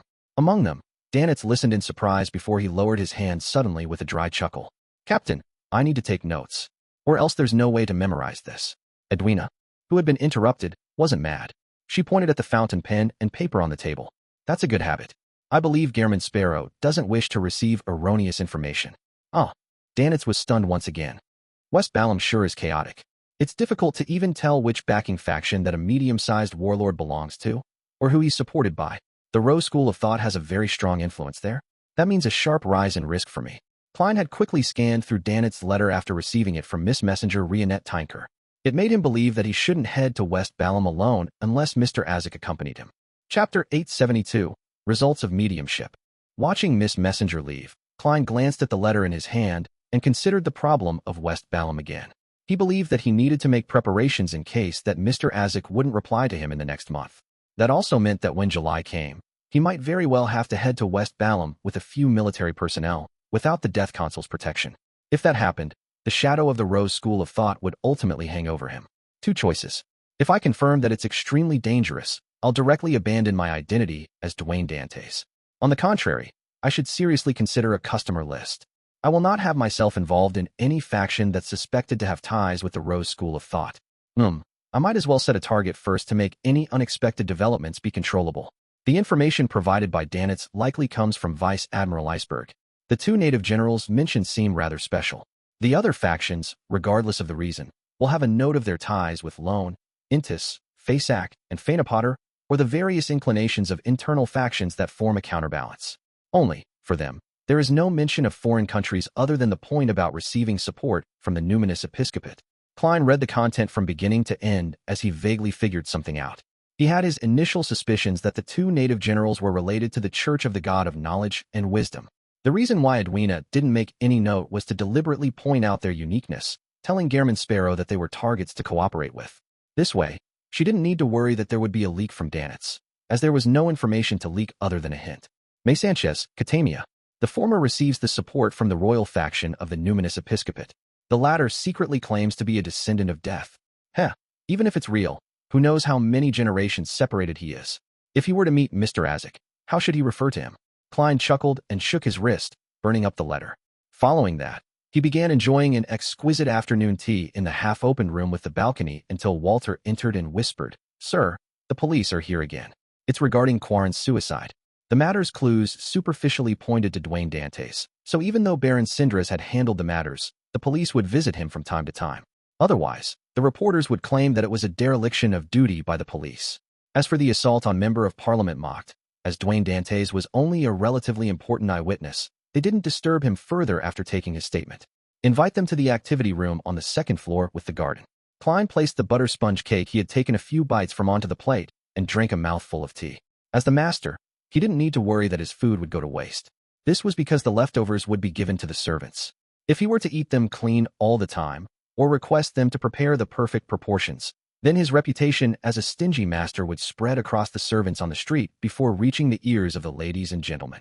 Walter replied with an unperturbed expression, "They wish for you to head to the police station. Today is the day the Quarren family will be identifying the suspect in a police lineup. They say that they are very sorry, but this is a necessary process that cannot be skipped." Klein slowly got up as he said, "Understandable. Richardson, get me my coat, hat, and cane." Since he was already no longer involved in the matter, he was rather willing to figure out what Quarren and his family had encountered from a bystander's perspective, and also how the matter had been directed towards Baron Sindras. Inside a spacious room in the police station at Northborough, Klein stood behind a glass wall and saw Quarren's family. It was an elderly man and woman, a woman in her late 30s, a teenager who was around the age of 15, and a girl who wasn't older than 10. Their gaze swept the suspects behind the glass wall before landing on Dwayne Dantès at the same moment. "It's him! It's him!" the teenager yelled as his eyes turned red. He clenched his hands into a fist in an attempt to rush towards the glass wall. "It's him, officer! It's him!" The lady in her late 30s suddenly wept as she looked at Dwayne Dantès with eyes filled with hatred and animosity. The little girl who was holding her hand wailed, "Daddy! Return Daddy to me!" The two elders were wiping their tears. One of them was trying hard to keep calm, while the other was nearly fainting from her sobbing. The sorrowful mood instantly spread out. However, Klein had never even met them before today. Implanted memories? He frowned slightly. As he sighed, he began wondering what the Quarren family had encountered. Meanwhile, in the mortuary beneath the station, Daly Simone held a pencil and began sketching as her body shook slightly. As she was here to help at the police station, with the possibility of her encountering reporters when entering or exiting, she didn't wear her usual spirit medium robes. She changed into a female black and white police uniform set. She had a blouse and skirt on with matching leather boots. At this moment, her palm was moving uncontrollably, and soon, there was a desk, oriel window, ink bottle, revolver, and other items appearing on the piece of paper. On the oriel window, there was a figure reflected there. This figure's hair was neatly combed back, a mix of silver and raven black. The wrinkled figure had a broad forehead and high cheekbones. He was none other than Baron Sindras. "Huh." The pencil in Daly's hand dropped onto the piece of paper. She then looked up and said to Leonard, who offered to help, and the two police inspectors who were in charge of the liaison. In the second that Quarren committed suicide, he struggled deeply in his heart. That is to say that his suicide is a result of cueing and guidance. This isn't a simple psychological problem. It must have involved beyonder powers at a rather high level. And this contradictory struggle resulted in his emotions breaking down, suffering an explosion from his spirituality. Before his death, he would restore the truth to a certain degree. This is the scene that's fixed in his eyes. The high-ranking inspector beside her furrowed his brows. "Ma'am Simone, are you implying that the last person Quarren saw is the real murderer? Baron Sindras is actually the real murderer."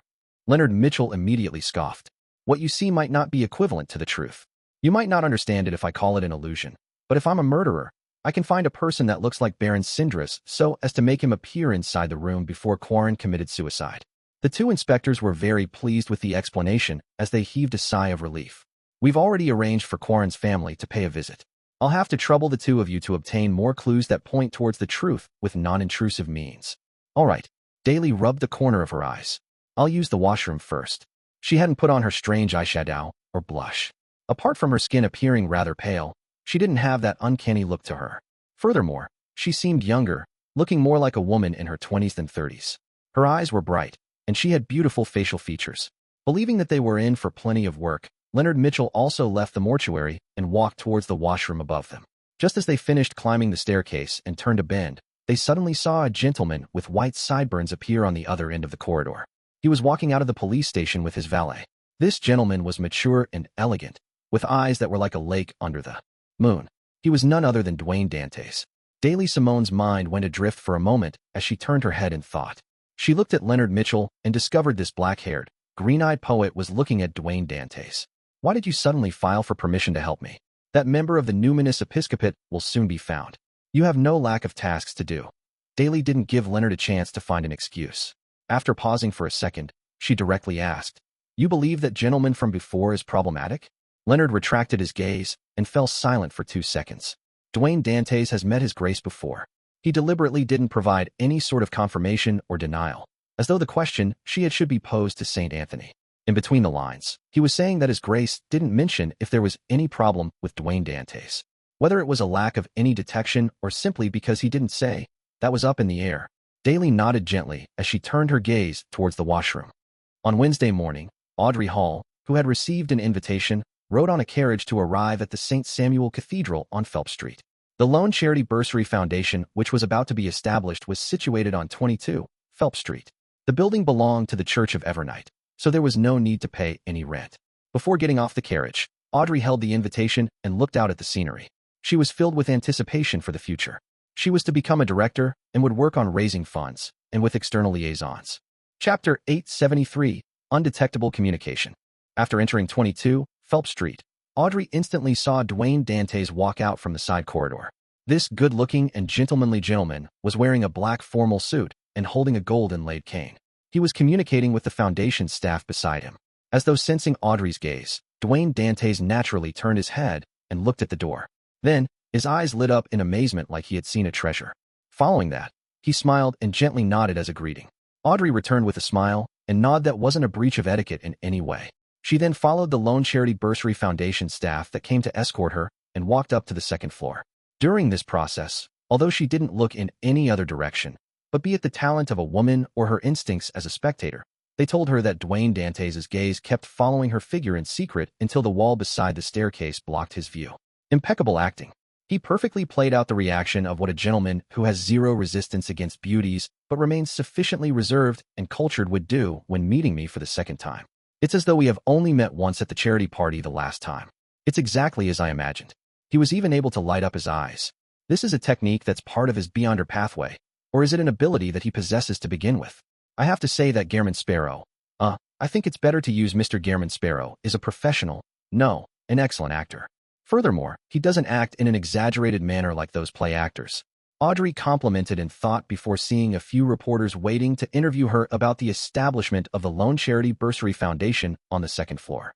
She wasn't a noble lady who enjoyed having her photo plastered on the papers.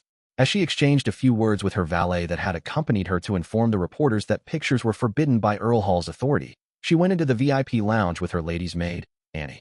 Earl Hall was friends with the owners of a few publishing houses and had made the corresponding investments to acquire quite a bit of their shares. If Audrey so wished, she could exchange some of the estate she received in order to create a sizable publishing house. In the VIP lounge, Audrey, who didn't find it appropriate to bring her dog, greeted the children of the rich and aristocracy, as well as the church's clergymen. She habitually found a seat where she could see everyone, and she waited until the opening ceremony began and for the first board of directors meeting to begin. She surveyed the area and said to the female staff that was in charge of escorting her, "Lovisa, this is my first time joining in the actual operations of a charity organization. I wish to know what we should do." The lady named Lovisa was still in her 20s. She also had blonde hair with somewhat rough skin and tanned freckles. However, her smile was brilliant, making her rather affectionate. Upon hearing Audrey's question, Lovisa introduced without holding anything back. The current plan is to not be too eager in widening the scale. We will start mainly with Backlund and reach deep into the public primary schools, weekday schools, and night schools, promoting the bursary to all the students and let those in need to apply to us. After the application, we will organize a committee to do the exact audit. This will not only require us to make some verifications with the government, but we would also walk across the grounds to understand the candidate's actual situation. Once the examination is over, we will disperse the bursary and help the poor who yearn for knowledge to change their fates. Just as Lovisa said that, a male voice filled with magnetism interjected, "I have 2 suggestions. The first suggestion is that staff are to be gathered today to head to the different weekday schools, night schools, and public primary schools to promote the bursary. June is the examination period, and it's a critical period for them to enter institutes of higher learning. If we aren't efficient enough, there will be many students from poor families that will give up taking the examination because of the lack of funds. Even if they later learn of the existence of the Bursary Foundation, they won't be able to withstand the loss of wasting a year. As such, they will lose the chance at changing their fate. What we are doing might seem simple, but it completely affects each and every child's life. Therefore, we need to begin quickly and not waste any time."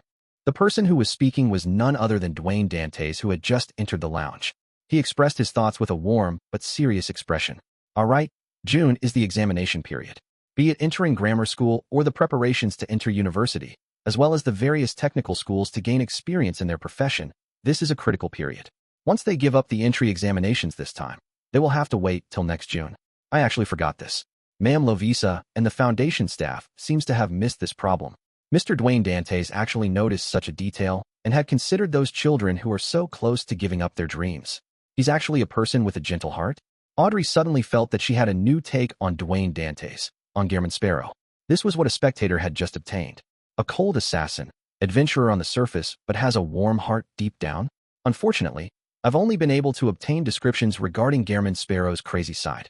I'm unable to find any concrete proof. Audrey blinked as she carefully listened to Dwayne Dantès' suggestions. Second suggestion. In regards to the bursaries that are to be dispersed, it's best if it's put in the corresponding bank account.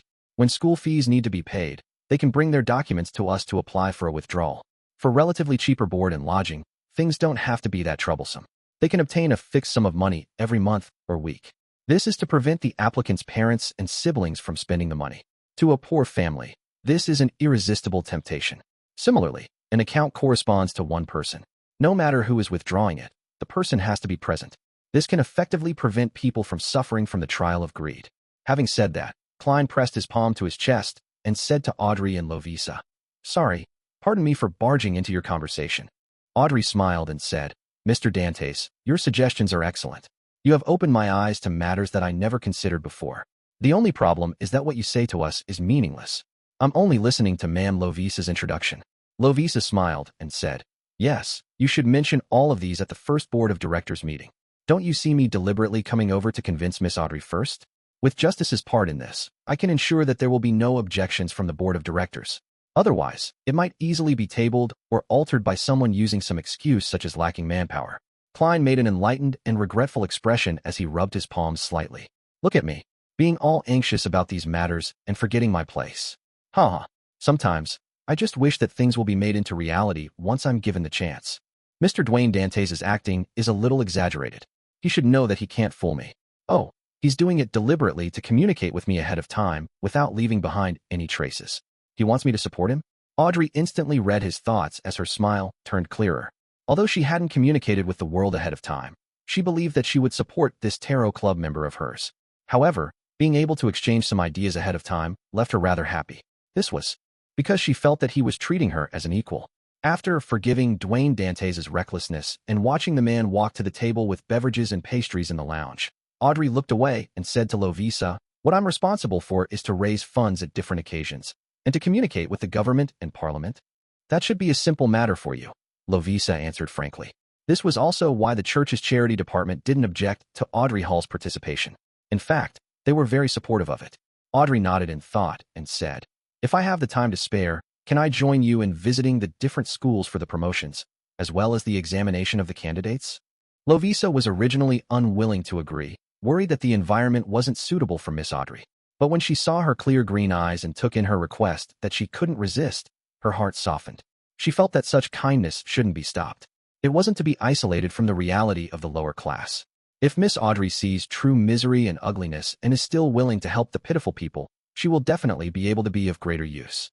It will prevent the higher-ups from always formulating unrealistic measures. Lovisa quickly found a convincing reason as she sighed and smiled. "No problem. However, you won't be able to wear such a dress or wear any jewelry. What do I do with lie? Turn it into a bracelet and hide it under my sleeves?" Audrey thought as she replied with a smile, "All right." With Miss Audrey Hall's support, the Lone Charity Bursary Foundation's first board of directors meeting ended perfectly after its establishment. Klein returned to 160 Buckland Street in a good mood. Following his usual habits, he entered his master bedroom at around 2 to have an afternoon nap. In his hazy dream, Klein suddenly jolted awake and sensed something. Someone was attempting to infiltrate his dream. Who is it now? I'm even getting disturbed in my afternoon naps? As Klein mumbled, he made the dream transform into the half-open room with the balcony. Then, he saw the black-haired, green-eyed Leonard with his unkempt clothes somersault through the window. Does this fellow not know how to use the main door? Why is he suddenly here? I should remember to get his contact method. Klein sat in his reclining chair, feeling peeved and amused. He looked at the poet with a leisurely expression and said, "This is an impolite way of visiting me." When Leonard heard that, he bowed in a manner that lacked standards. "Mr. Dantès, I have something I would like to consult you on." "Consult? That's a nice attitude. Also, it doesn't seem to be anything major." Klein secretly sked as he said, "What's the matter?" Leonard grabbed a seat and deliberated before asking, "You were embroiled in Quarren's suicide. Who do you think the real murderer is?" If I wanted to know, I would have thrown out Frank's mushrooms. However, I can't say that I've no idea at all. That just lowers the impression he has on me. Klein was very accustomed to such situations, so he expertly laughed and, instead of answering, asked, "How were your investigations?" Chapter 874, I didn't say anything.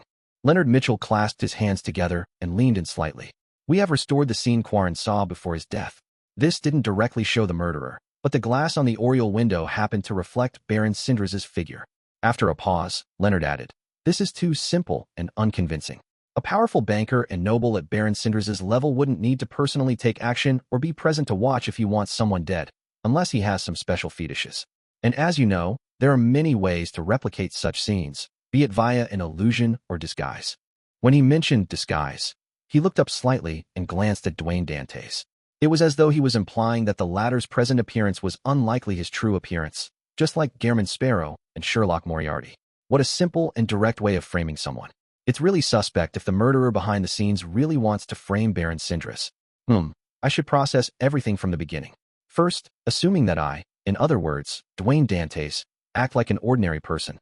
Anyway, I won't mention the conclusion and only raise questions to guide his train of thought. If the final answer isn't right, that must be because my dear poet misinterpreted it and was unable to figure out what I was getting at. Klein smiled as he raised his porcelain cup and took a sip of black tea. Let's not consider this problem first. If the person who wasn't embroiled in this matter wasn't me, how would the case have developed?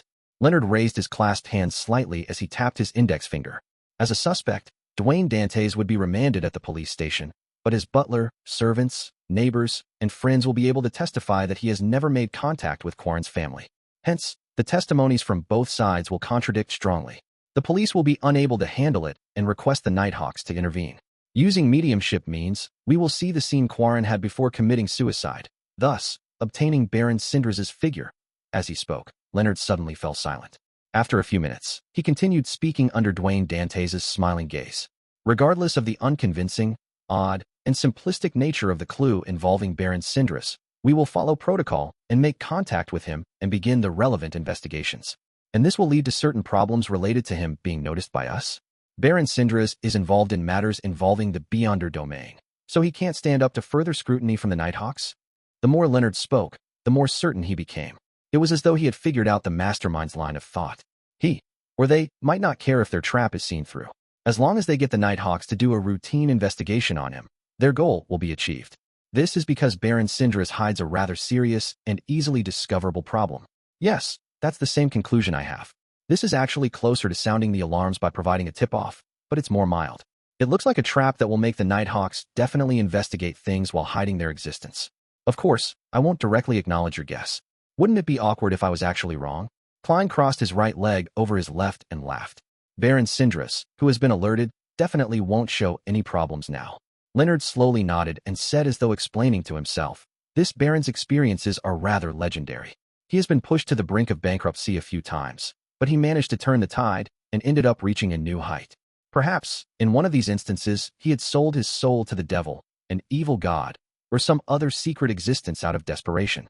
This story is quite reasonably crafted. Klein didn't comment on the accuracy of Leonard's guess before asking.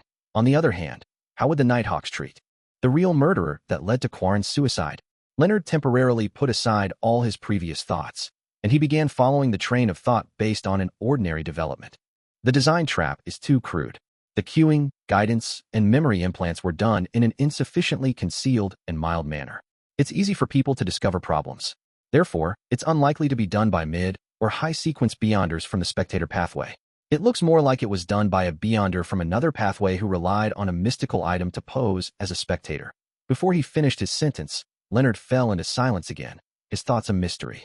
Klein maintained his faint smile as he calmly looked at the poet. It was as though he had everything under control, but he wasn't going to say a thing. Everything depended on what Leonard figured out. This is very similar to what Old Man said from before. Is it really done by some mid- or high-sequence beyonder from the Spectator pathway? His seemingly crude and flawed setup was actually a precise consideration of everyone's reaction. Everyone's response at every step of the way was taken into consideration, with the only mistake stemming from Dwayne Dantès' experience and wisdom. Leonard felt that he had already figured out the truth as he got up and coughed gently. Thank you for your advice. Klein immediately chortled and said, I didn't say anything. Without waiting for Leonard's response, he said, your former colleague got me to ask you how he should inform you if he were to discover traces of Ensangwell. Leonard, who had planned on getting up to bid farewell, sat back down. colored with a complicated expression, he said after more than 10 seconds of silence. Pass the information in the form of a letter to 7, Pinster Street. This means that he won't be leaving Backland anytime soon? Or is it that no matter how far he goes to carry out missions, he will have the means to monitor 7, Pinster Street, and read the letter remotely? It might be the latter assumption.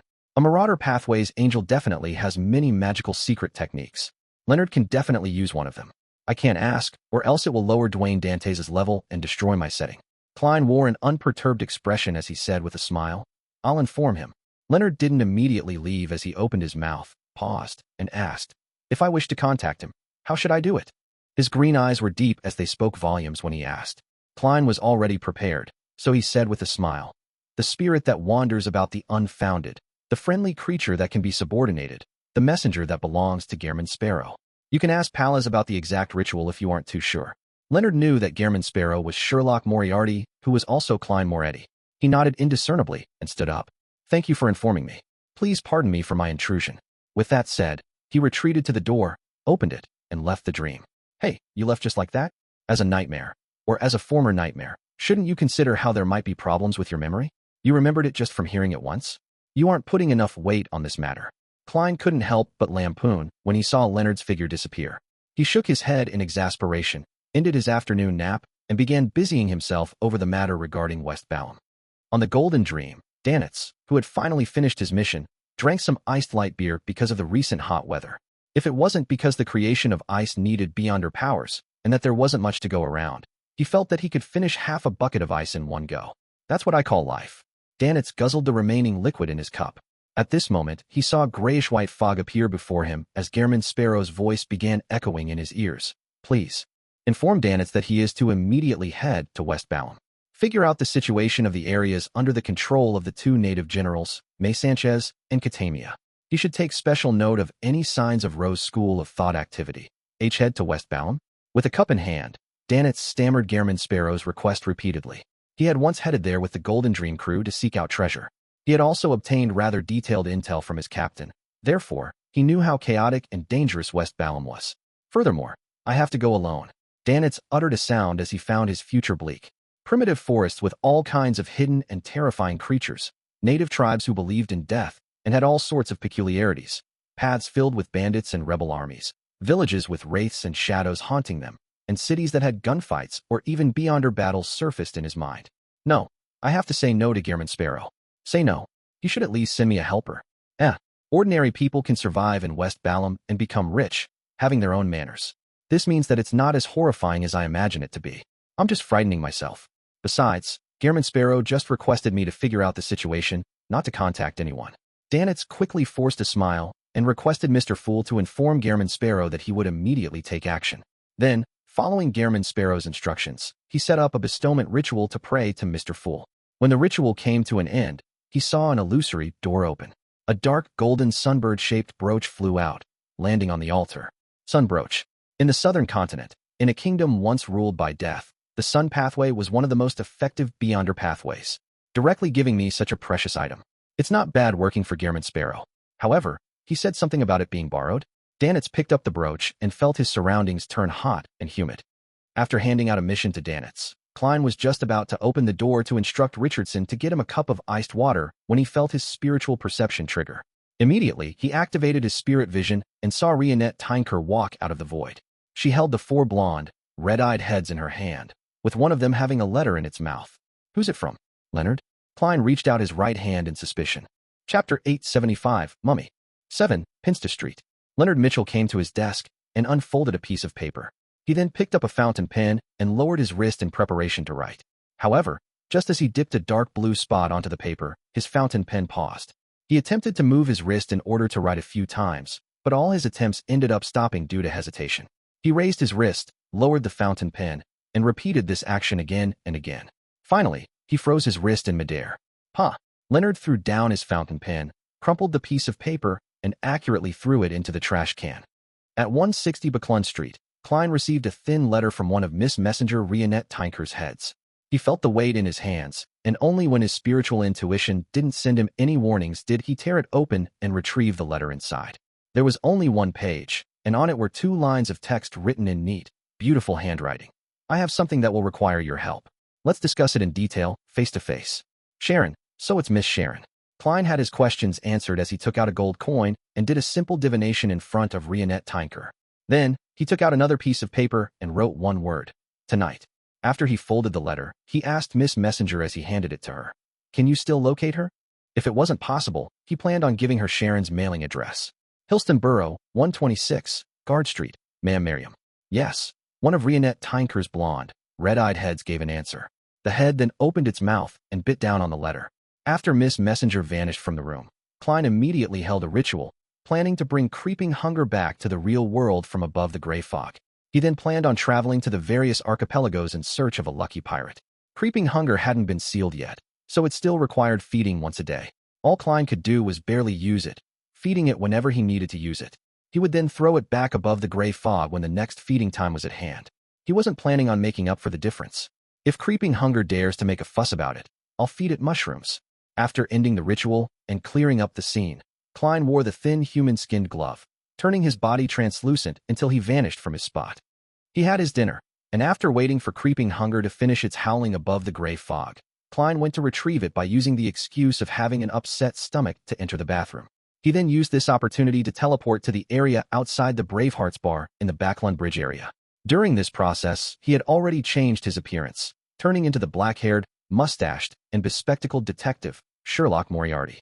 Bending his back and rolling up his pant legs, Klein gave a self-deprecating laugh. He lowered his hat and nudged open the heavy wooden door to step into the bar.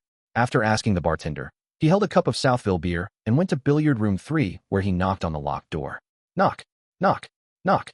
Amidst the rhythmic knock, the door creaked open a tiny gap. The red-eyed Ian peeped his head out before breaking out into a smile. Sir, please come on in. As the weather was turning warm, he no longer wore his old coat. Instead, he wore a simple linen shirt. Klein nodded with a smile and quickly entered the billiard room, where he took in the surroundings almost instantly. Merrick, with his hair a little messy, was wearing a white shirt, black vest, and black pants. He was holding onto a cue stick and had his back bent to play billiards. Perhaps having a deep impression of causing chaos for Sherlock Moriarty, he didn't summon his zombies to play cards with him. Long time no see, Klein greeted first. Meanwhile, Sharon, with her small black bonnet and black, regal gown, appeared beside the billiard table, sitting on a high stool. Good evening, ma'am. Klein moved his gaze over and bowed with a smile.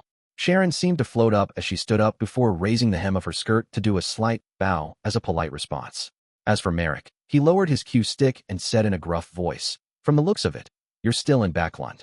His face was as pale as ever, but the evil look in his brown eyes had lessened significantly. It seemed to be evidence of the effective temperance he had in recent times. It was apparent that his acquisition of the scarlet lunar corona prevented him from almost breaking down on every full moon, so much so that he didn't need to frequently switch to new types of sedatives. Klein didn't directly answer Merrick. Instead, he walked to the billiard table and put down his beer. Smiling, he said, "I'm very sorry. I was planning to sell a Wraith Beyonder characteristic to you, but unfortunately, it was lost." Sharon's blue eyes didn't move, nor did she probe for a reason. All she asked was a simple, "Are you all right?" She knew that the Wraith Beyonder characteristic Sherlock Moriarty mentioned belonged to Admiral of Bloodseigneur, and he was also Sherlock Moriarty's marionette. By losing the Wraith Beyonder characteristic, it also meant the loss or destruction of his marionette. This was a significant loss for such a Beyonder. "I'm still all right. At least I didn't suffer any harm," Klein said with a sighing smile. "No wonder I didn't see Seigneur this time," Merrick muttered in enlightenment. Merrick and Miss Sharon don't seem too bothered about the lack of that Wraith Beyonder characteristic. They have other means or methods to acquire one. Klein sharply grasped this point and switched to asking, "Is there something this time?" Merrick immediately glanced at Ian. The staid teenager didn't ask further as he quickly left the billiard room and closed the door. Sharon's doll-like face didn't show any emotion as she allowed Merrick to speak. "Tomorrow, there will be a ship from the southern continent arriving in Pritz Harbor. It is intimately tied to the Lone Army. This ship carries with it treasure and relics plundered from the Star Highlands, Paz Valley, and Hajeni Plains. Among them is a mummy. It's the 19th king of the ancient Hajeni Plains, Tutmosis II. The southern continent's original language didn't stem from ancient Phaeacian. It had its own structure. In the ancient Highlander language, king also has the special term, Khedive. It was translated by Emperor Roselle as Pharaoh. It's a mystery what he was thinking. Also, mummy was named by him too. In short, the meaning of Pharaoh is the son of God, king of humans. Tutmosis II was once a high-sequence Beyonder. However, after his death, The corresponding characteristic was taken away, leaving only his corpse behind to be made into a mummy. To other Beyonders, this is a material filled with spirituality, an excellent choice for creating a zombie. But to us, it has another meaning, a very important meaning. Our goal this time is to obtain that Tutmosis II mummy. Another meaning? The corpse of a high-sequence Beyonder without any Beyonder characteristic. Apart from using it as a material, there's another meaning to it? Klein's heart stirred as he suddenly thought of Ma'am Hermit's request to purchase a drop of mythical creature blood. Could it be the ritual requirement to go from sequence 5 Wraith to sequence 4 Puppet? Miss Sharon already has the formula and has digested the Wraith potion? From the way she acts, she's practically acting as a Wraith all the time. Who knows, she might have digested it a long time ago. However, when we were in the underground ruin talking to the evil spirit, it was evident that she didn't possess the puppet potion formula. Yes, everyone has their own circles. It's not strange for her to be able to obtain it. Klein swept his gaze at Sharon while in thought, but he failed to discover any obvious changes from before. She was still more like a doll than a living person. However, she didn't show any signs of being even darker and creepier. Sharon silently sat there and watched Sherlock Moriarty and Merrick intently, listening into their conversation. If it's just a high-sequence mummy without a Beyonder characteristic, the level of protection can't be too high. Just the two of you shouldn't find it difficult to snatch it away. Klein raised a suspicion. From his point of view, a Sequence 5 Beyonder could be considered quite a powerhouse. Unless the ship had a demigod escorting it, it was very difficult for Beyonders at the same level to put up any effective resistance if her target was solely a mummy. After all, there were too many items the Beyonder guards had to look out for. Furthermore, they might be scattered in different cabins due to the different means of storage. This time, it was Sharon's turn to provide the explanation. She used her succinct manner of speech as usual. We're worried that it's a trap the Rose School of Thought is using to target us. If there's nothing, 1,000 pounds. If there's something, we will be in charge of drawing attention while you take away the mummy. Depending on the level of danger, it will range from 5,000 to 10,000 pounds. I see. Klein didn't immediately reply as he thought and asked, do you know of spirit world plunderers? A Wraith was also a type of Beyonder who could effectively move through the spirit world. Sharon nodded slightly and said, I can use the cash and the relevant information about spirit world plunderers as payment. Klein tersely acknowledged. I'll consider it. I'll write to you before midnight. As an excellent seer, he would head above the gray fog to confirm the level of danger regardless of what it was. However, he could confirm that this was definitely not a trap targeted at him since he had no need for a mummy. All right, Sharon replied with a deadpan expression. Klein didn't immediately bid them farewell as he walked to the door and informed Ian to enter. He then asked, are there any news worth taking note of recently? Ian thought for a moment and mentioned pieces of information that were relatively important. Someone is trying to find out about the organization that believes in the Fool. Klein was somewhat surprised as he asked with a smile. A young man with black hair and green eyes? He suspected that it was Leonard Mitchell. Ian shook his head. No, black hair and black eyes. Some mister from the Aurora Order? Klein considered for a moment before asking. Can you draw who it is? Ian was taken aback before he said in a self-deprecating manner. You might never be able to recognize him if that's the case. At this moment, Sharon said, I can help you. All right. Ian first heaved a sigh of relief before following the instructions to prepare a rather simple ritual. Then, his body trembled as he drew a sketch while being possessed by a wraith. It was a young man with curly black hair, black eyes, a wide forehead, and a thin face, while wearing a monocle. Amon. Blasphemer Amon.